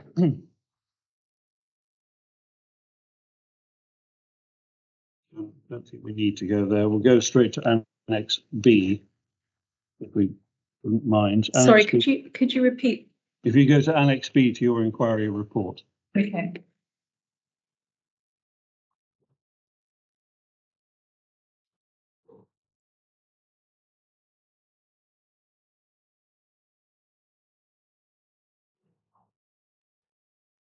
And I'm looking at table 2 on page 21. So sensitivity of the landscape.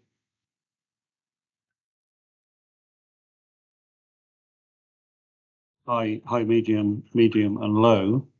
And I'm not going to bore the inquiry by reading out the factors influencing sensitivity because they're before the inquiry and the reporters will have read them.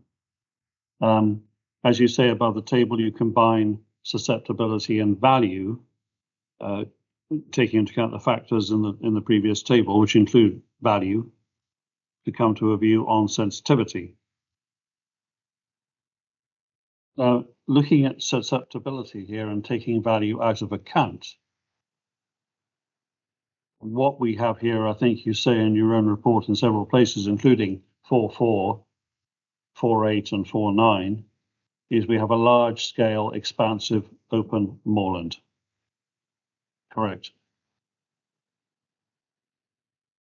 Sorry, you're on mute again, Sanson.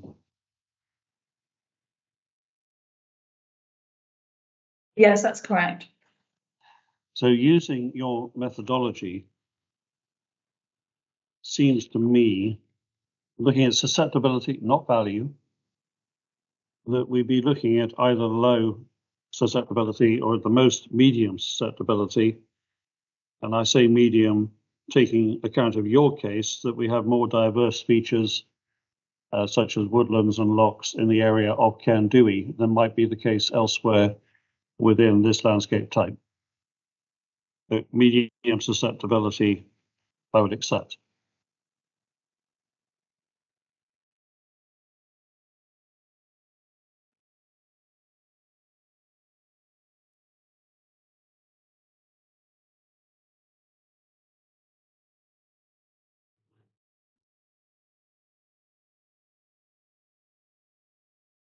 Are you with us, Ms. Anderson?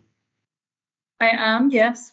Sorry, I wasn't trying to hurry. Sorry, I think you asked me about susceptibility, but then it faded out. What were you asking? What were you requiring? I can't require anything of you, Ms. Anderson. What I was suggesting was that if you look at the descriptors of sensitivity, high, medium, medium, and low, and you look only at susceptibility, I was suggesting the susceptibility of the landscape around the application site and wider within the open rolling uplands is either low or, in this area, perhaps because you draw attention to occasional more diverse features such as woodlands or lochs, medium. What do you say? Well, I don't agree with that. And I think for the reporter's information that the methodology, you use it as a basis for landscape and visual impact assessment, but it needs to be tailored on specific judgments that are made in the field and in relation to the particular context and character that you have on site and with the development proposal. And particularly in that sensitivity rating of high, I feel that it is a landscape of strong integrity. That's in the 4th sentence. And it does have some natural and remote qualities, which is again mentioned. And it is also a landscape that plays an important role in creating scenic compositions. For example, the setting it provides to Loch and Daub and various other aspects. So I don't agree with that. I suggest you, well, the trouble is, of course, I'm having to dig this out because you don't tell us anywhere in your own inquiry report how you rate sensitivity, or susceptibility rather, so I'm trying to find out. But I suggest to you that you're over-egging that quite a lot, that actually what we have here, as described under the indicator of low, is expansively scaled landscape with a simple landform, no dramatic or diverse features, or if they are occasional, which would lift susceptibility into medium at most. But it's not. high medium, a small scale landscape. It's not high, it's not complex or dramatic. I think you're over-egging it. It's medium at most in terms of susceptibility. Obviously, you don't agree. Of course, I don't agree. And I've carefully considered this. And table 2 is just the type of things that would be considered when you're doing an assessment.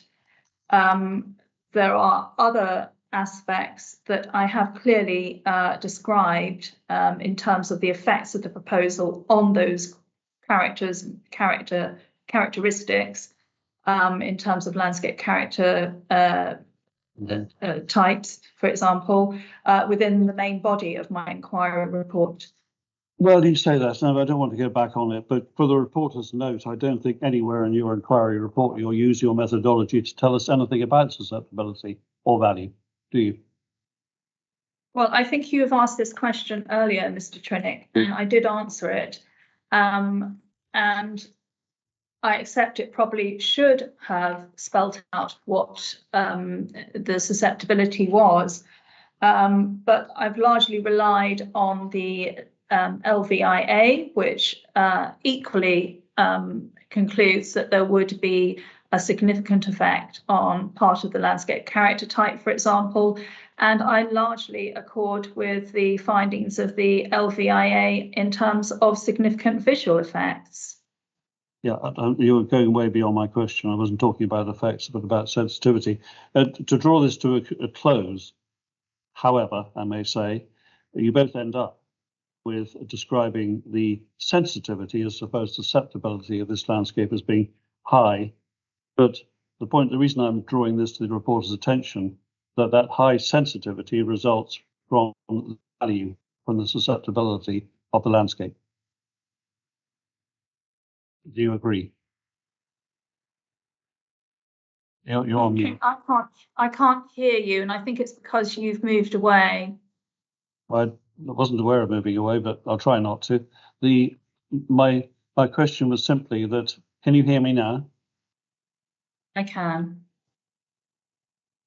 My question was simply that the reason for raising this is to suggest for the reporter's note that while you both end up, you and Ms. Oxley end up rating this landscape as of high sensitivity, Ms. Oxley says that's because of value, not because of susceptibility. And you appear to be saying something different. Did you hear me then? I think it's because of both. I think it's because of both its value and its susceptibility. All right. In terms of its key characteristics in that particular location. Just look briefly, because Mr.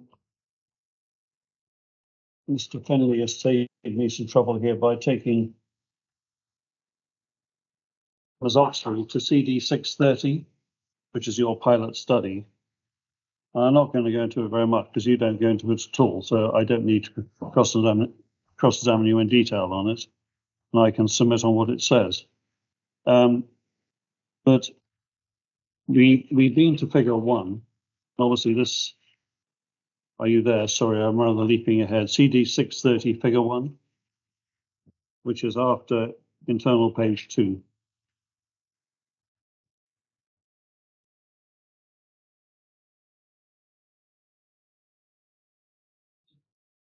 See, we've done figure 1 to death. I can leave that. Hold on.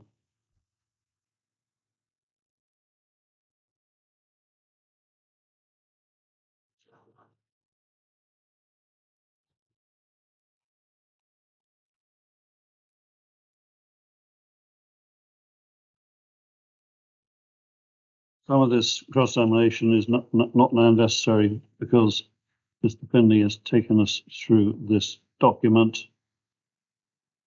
Yeah, just on 15.3.3 on internal page 80 of the document.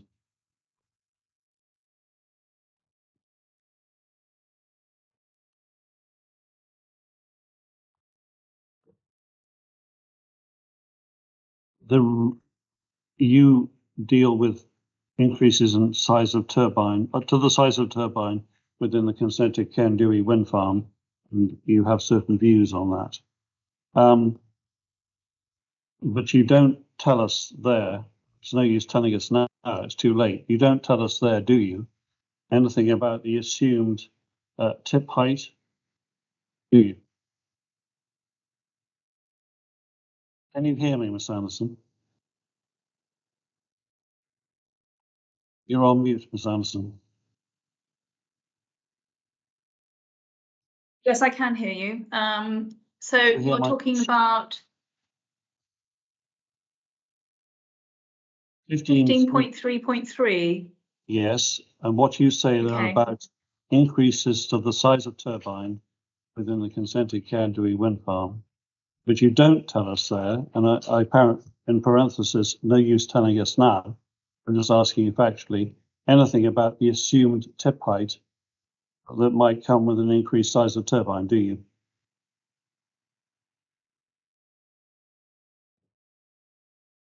Well, I accept it doesn't say that, but in terms of the increase, and this follows on from the points made this morning in, I think it was Ms. Oxley's evidence in chief. When we were doing the study, we had wire lines from the consented Cairn Duhie wind farm and also from the proposed development that we have before us today. So we had actually looked at that on site, looked at some key viewpoints to see what the difference would be. So that's why it mentions the Findhorn Valley, for example, and in that particular paragraph. Well, that's all very well telling us this now, but anyone reading that report since 2021 when it came out could not have possibly said or divined from your report the evidence base for the statement you make in 15.3.3. You simply say increase to the size of turbine. I'm going to invite the reporters to give very little weight to your answer on that basis, because now you tell us. A bit late, isn't it? Yes, I accept that. It should have said in the introduction that that was what it was based on, a review of the consent and the proposal. And it should have been clearer in terms of what increase that would be. And if we turn over to internal page 82, Open Rolling Uplands Detailed Sensitivity Assessment, to be fair to your case, we're right on that cusp of 149.9, 150, so it would be fair for the reporters to look at either column. I, not unnaturally, will go to the right column because we are at 149.9.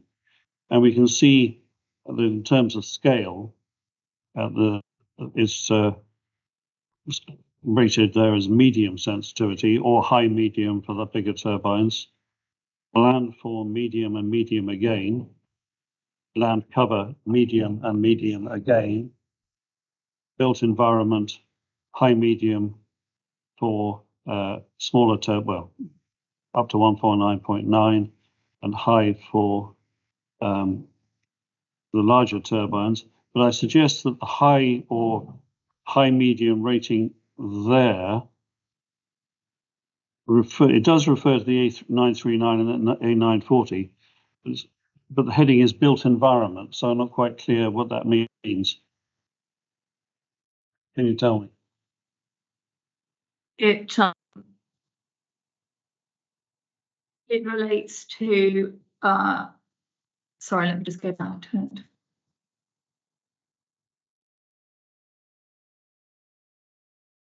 It relates to the degree of development in the character type or in the assessment unit, as they're now known. And that includes wind farms, existing and consented wind farms. Oh, I see. So the Cairn Duhie consented wind farm is built into the baseline here, is it? Well, I think you knew that, Mr. Trinick, didn't you? Because you would have read that carefully. Yes, no, I didn't, actually. It is assumed. Well, it clearly says that. Okay. In the summary description. Yeah. All right. Well, Because it's a strategic study, as you know. yeah. It looks at landscape and visual strategic issues, and as part of the baseline, we've assumed that the consented wind farms would form part of that, would be the landscape and visual baseline. All right. So what I meant was, of course, I saw those words. What I meant was the word built environment. You extend that to include wind farms. Yes, they're all buildings and structures. Building and structures. All right. Well, high, medium, high. Landscape context below that, medium or high medium. And then perceptual aspects that we've got high medium for, if I'm being precise, what is proposed here, or high, if it's a bit higher. Visual amenity, high, medium, or high. And then landscape value, interestingly, high, medium, or indeed high, medium, because of the SLA. So not high, actually, but high, medium. Why is that? Because it's a regional or local landscape designation. I see. All right. Largely. Putting all that together, excuse me a minute,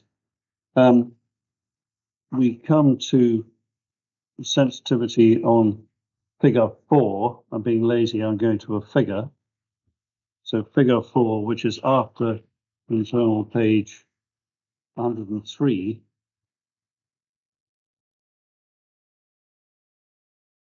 And for the precise area of Cairn Duhie, for the size of turbine proposed, it's high medium sensitivity here, isn't it? Is that right? Yes. But not high. Although high is attributed to areas coloured, I call purple, might be something else. So not at the highest level of sensitivity. No, but that is an average across quite a large landscape character type or assessment unit, whatever you call it, which it has varying sensitivities within it. I accept that as a strategic level study. I've taken it as far as I want, so thank you for that. Paragraph 4.7 of your inquiry report.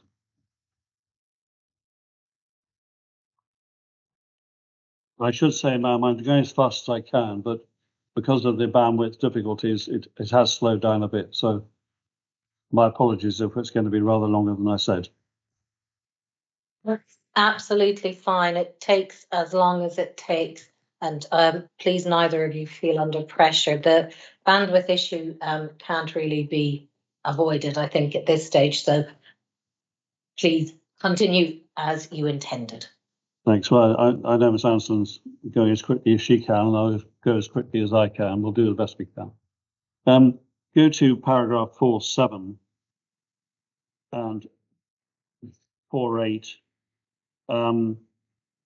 The topic I'm tackling here is so well known, I don't need to read out passages, that Sam Oxley sees significant landscape character effects extending out 5 kilometres, you say up to 12.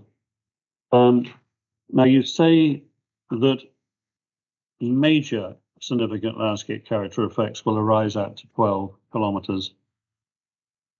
Do you mean major, or using, whether it's your terminology or Sam Oxley's, do you mean that at a certain point between 5 and 12, there'll be a gradation to moderate significant effects? I ask that because it seems counterintuitive that major drops off to nothing, 12 kilometres. It will be a gradation, and that could be clearer, but it will be significant up to 12 kilometres. Okay, but there will be a dropping off from major to moderate at some point between 5 and 12. I'm not going to go into detail here. Yes, I think more between 8 kilometres and 12, actually, not 5. No, the reason I said 5 and 12 is that's where you differ in terms of the extent of significant effects, but somewhere between 5 and 12, and I think you're now telling me 8 kilometres, major effects become moderate. Am I summarising your evidence correctly? Yes, that's correct. Okay, thank you for that. Well, that basis, I'll leave the landscape character effects because we've already been to viewpoints 14 and to viewpoint 15, and I'm not sure I'm not going to turn you on the road to Damascus on those two viewpoints, so we won't go there again. One small point in paragraph 4.9 of your inquiry report.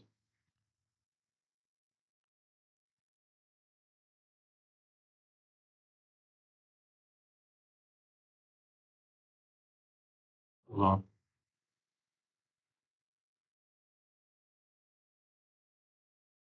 Yeah, you say halfway down that paragraph, this greater diversity, i.e. that diversity referred to in the previous paragraph, together with opportunities for people to experience the character of these moors in close proximity, increases sensitivity and magnitude. It's only a small, rather techie point, but aren't you rather double counting there that the factors to which you draw attention might, if you're right, increase sensitivity, but probably not magnitude? I think it increases both because it's really where you get the little lochans and the little drumlins, etc., in that area around Lochendorp, for example, and on the Darver Moor. And it would increase effects on both increase sensitivity and increase the magnitude of effects because where you're seeing quite large turbines in the context of a more diverse landscape. All right, well, we agree to differ on that, and if it's important, the reporters will make a note. I'm not sure it is actually, it was a rather techie point, but I had to raise it. Go on to the SLA now. There's one point I want to pick up, which came from something you said earlier on. Actually, you said it in cross-examination. You talked about the SLA basin. That was a term you used when we were talking about the definition of the spatial extent of the Lochendorp and Darver Moors. You used the term, I wrote it down as you said it, SLA basin. Do you regard the SLA as just being a basin? No, I think I wouldn't have meant that. So apologies if I said that. I would have meant the basin line at the core of the SLA. Yeah, well, that makes more sense because the key landscape and visual characteristics and the special qualities, we needn't go there, you know it well, do refer to plateaus, undulating moorland, rounded slopes, and lots of other things as well. It's not just a basin, is it? Yes, I appreciate that. Okay, fine. Go to CD 620, sorry, CD 628, so we have to go there anyway. And go to internal page 35, please. So 135, my apologies. Sorry, CD 628. Yeah, that's it. I'll move the heaters off. We have them both off, sorry. Page 135. And also have in front of you your paragraph in your inquiry report 411. Now we can see by comparing the two, and to help the reporters, simply going to page 135 of the CD, that you bring into play in your evidence the third bullet point, strongly horizontal composition. Fourth one, views across the undulating moorland. I'm sorry, Mr. Trunick, I'm sorry to interrupt. I'm confused here about the page number you're on. Are you on the electronic page number or the paper page? Sorry, I'm not. And it's on actual page, internal page 135. I apologize.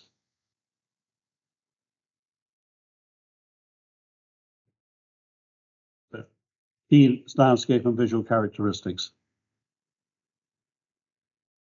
Sorry about that. comparing 411 in your inquiry report with this page, we see that you engage with the third bullet point, strongly horizontal composition. Fourth, views across undulating moorland. And the eighth, the limited network of public roads. That's correct, isn't it?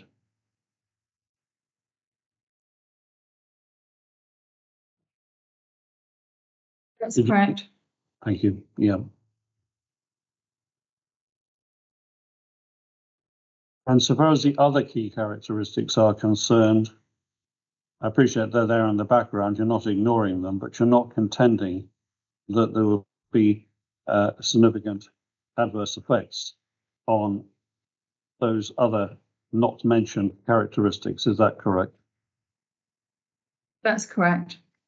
And if we go on to the special qualities on the next page, 136 internal page, the sense of solitude is actually, this was a point that puzzled me. There seems to be simply one special quality with lots of aspects to that special quality. Is that how you put it? Okay. Doesn't really matter, just a question. Are you talking to Ms. Oxley then, or was that No. a question for me? It was. I think it's an overarching quality. It's Okay. kind of encapsulating the key quality, as it were, of the SLA. Yeah, that's fine. You engage anyway with the first one, expansive views, the fourth one, limited extent of tree cover, and the last one, long, fairly straight roots. So those are the ones, so the reporters can note there are others. Those are the ones with which you engage because those are the ones you feel are important for your case, or for the case for Highland Council. That's correct. Thank you very much. Yes. Go to paragraph 418 of your inquiry report, please. On page 11.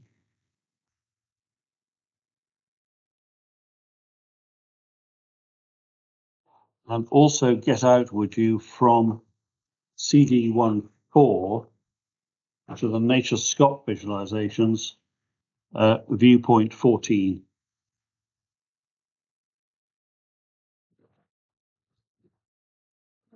Now, we've been here before, but I do need to go back just to this one.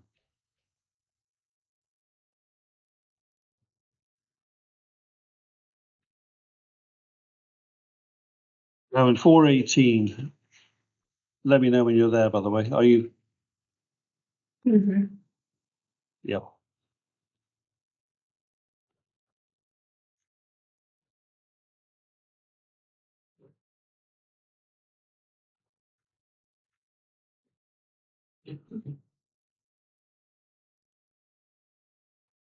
Are you there? Yes. Okay. Yes. In 418, you tell us that you believe the magnitude of change is underestimated for this viewpoint. LBIA says medium. You say, I think we now know high rather than large, due to the introduction of structures in a context where operational wind farms are not visible and their effect on the presently uncluttered, strongly horizontal skyline, interruption of open moorland, etc., major and significant. Looking at the figures for viewpoint 14, this figure 5 to 14A to begin with, I'd invite you to accept that Cairn Duhie, in design terms, represents a fairly compact view, a compact group of turbines, well set out in this landscape. Purely it's a matter of layout and design.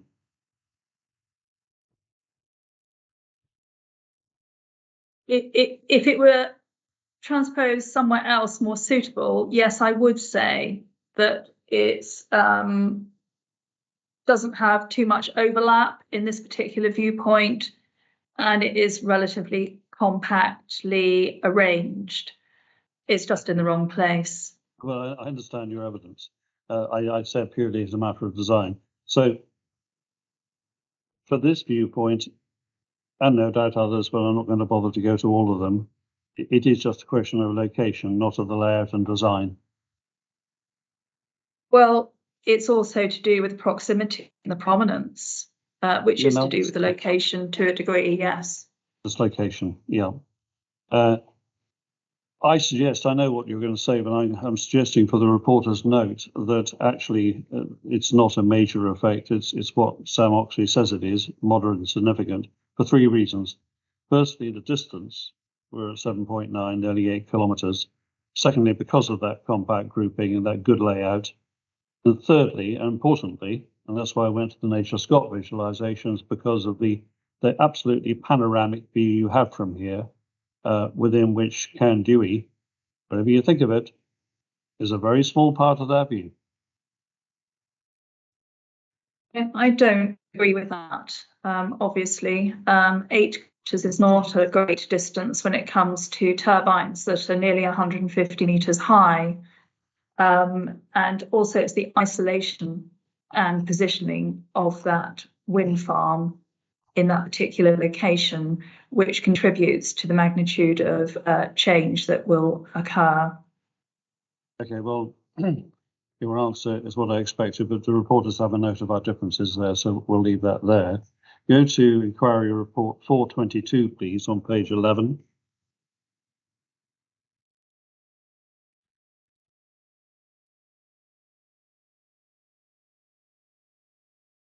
The point I want to draw from this paragraph, and I'm trying to avoid rehearsing them all, 423, and from, yes, those will do. But it's a general point, is there's a big focus in your evidence on views from the A939. I think you'll acknowledge that, don't you? Yes, I mean that's one of the key aspects of the council's objection. Yes. Yeah. You heard Sam Oxley say in evidence, I'm going to invite you to comment on this, that actually it's a bit of a fixation on the A939 and the A940. And actually, if you were going to properly appreciate the key characteristics and the special qualities of the SLA, you would actually go elsewhere to remoter parts where there's a much better opportunity to, experience a sense of solitude and a greater sense of the big skies. You wouldn't go to a main road and do it, you go elsewhere.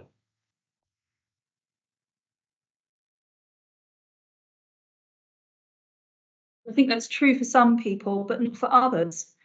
And in the SLA citation, it very clearly mentions the key routes that are sorry, I can't remember the precise wording, but the key routes that traverse the Loch-and-Daub and Darver area and give close views of those moorland landscapes for many receptors. So I don't think you can generalize and say that everybody goes up a hill or goes down a minor road.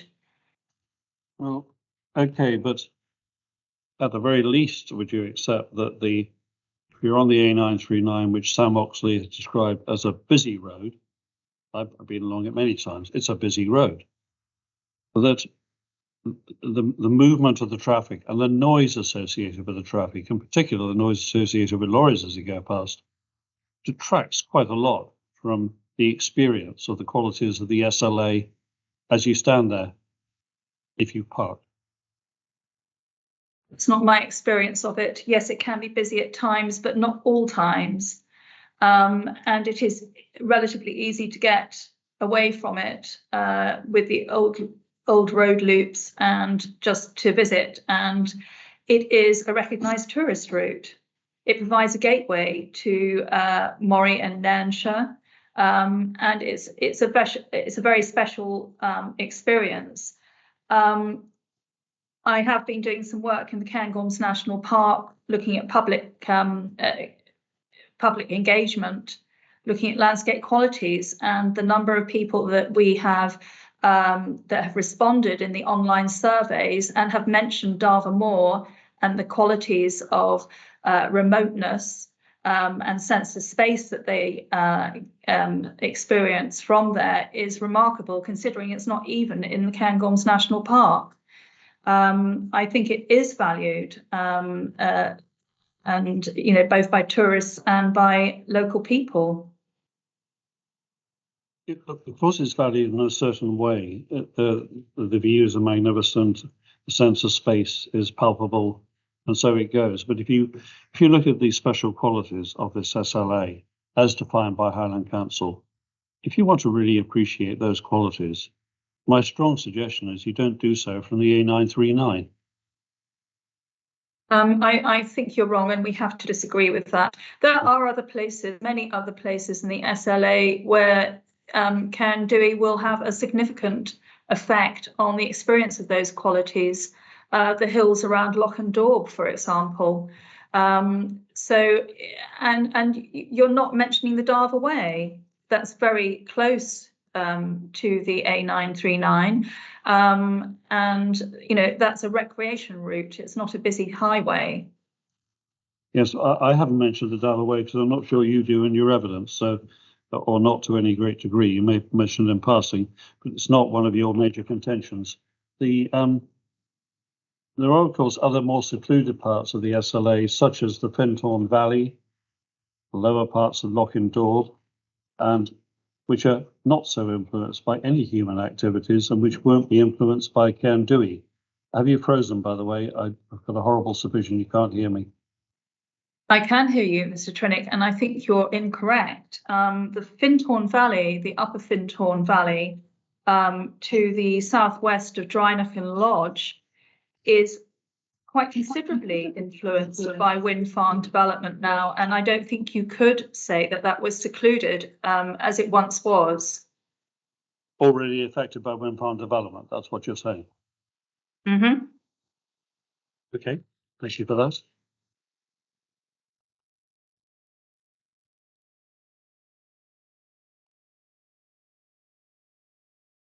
Trying to cut out points I can leave for now. There's one viewpoint I do want to take you to in the SRA context. If you go to your inquiry report at page 423 on page 12,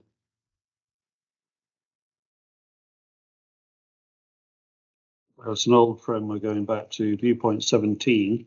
I would like you to go there, please. Because at 417, you say, I'll wait till you got the viewpoint. Are you there? I've got it. Excellent. While there would be limited visibility from Loch and Daub itself, proposed development would significantly detract from elevated views to the Loch and its ruined castle from Cairn Gavar viewpoint 17. And so it goes. First of all, I think, do you mean viewpoint 17 and you misnamed it, or do you actually mean viewpoint 15?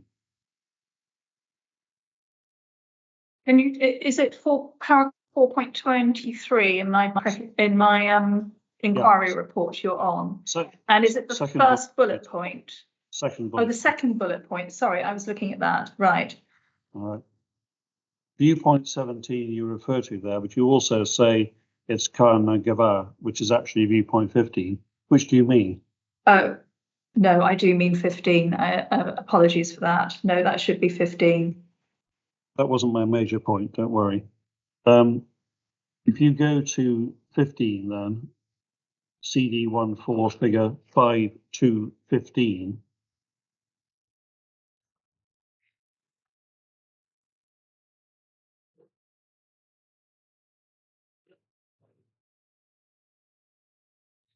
and perhaps focus on 5215B, the wire line with Cairn Duhie.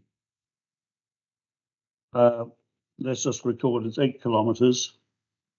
And Sam Oxley says the visual effect of moderate significance. So we're not saying it's not a significant effect, but I'd ask you to accept that from there, as with the other viewpoint, we went to viewpoint 14, There is some stacking to the left of the layout, which is, as it is.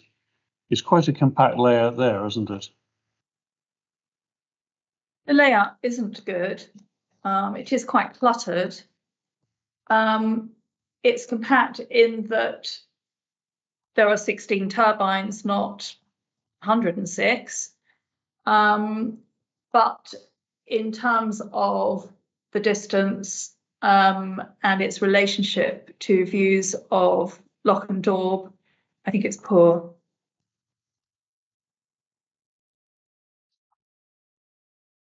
You would accept that it's low lying in the landscape. I mean, it obviously is. It's in that. It's down way below the viewpoint.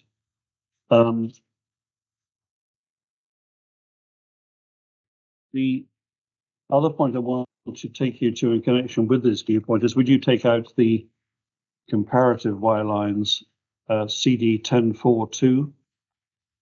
I don't know. Have you got them hard copy, or are you relying on? No, I have a hard copy. Oh, that's excellent.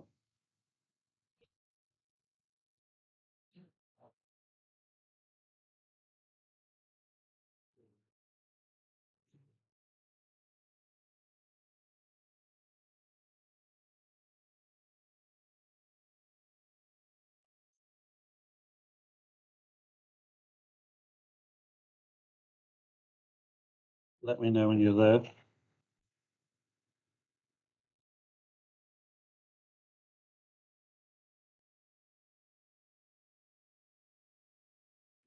Yes, I have that.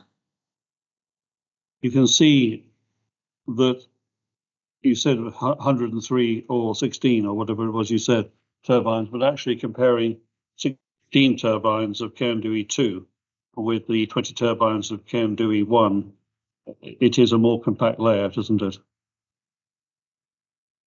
Sorry, I don't think you can tell from these cumulative visualizations. They provide no context. I think I can't make any judgment from them because they don't have the photographs with them. Not even in terms of the layout, the appearance of the layout and the compactness of the layout. You can't make a judgment. I think I'm not going to make a judgment on that because you've really got to be out there to see it. And that, which is what I've done actually. I've done that and I have been around all the viewpoints with the consented scheme visualizations, and I've looked at them in the field.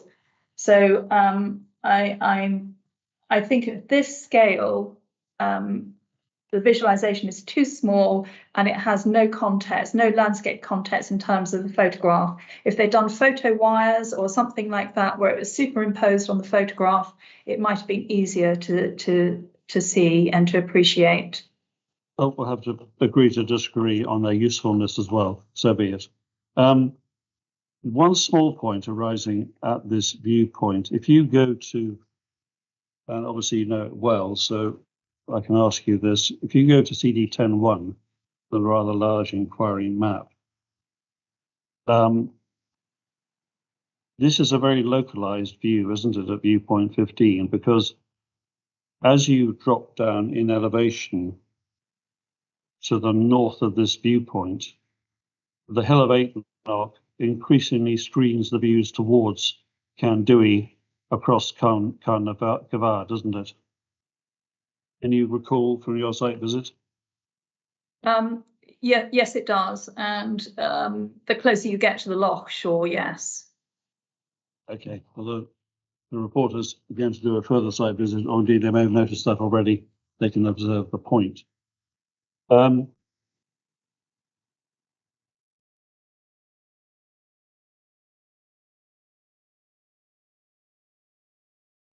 have one more point on the SLA. It's only a quick one. If you go to CD, if you go to, actually it's not, it's on the visual side. I think turning to visual effects, I may come back to the SLA one more time. But if you go to paragraph 427 of your inquiry report, you say in the third line you agree with the LVIA that significant effects, the visual effects now, would occur within 15 kilometres. I note that in the statement of agreed matters, we've agreed that significant effects would only extend to 12 kilometres. Was that 15 therefore an error and it should be 12?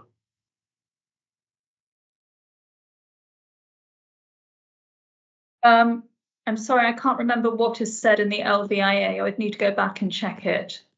I do clearly say that I agree with the LVIA. Yeah. So it perhaps it is 12.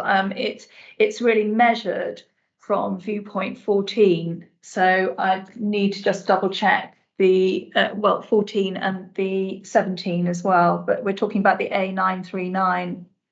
No, I'm talking about. No, we're not. Okay, we're in the second sentence. Ms. Anderson, if you stop, you'll know what I'm getting at.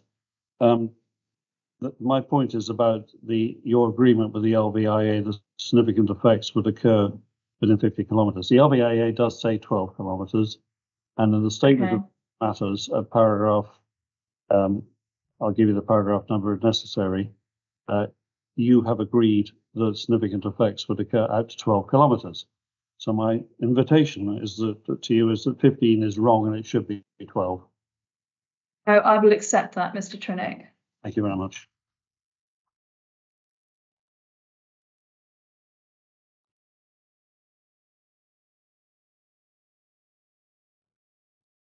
I could interject at this point. Yes. It's past 4. If you have more cross-examination, Mr. Trinick, would it be worth stopping for 5 minutes for a break? I'm conscious that we've all been staring at screens for more than an hour, and Yes. it's been a full day. So perhaps a 5-minute break for everybody to stand up, walk around, get some water, and come back. Yeah, I'll try and finish this off within going as fast as I can, maybe too fast. I'll try and 10 or 15 minutes. Absolutely fine. So if everybody could have a 5-minute break and come back, that would mean coming back at 16:37 precisely. Thank you. Ma'am, just so that Mr. Heinsohn is available this afternoon if needed. Thank you very much. Good to know. Hopefully we can get there. Thank you all. See you in 5 minutes.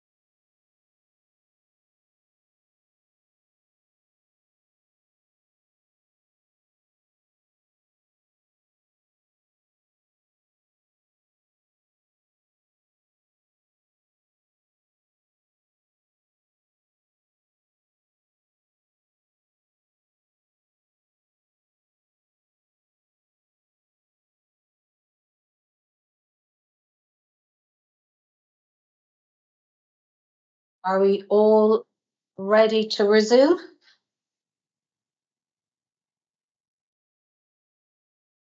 No, we didn't answer.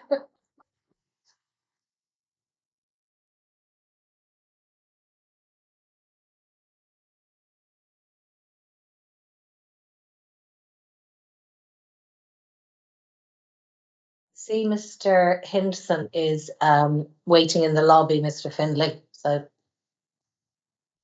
useful to know.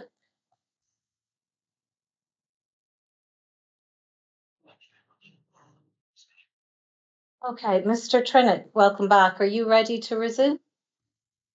I am, ma'am. I think we're down to the last point on the SLA, and that'll be the last point of the cross-examination. Okay, thank Right. you. Miss Anderson, could you switch your camera back on, please? It is switched on. I think it's just a bit slow. I think it just takes a while. I'll turn it off and then on again and see if that makes a difference. We can see you now. Oh, she's gone. Oh, you can see me now, right? I think it just takes a time for it to get into action.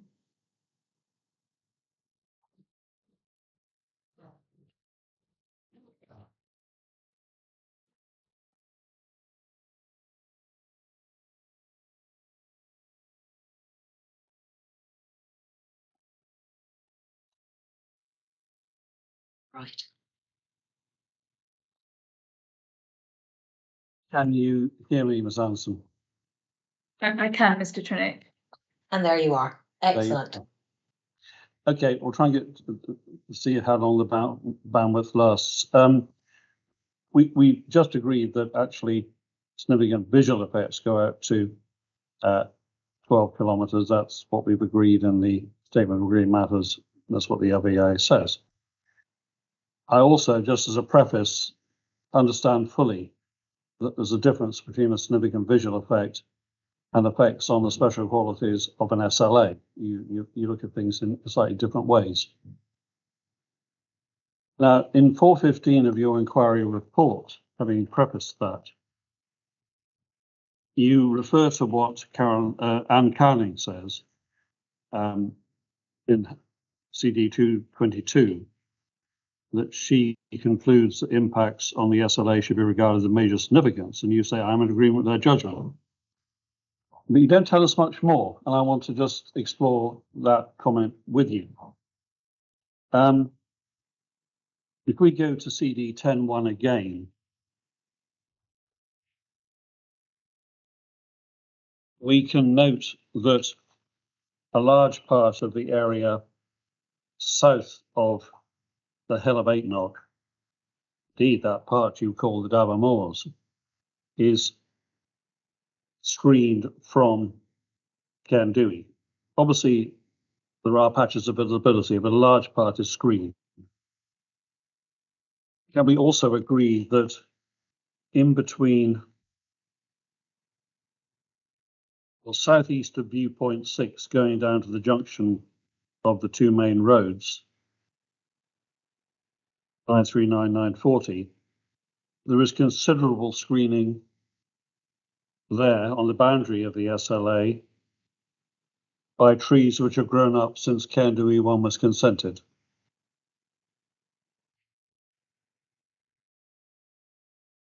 Sorry, can you, where are we? We're on the east side, or? Yeah, if you go southeast of viewpoint 6 towards the junction with the A940, you're going down the A3939. That is the boundary of the SLA. Yes, yes. And I don't think there's a great deal of screening in that section of the road, particularly in the location of viewpoint 6. no, There is some regeneration in that area, but there are still pretty open views. Can I just put so we're exactly right? If you are approaching Cairn Duhie towards viewpoint 6 from the junction between the two A roads, to the right, there was at the time of Cairn Duhie 1 some planting which wouldn't have screened anything. That has grown quite a bit, and my suggestion to you is it provides material screening of Cairn Duhie from the road? Yes, I think that's correct. But are you, sorry, Mr. Trinick, I'm not understanding this. Are you talking about the SLA now? Because we're not looking towards the SLA from around viewpoint 6. I'm just putting a point to you. You're on the boundary of the SLA. The northern boundary is the A939. Looking from Yes. there, whether you call it inside the SLA, whether you call it on the boundary. But we're not. We're looking out with the SLA, and I understood this question to be about the SLA. Well, I'm the advocate, so I'll put the questions the way I want. Looking towards the site from that road, I think we've agreed there's a material degree of screening between there and the site. Thank you. And we have further screening now, happily for you, well within the SLA. Excuse me, sorry, I just want to clarify that for the reporters, please, Mr. Trinick. Yep. It is quite open around viewpoint 6. There is some screening to the east of viewpoint 6 along the road, but not beyond 6 to the west. That's fair clarification. It's also agreed, but it wasn't the point I put to you. But fair enough. I understand why you say that. Okay. Going back into the SLA, we can agree that there's further screening of the development as we go east of the Dava Way towards Uruk. You can see that, can't you?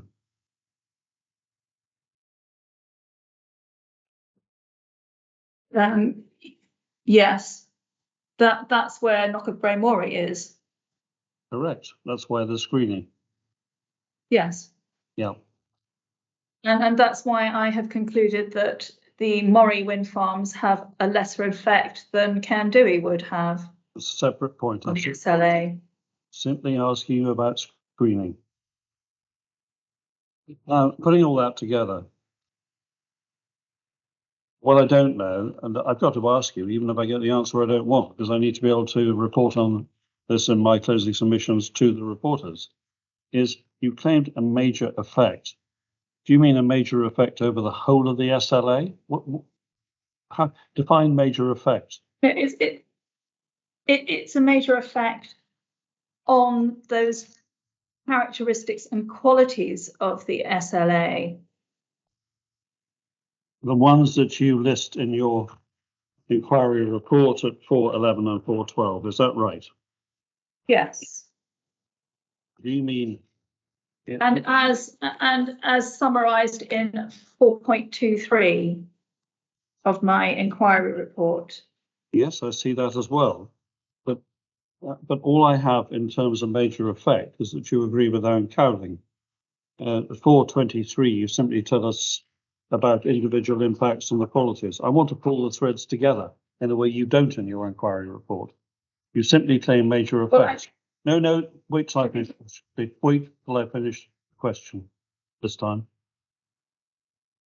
You claim major effects.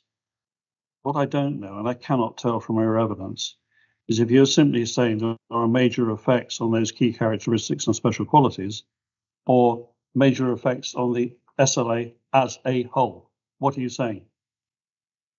I haven't come to a conclusion on the integrity of the SLA, if that's what you're asking, because I think it's quite difficult to make a judgment on integrity. I think you can only consider effects on the special qualities for which it has been designated, the character and the special qualities for which it's been designated. There isn't any formal guidance at the moment on how to assess the effects of a development on a regional or local level landscape designation.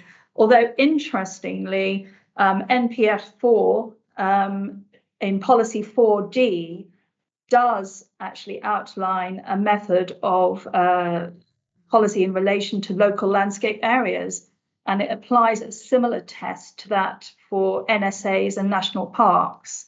So that is an interesting point.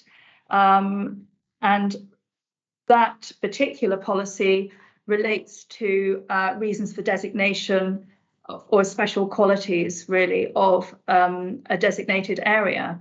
And that's the basis of my assessment. Well, we'll come into policy when we come into it. But the reason I'm asking you the question is actually because of the policy, because of the local development plan and what it at present says about SLAs. But that's why I'm asking the question. You don't come to a finding on integrity. Very well. I don't come to a finding on integrity because as I wrote this, there's no formal guidance on what the test should be, and I think it is up for debate as to how you make a judgment on integrity.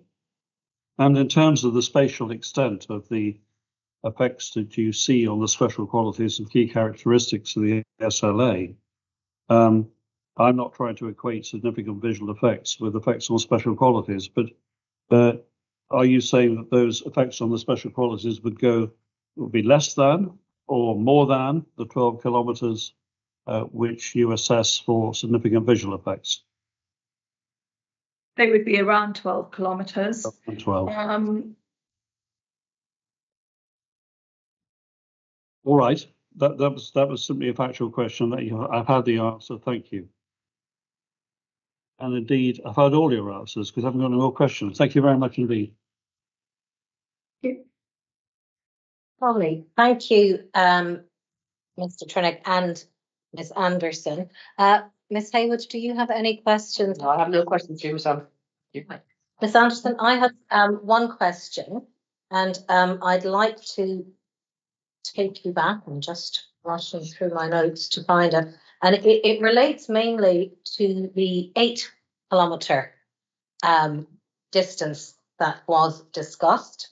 And I was wondering if you could expand on that by explaining the significance of 8 kilometres. I know you've mentioned viewpoints 14 and viewpoints 17, but are there any other features or particular locations that have significance in terms of an 8-kilometre distance as opposed to 3.5, 5 or 12?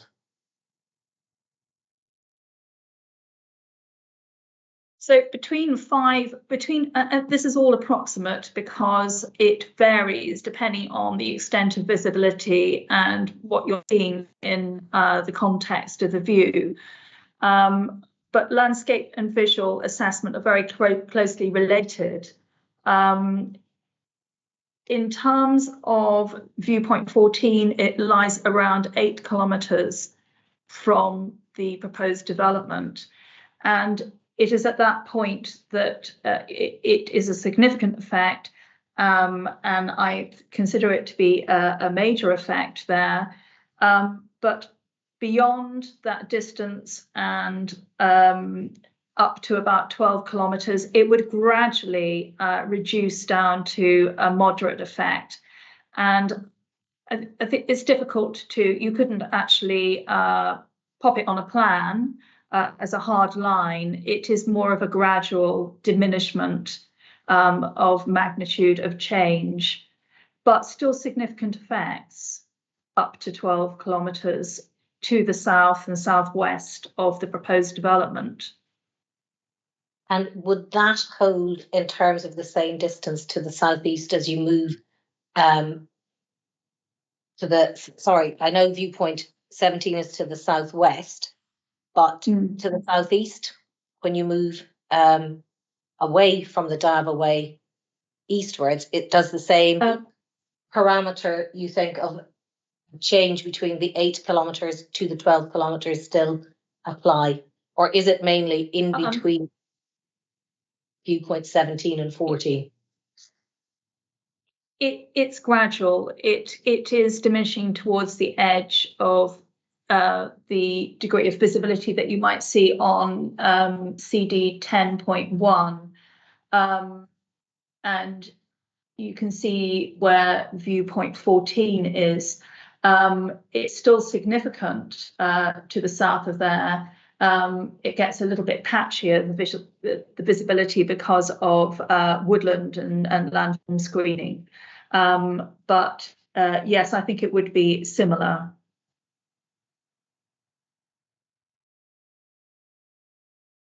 So after about 8 kilometres or so, it would diminish a bit.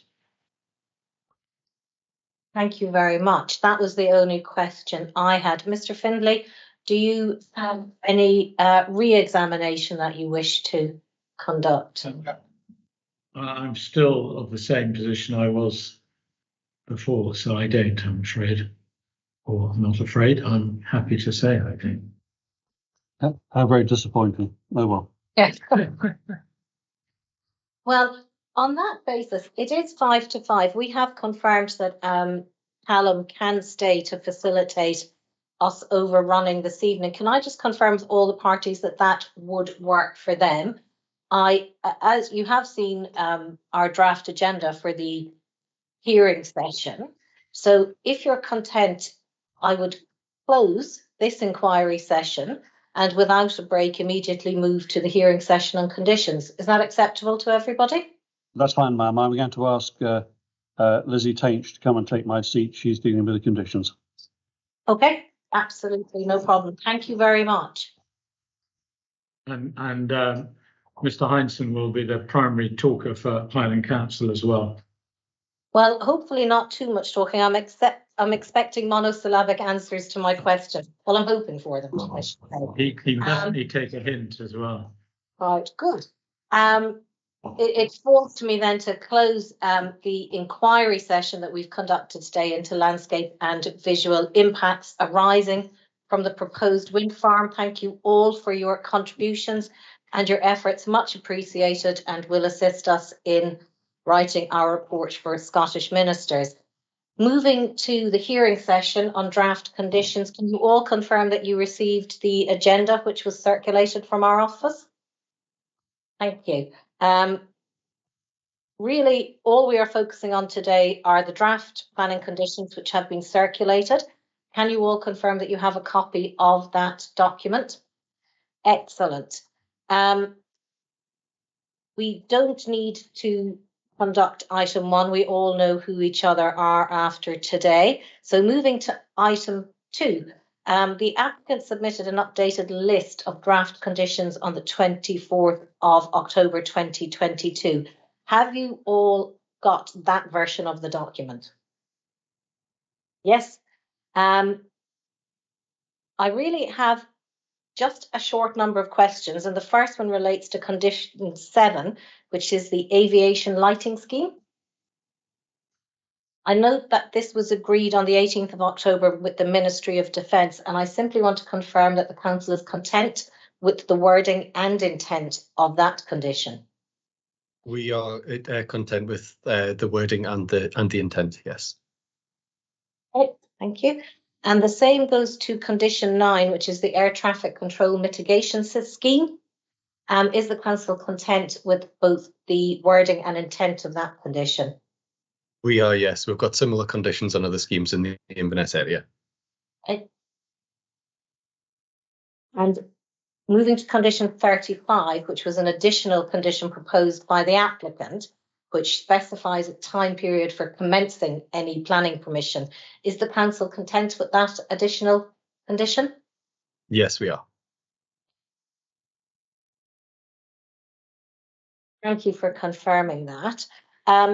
Moving to item 3 on the agenda, and is there a need for additional conditions or an additional condition? I identified potentially a condition relating to borrow pits and blasting, which I noted wasn't included in the draft conditions, but that is entirely subject to confirmation of whether or not there will be blasting at the borrow pit. So I wonder, could the applicant confirm that, please? Can you hear me okay, just before I start? Yep, Yep, excellent. Yep, well, the applicant has no objections in principle to the model condition 11 in relation to blasting. However, I'd like to direct you to CD 1.4.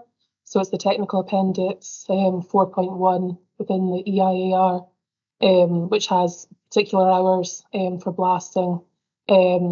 Be our preference to retain those hours on the basis of the impacts that were assessed. So those hours are within the EAIR are 8 o'clock to 6 o'clock Mondays to Friday, and 8 o'clock to 12 on Saturdays. But all other aspects of the model condition are acceptable to the applicant. Okay.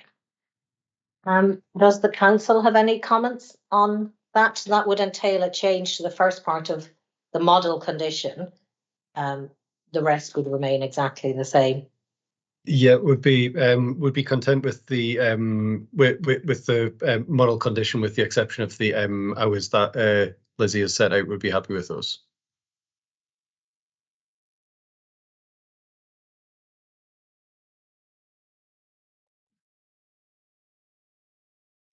The next item is item 4, which was the requirement for legal agreements and any planning obligations. I note that none have been suggested for inclusion in any potential consent, but I just wanted to check with the parties if there are any other requirements for legal agreements that are suggested or in dispute that we need to be aware of.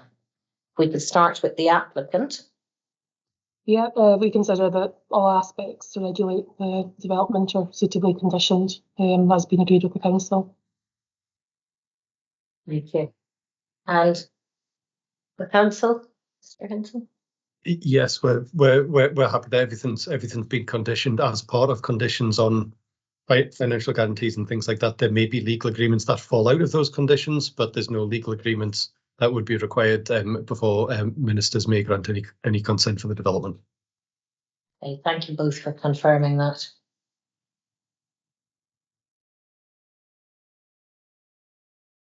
And finally, to item 5, are there any other relevant matters that either party would like to raise today? We hear from Ms. Tainch first and then Mr. Heinsohn.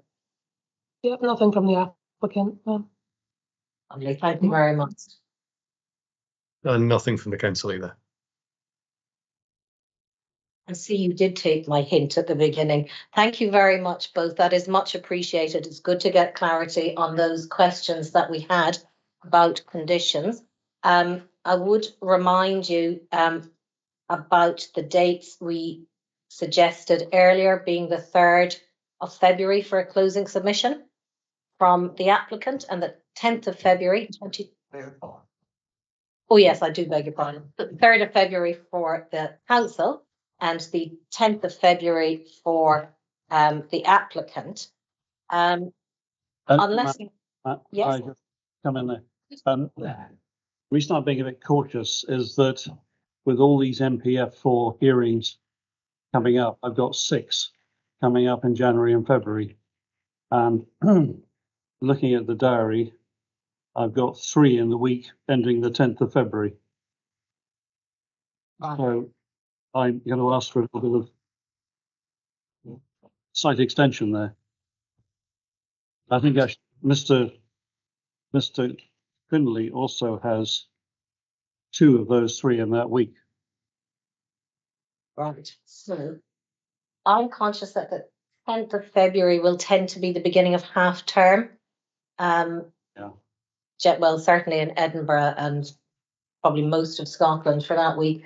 So realistically, just looking at the diary, thinking how we can work this. If we said the 10th for the council and the 24th for the applicant, would that work better for people? That's very kind, and thank you. I'm also keen to have your closing submissions as soon as practical so that we can proceed to finalise our report and move to submitting it. Are there any other matters at this stage? Right, well, then it remains for Ms. Haywood and I to formally close the hearing session and to thank you for your brief but valued participation and contributions.